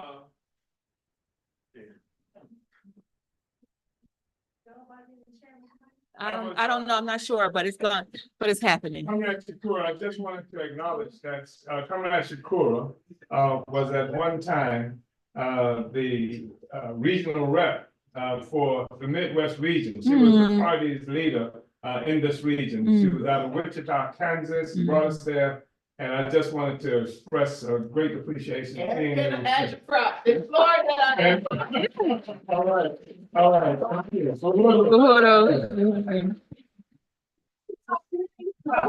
Oh, Molly talking. Did you get your girl shirt? She didn't hear me. Okay, she gonna order her shirt. We're gonna get it on. She gonna get her O'Malley's telling Joe Wall and the girl shirt. Okay, we're going right. All right, so Northern Regional Report, next slide. So as I said before, the regional strategy is part of that ANWO has adopted is a strategy that was put forward by the African People's Socialist Party, and that we've been adopting to organize ANWO in different locations around the US. And of course, if we have regions outside of the US to organize African women there as well. Our regional representatives have the responsibility of building ANWO in the regions that she is assigned to, and she's carrying out the campaigns and make sure that the national work that we are setting in these conventions are being implemented in those places around the country and the world. So next slide. Our structure is that we have an international executive committee, which is the leadership of ANWO when the conventions are not in session. Then on that committee, we have regional coordinators, and then the regional coordinators confer with our branch leaders in those regions. Next slide. The northern region is the northeast of the United States and the Mid-Atlantic corridor from Maine to Virginia. We have members in New York City, Delaware, Hyattsville, Maryland, Washington, D.C., and Philadelphia. As Comrade Zaid just stated, that our plan is to have not only just members in these places, but branches in these places. Next slide. So where are the Africans in the region? So we have Africans mostly in, just click it one more time. There we go. In New York, in the region, my Africans are mostly in New York, Washington, D.C. area, and Philadelphia, Pennsylvania. This is all places that we currently have membership. And our goal in the next year is to make sure that we have branches in all of those places, because that's where mostly all the African people are in our region. Next slide. So what we've been doing in the region to tackle those places is that we've been participating in the One Africa, One Nation marketplaces in Philadelphia, which start next month, and it goes into September. And so we've been using this as an opportunity to have the Uhuru Kijiji childcare circles, but also we've been advertising the African National Women's Organization and selling our product. So this is the place that we have our most contacts. We've actually worked in the past to have meetings in Philadelphia to organize branches, and we were able to consolidate relationships. We've had branches from time to time, but we're gonna, but the leadership there is really the contradiction. So we have some forces now who I believe can really pull it out in Philadelphia, and we're going to develop those comrades so that we can actually have a branch in Philly. Part of also our organizing strategy is participating in mass mobilizations. And of course, we are one of the co-coordinators of the Black Mothers March, which happens in Washington, D.C. each year. So from, I don't know why I said March to, between now and, I don't know, what's that, March to May. Anyway, we've been organizing before March of this year, but this is what we were organizing. This is a picture of what we did last year. We marched through the streets of Washington, D.C. We organized African families who attended from the region, from Pennsylvania, New York, Virginia, and Washington, D.C. So we've been building relationships and building connections with forces that will allow us to really build on the African National Women's Organization. And then, of course, we had the CPS National Days of Action in Washington, D.C. And this is just some of the pictures that you saw in previous reports. And then we participate in the Black is Back Coalition on Social Justice, Peace, and Reparations. And this year we participated in last year, sorry, in 2023, the Black People's March on the White House, which was one of our biggest marches in recent years, where we are putting out the Hands Off Uhuru campaign and challenges to the anti-colonial free speech movement and putting that out. So we had comrades who were there participating, but also leading in different areas of the work. And it's also a recruitable event for us. And then, of course, some of the outreach work that you've seen in some of our other reports. And so we've been really, that kind of kicked up in the last couple of months. So if you see similar pictures, it's because it just kicked up in the last month for us in Washington, D.C. So some of the actions we've talked about already, this is our branch president in Washington, D.C., Mache, who's out here putting her hand, a fist up as she's putting a poster up in a white community in Laurel, Maryland. So some of our wins, we established secondary leadership in Washington, D.C. We joined the Anti-Imperialist Women's Alliance in D.C. and nationally with EWA, International Women's Alliance. After a period of stagnation, we gained several new members in the last month. We've gotten 2 or 3 new members, which is not a lot, but it's a lot for us because we've been able to win them, not just because we're a women's organization, but on the question of anti-colonial women's work.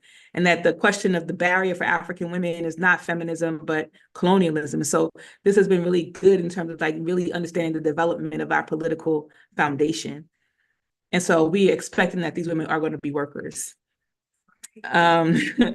And then we established an ANWO APSP office at Bunker Hill Road in Brentwood, Maryland, which we also, ANWO has office hours at on Wednesdays and Fridays, as well as the party has office hours at as well. Yes. So in 2024, we're going to, of course, develop branches in DC and beyond, form in Philadelphia and New York. We're going to participate in the Black Mothers March, which we talked about a little bit earlier. We encourage everybody to register for that and find out more information about that. And then we're going to execute more of our security and safety programs to recruit women into our war council. Uhuru. That's the Northern Region.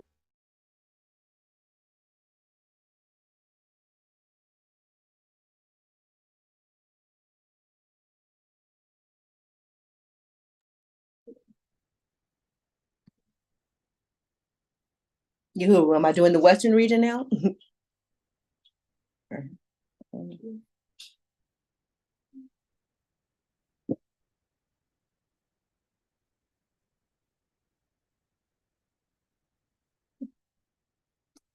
All right, Uhuru, all power to the people. I don't know if y'all can see me, but this is the Western Regional Report for 2023.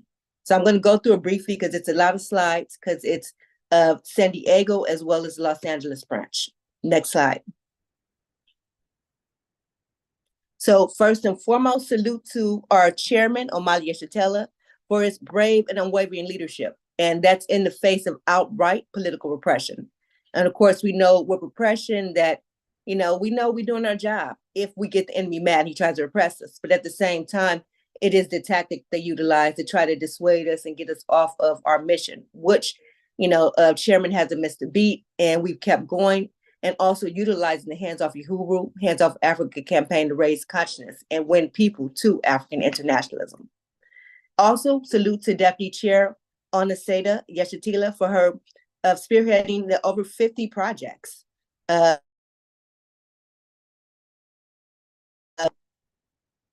Spearheading over 50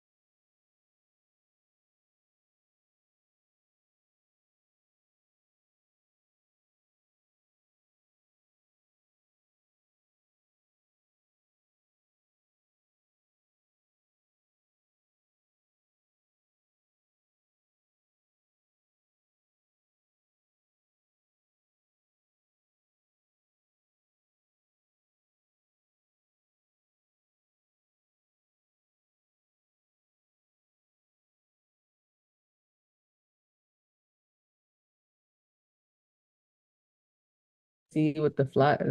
Can you ask them to say something? Can you, I think I'm muted. Or am I unmuted? Can you hear me? Can you say something?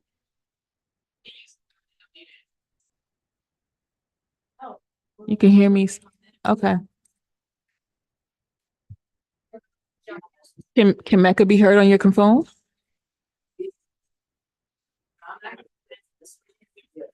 Mecca, can you talk, Mecca?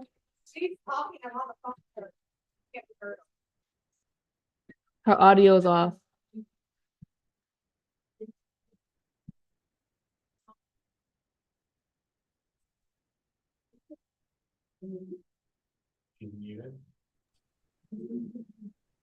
Well, let's Can you hear? yes, something. Hold on.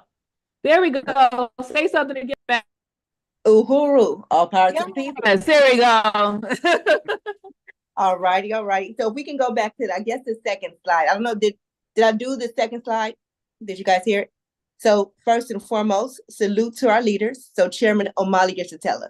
So for the brave, unwavering leadership, and that's in the face of outright repression. We know that, as revolutionaries, we know that when we get repression, we're doing our job, because if we make an enemy mad, we're doing something right. But at the same time, that doesn't mean that the repression doesn't try to misdirect, what we're doing. But the chairman hasn't missed a beat. The African People's Socialist Party hasn't missed a beat.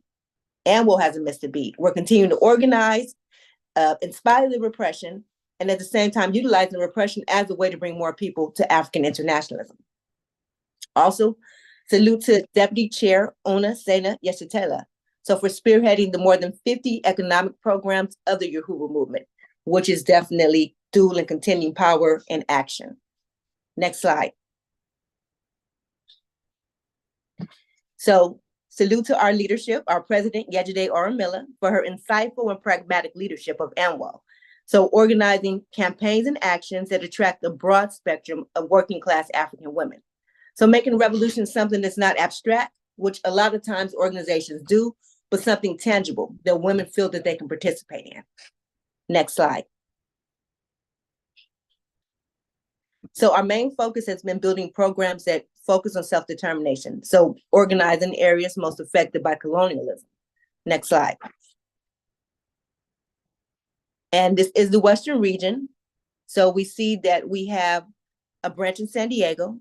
We have a branch in Los Angeles. We do have comrades in Long Beach and comrades in Portland, Oregon. Next slide. So for California, the highest concentration of Black people is in Windsor Hills. And also Los Angeles, we have 10% Black people or estimated African people, estimated at 385,000. Long Beach, 12.03%. San Diego, 5.87%. And Portland, Oregon, 5.9%. So these are all the areas that we're working in, and we just want to make sure, we can continue to organize there. So the next slide. So throughout the year 2023, we were able to accomplish many goals, and we won a number of women to the theory of African internationalism. Next slide.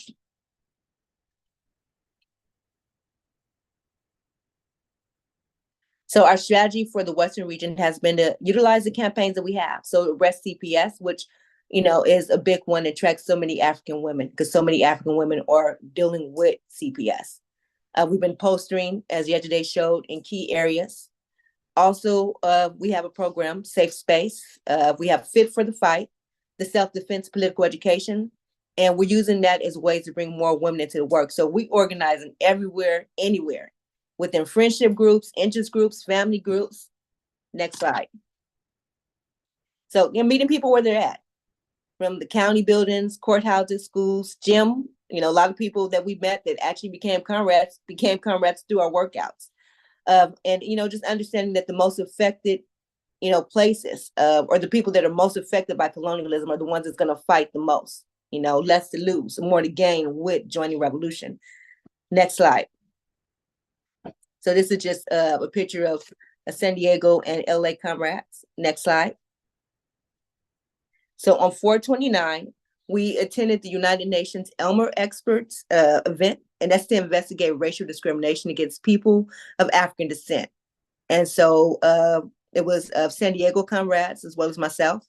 And we heard testimonies from unhoused and formerly incarcerated, also families of Africans that have been slain at the hands of the pigs, Haitian immigrants, and so much more. Next slide. And on 5/4 in Pedum's study, they talked about the role of women in the revolution. So Zayi and the San Diego branch helped to facilitate this discussion. Next slide. And we had, of course, May 13th through the 14th, the Black Mothers March, which I wish I could have made it. Next slide, which we had a number of actions going. So here are San Diego comrades protesting with other comrades marching. Next slide. And then just the whole weekend was beautiful. A number of activities that, African women were able to participate in and to build unity and sisterhood. So we see the yoga, beautiful African mother and her baby. Next slide. And here's May 27th, African Liberation Weekend in San Diego. So we have San Diego comrades speaking and putting out the call, telling African women to join the revolution. Next slide. And here's some more activities from that day. The Kijiji Corner. And then we have Comrade Sage at the Decolonized table, making the sales and recruiting women. Next slide. So this is one of our events, the Safe Space. And it's an event that we had, next slide, where, we all come together and we really just, bring African women and let them know this is a safe space, where we can come together, we can talk about the problems that are caused by colonialism. So breaking down, what's going on and why women need to be a part of the revolution, the role of women in revolution. One of our supporters in getting ready to perform a wonderful performance, and then a discussion on mental health and the fact that, the reason why so many African people have mental health issues is because of colonialism. You can't be sane under colonialism. Next slide. And some of the kids playing chess, we're trying to get their minds sharpened for the war. One of our comrades, Sherry Unk, performing libation for the ancestors, because we know that in fighting against colonialism, we have to reclaim our identity. So our African spirituality is very important, but we can't have African spirituality without the politics and class consciousness. And then Conrad Krisha leading yoga. Next slide. And on July 28th, we held a blessing shower. So this is an extension of our safe space program. One of the sisters that came to the safe space, we saw she had a new baby, and she just was having kind of problems the whole time there. And then talking to her, finding out, we recognized that she needed our help, and so we had an African blessing shower so we can welcome her and her baby to to the community and let her know that we have a community, a sisterhood that's willing to help her in any way that we can. So another extension of the Uhuru Kijiji Child Care Collective. So you can next page or next slide. And this is some photos from the African Blessing Shower, which was a beautiful event. And we still reach out to her and help her. She's not an ANWO member yet, but she is a supporter of ANWO. Next slide. Here we got comrades. Oh, okay, so yeah, this you can go back one. So that's the self-defense and political education. Next slide. And we see comrades getting it in. I put, if you ain't ready, if you stay ready, you ain't got to get ready, because comrades is ready. Okay, next slide. And we know that revolution has to be something that we commit to mind, body, and soul. And the self-defense education is just that. So not only sharpening the body and preparing, for combat, because we know what we up against, but at the same time sharpening the mind. Next slide. So this is August 26th, the Arrest CPS National Day of Action. So activities carried out in San Diego. Comrades opened up a conversation with the community, and the panel consisted of former and current social workers and those affected, youth and parents affected by CPS. Next slide. So here's LA. We out there at the CPS building downtown, and just making sure that, we're stopping people, engaging them in conversation. We had a lot of good conversations and, really broke down, what CPS and how it devastates Black families, because some people don't know. They think CPS is there to help. Next slide. So the Uhuru 3 tours, Chairman O'Malley came down. It was a wonderful event, a lot of information. So here's LA comrades and San Diego comrades welcoming him. Can get that out. Next slide. And the November 4th Black People's March. So this is LA and San Diego and African People's Socialist Party in Pedem marching into Leimert Park / Africa Town. Comrade Zayi breaking it down and putting out the call for African women to join ANWO. Next slide. And just, us comrades, we out there in Leimert Park / Africa Town, breaking it down and chilling with the people, building with the community. Next slide. And then we had the No to APAC event. So the African People's Socialist Party, as well as ANWO, LA and San Diego chapter, we came through, and it was an amazing event. We were able to build with the International Women's Alliance and denounce APAC.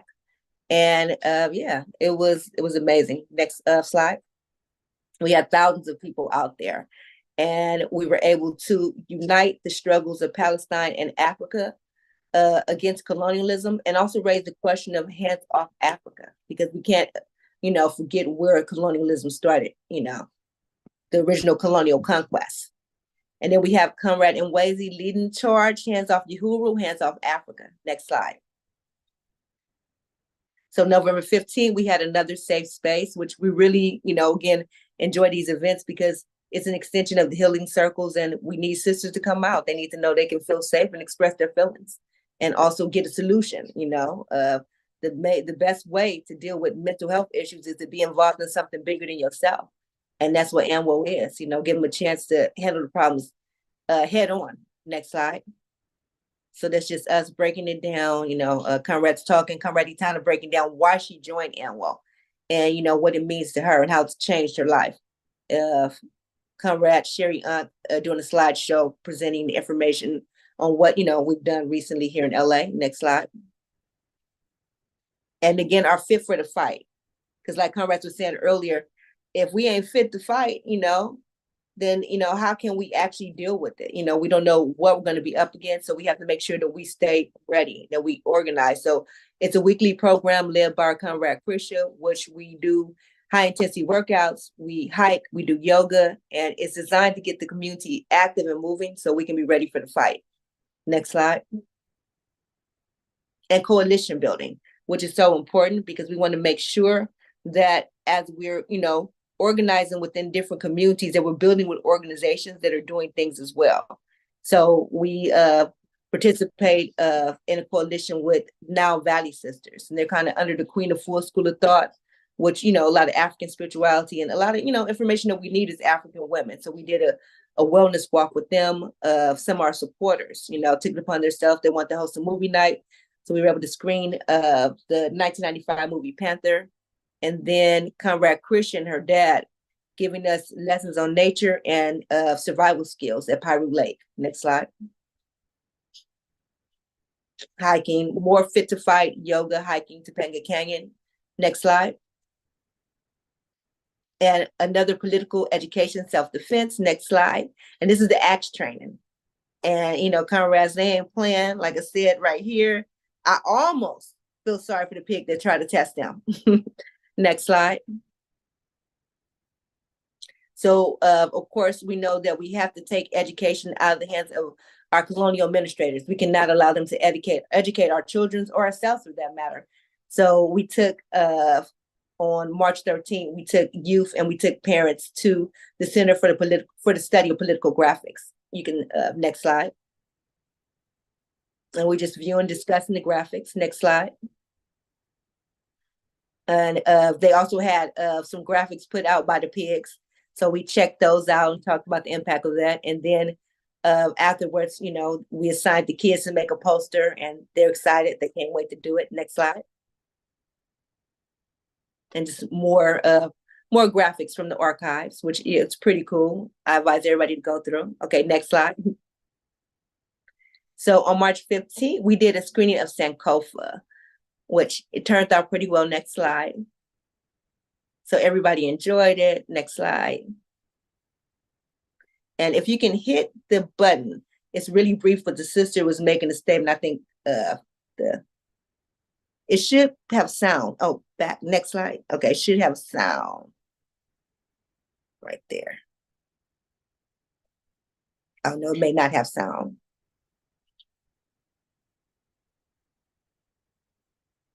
Right there, and it should. One of our supporters, and I felt like I put that in there because I felt like she really broke it down what the movie was about. But if it doesn't play, never mind. Going to the next slide.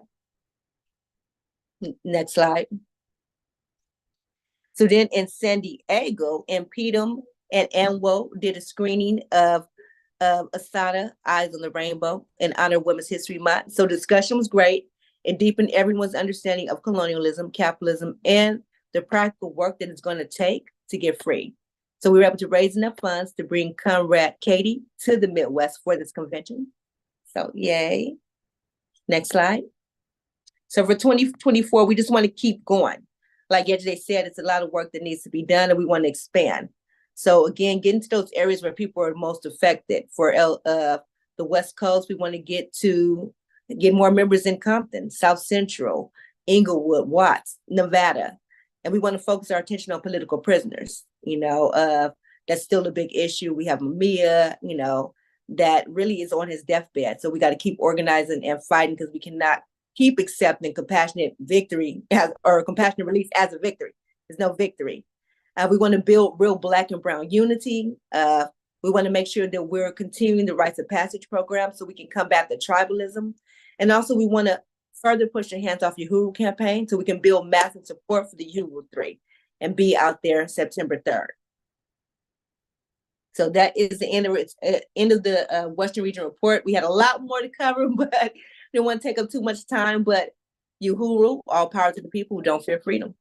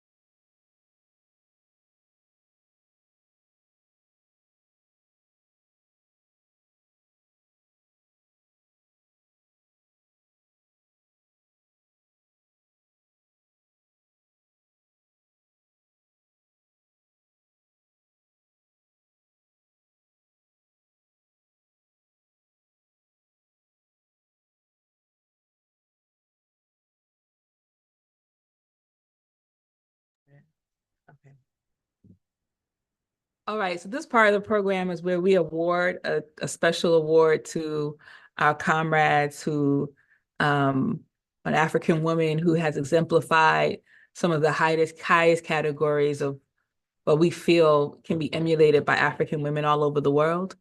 And this year we only doing one special award, which is comes from which comes from a place of really appreciation. We've been watching this comrade as they've taken on new positions and been able to really do a huge amount of work in a short amount of time. I mean, it's just been a whirlwind.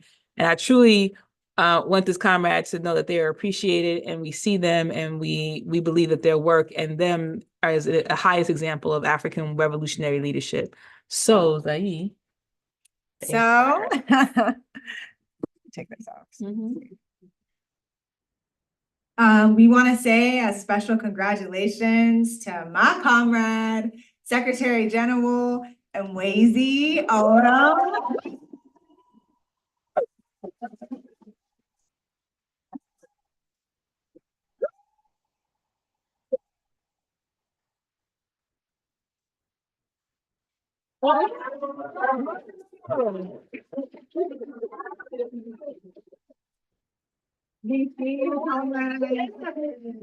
Now, as she's taking this is a Royal Sword Award. It symbolizes a leader or torchbearer committed to the mission and goals of this organization and team.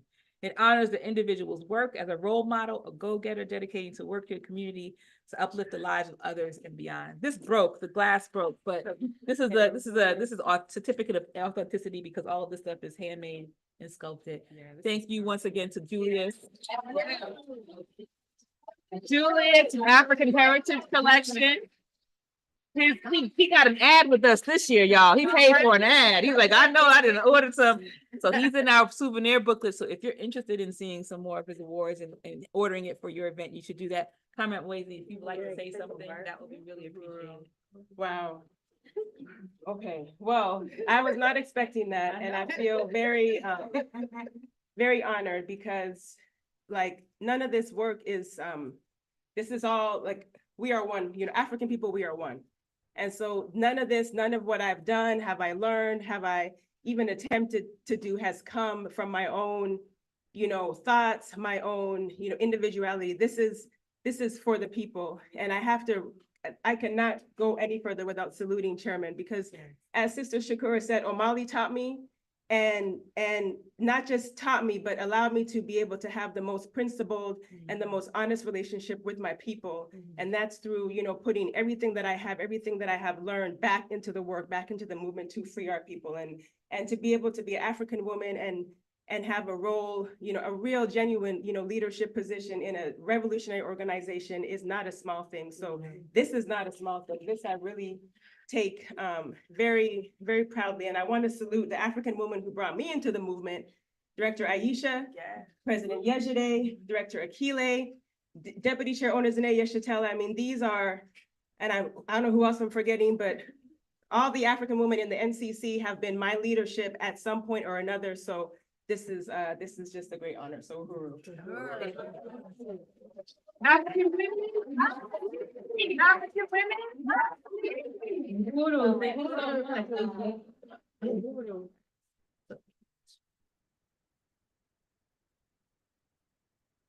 And for our final piece of the program, the appointment of the ANWO president, we would like to bring Chairman Omali Yeshatela to do the honors.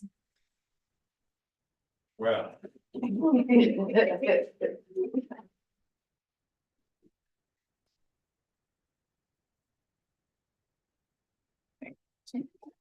Uhuru. This would be rather brief, but actually I feel like this convention itself is a statement, a most profound statement of the leadership that has been provided, continues to be provided by Comrade Yejide Oromila. So as a part of a constitutional responsibility, I want to go ahead and I've watched the development of this organization and the leadership of Comrade Yejide from the very beginning. And I see it moving forward by leaps and bounds. And I see Comrade Yejide reproducing herself and so many of the leaders that she has helped to bring into existence, and how this is forwarding our revolution. And I think it's really important for everybody here, especially the sisters, to recognize that you are one of the reasons that the United States government felt it necessary to attack us on July 29, 2022. That is the most dramatic expression of the success of our movement. And it's most dramatic expression of the failure of this government to crush our struggle. And so it is with profound pleasure that I am able to exercise my responsibility to appoint Comrade Yejide Oromila to reappoint her as president of the African National Women's Organization. So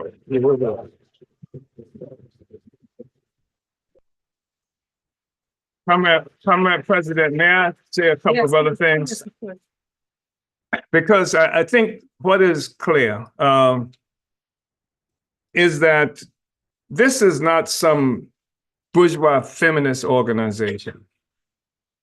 And this organization is a response to the colonial domination of our people that's been going on for such a very, very, very long time. And it is an expression of our determination to be a free people. I'm guilty of attempting to lead the struggle just for our happiness as a people. We have a right to be a happy people. We are normally and naturally a happy people. That's where the drumming and the dancing and the high expressions of culture comes from. You know, this is not from an oppressed, people that's where it's normal. And I just wanted to say that we've been fighting for the happiness of our people and the return of resources stolen from us so that happiness can be something that is expressed in a material way. And we've talked a lot, and this has been an incredible convention. And we see all these African women from all around the world participating here. And I heard the comrade from Angola. She made the statement that there is no, she says something about a tradition, there's no tradition of women being free and being able to do certain things, but she's from Angola. This is Nzinga territory. Nzinga, the warrior woman, Nzinga, who led fights against the Portuguese for such a long period of time. Nzinga, who met in Angola with the leadership of the Portuguese expedition, who tried to humiliate her by having a seat for himself, and he invites her to come in. There's no seat for her, but she has a man who is there with her as her support, her security. He falls down on his hands and knees, and she sits on his back to meet with this person. You understand? So we've been confused. They've taken away our history, etc. But we bringing it all back together. This is such a deep and profound thing that we've been able to experience here. We talked about this case, and you listen to all of the people who were talking about it. And I heard sometimes we made the mistake of talking about how we were affected differently over here. And everything I heard, they were telling the same story. Whether it's in Brazil, whether it's in Angola, whether it's here, I'm hearing the same story that's coming from African women. It's always been a single struggle. And there were so many Africans who were enslaved from Angola. captured, kidnapped. So many Africans who were enslaved and then taken into Brazil, that they didn't have anybody left in Angola, the Portuguese, to do the work. So they had to actually go back to Brazil, pick up some of those Africans they had taken there, and bring them back to Angola to do the work. You know what the name of the largest prison in Louisiana is? Angola. And that is of some significance. So I just wanted to say that. And finally, when we talk about this issue of free speech, the fact is that we are not guilty of what they said we are guilty of, but that's their contradiction. They have to create this. And let me just say this finally so that I want us to understand this. I had a problem for a long time understanding why and how Marxists and white people used to speak of capitalism as being progressive.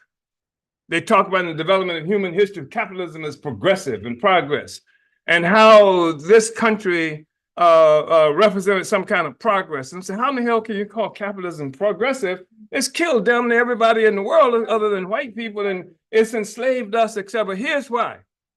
Because capitalism came out of the experience that Europeans were having in what we came to know as Europe. And that was ruled by feudal lords and nobilities and stuff like that, where they had no rights at all. And then they come to this land that they take from the indigenous people. They murder indigenous people who are living in concentration camps that they call today Indian reservations, right? And they capture Africans, and we build on this land for them. And as a consequence of this process, we have the emergence of this thing they call capitalism. Capitalism comes from our oppression, our exploitation, our murder, etc. And so here you have these white people who get here, and then they create laws.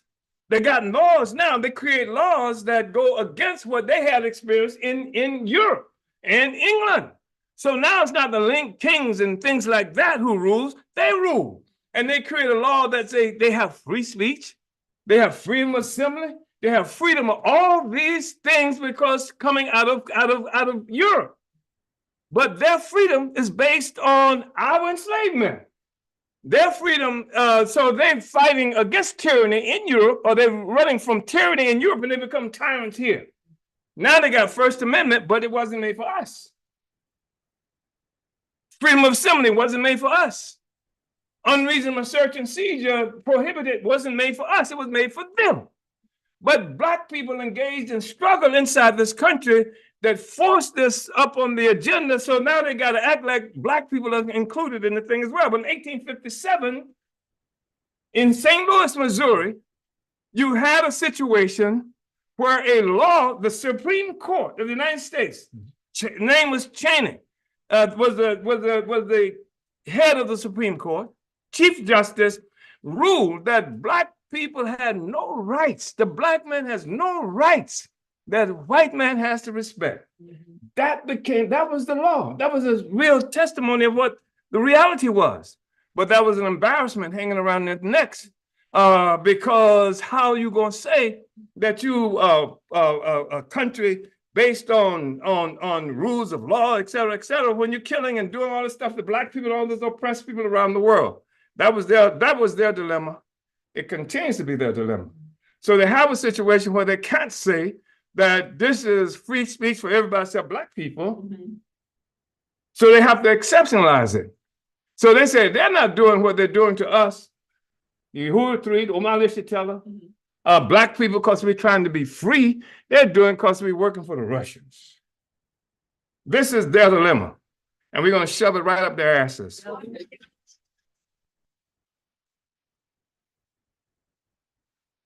This is their dilemma. And they would liquidate this history of resistance and struggle that we have. They would obscure it. They would even obscure the fact that we are African people.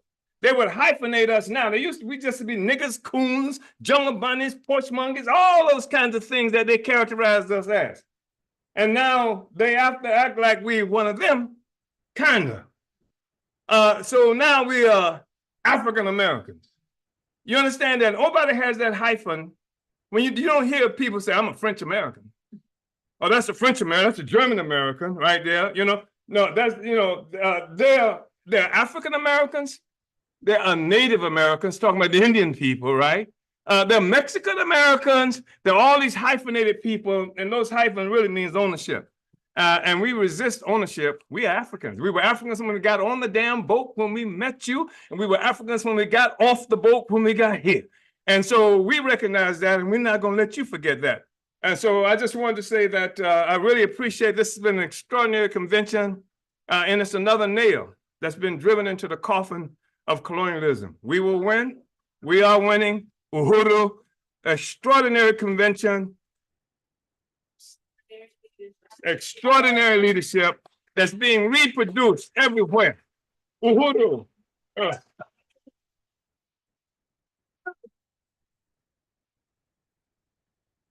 I just love them girls. Uhuru. Thank you.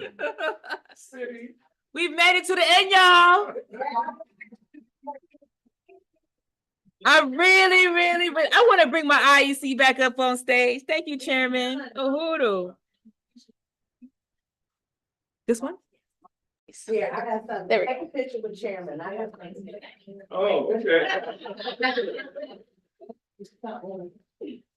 I didn't mention, and this is really important too, in terms of this overwhelming, this thing that we've created right now that they want to stop. And that is the significance of the African People Solidarity Committee. We've broken their backs because they never would have been able to do this without the support of the white population. They've had almost absolute solidarity with white people in oppressing and going against us. This whole racism nonsense has been part of the thing. Now we've broken their back. We've broken through that encirclement, and there are white people actively involved in undermining colonialism. Yeah, right. They never could have done it fighting against racism because it almost required white people to fight against themselves. But they can fight against colonialism, and that's the critical thing that we've been able to succeed in doing. So, Uhuru. Uhuru, Chairman. Yeah, what we supposed to do now? I don't know. He must. Oh, well, No, I know you was trying to close. We got, oh, yeah, that's right, because we can't see. Yeah. Oh, you too, yeah. Oh, okay. All right, and so while they taking pictures. So this has been a tremendous experience. Every year we get better and better and more refined with our organizing. I want to acknowledge all of our regions and branches, our members for the work that you are doing. ANWO is a member-driven organization, and we have a goal of 10 new memberships or renewal goal. And we have 1 renewal and 2 memberships so far, which means that we need 7 renewals or new memberships. We have raised $8,075.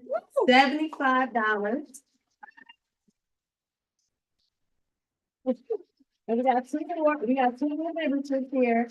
I know that we can make the $1,025 of our goal through membership. So I'm making a call for membership. Anyone in person or online who is inspired to join ANWO, the only anti-imperialist, anti-colonialist organization for Black women, to shout out or type in the chat, join. Even if you love the message but are not in a position to participate in active work, join. Join. All black women. Right on. All right, all Black women should join ANWO. This is your organization, and we organize in your interests. Uhuru, can we get some? Can we get 2? We got 2, right? Right. Yeah, 2 in the office. 2 in person. Can we get some join in the chat?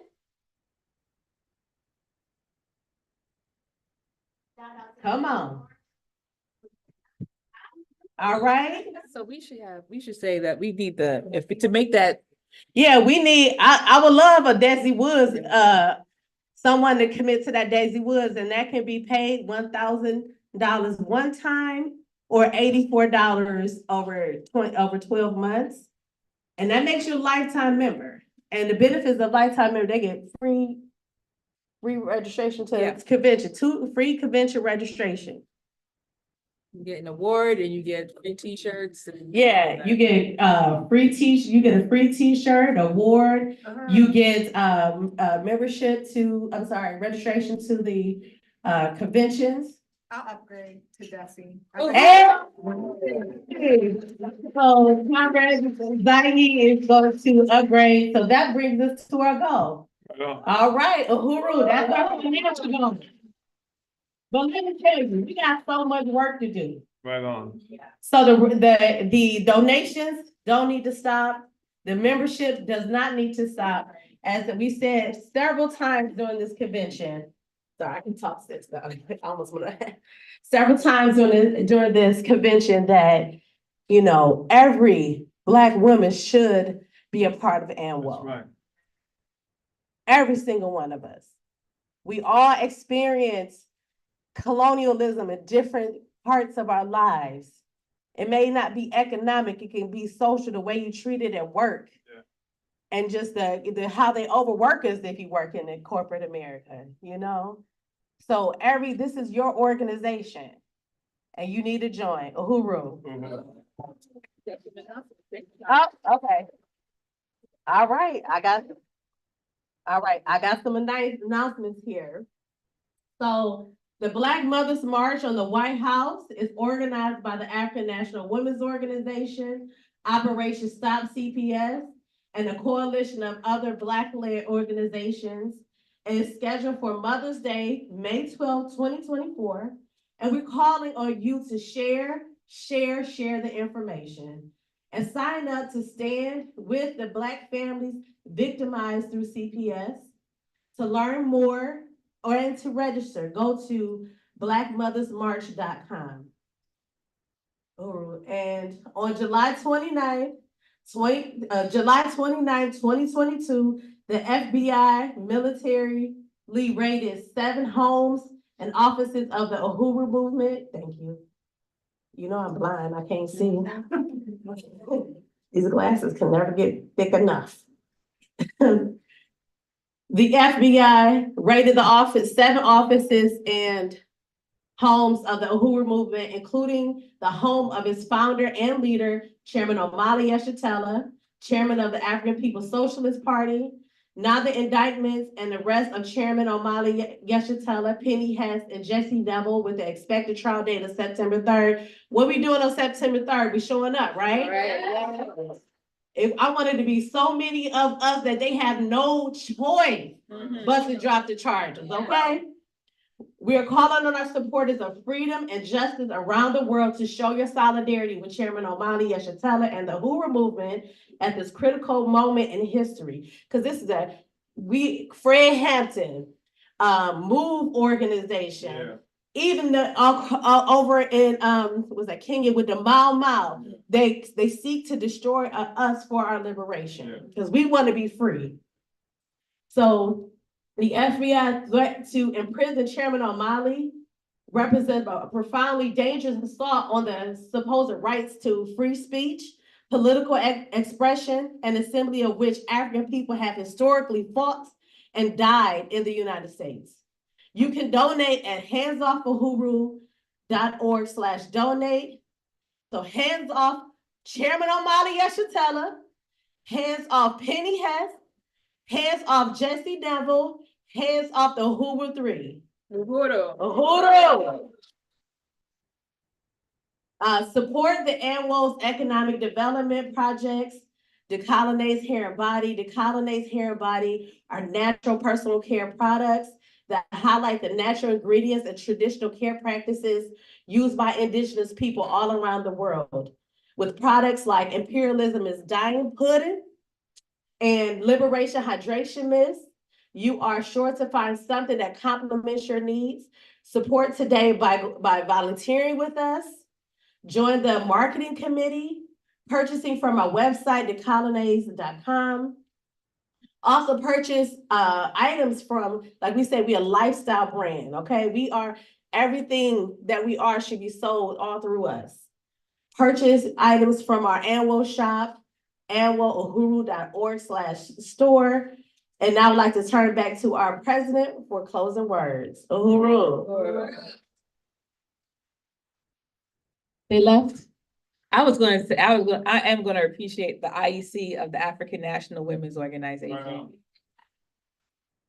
We done, yes, clap up for this camera. We done rolled eyes at each other. We done got on each other's nerves.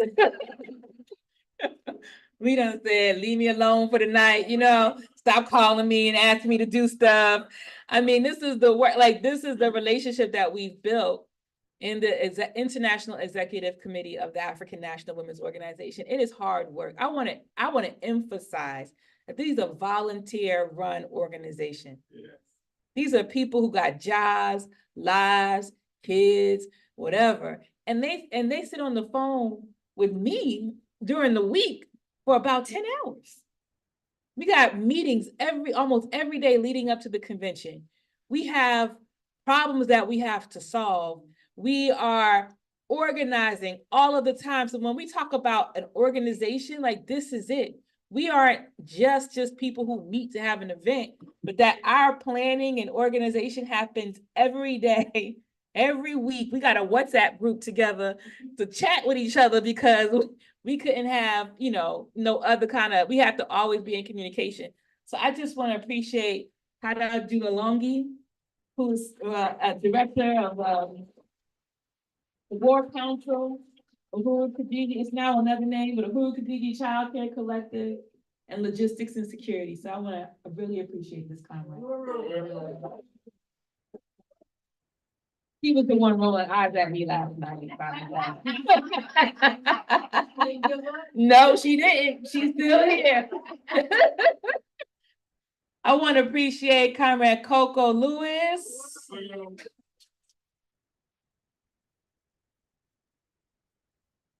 Coco Lewis is not in the party. We're gonna change that soon. But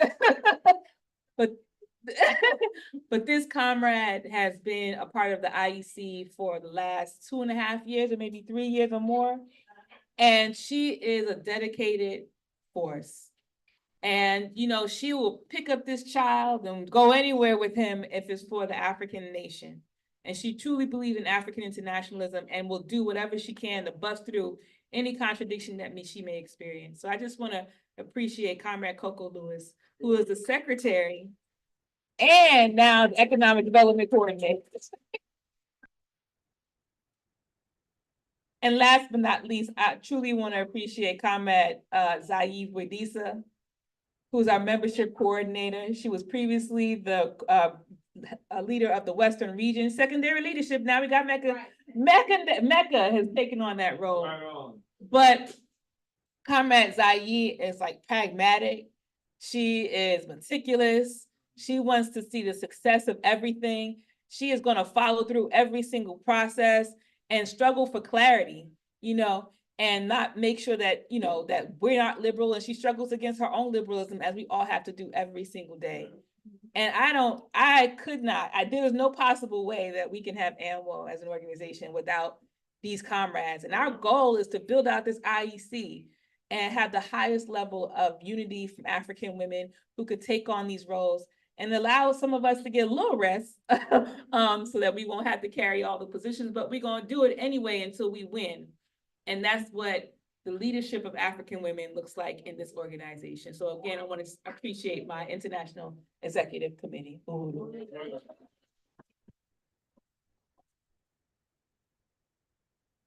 Without whom this convention could not take place, and without whose struggles we would not have these amazing products, this amazing food, and all of the work that you've seen here. I want to really appreciate you comrades also from traveling from Lexington, Kentucky. Give yourselves a round of applause. Portland in the house, give yourselves an applause, yes. San Diego, California.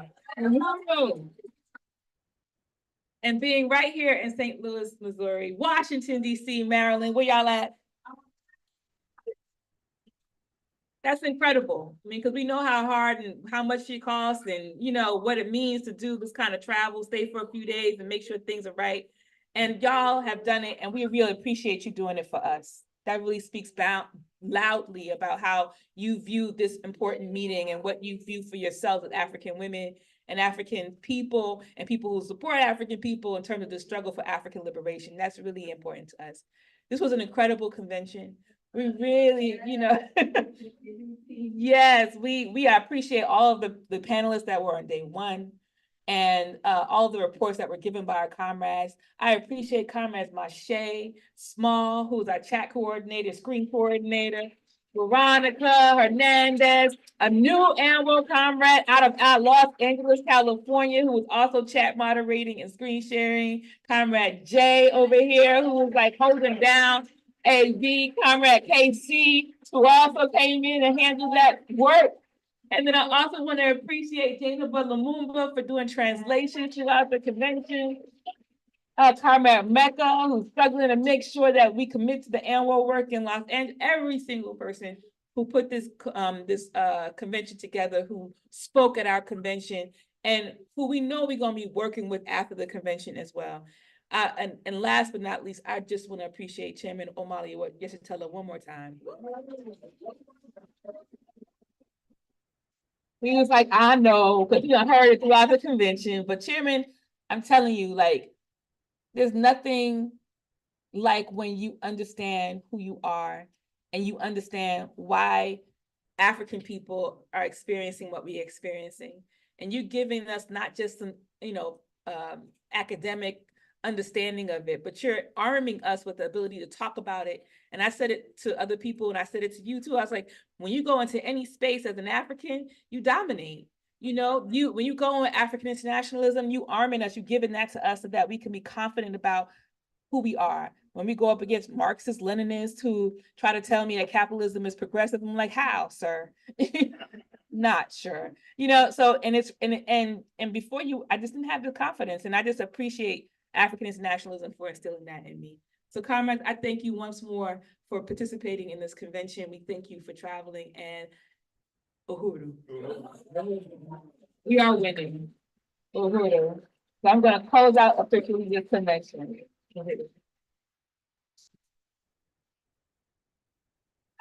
Fight back!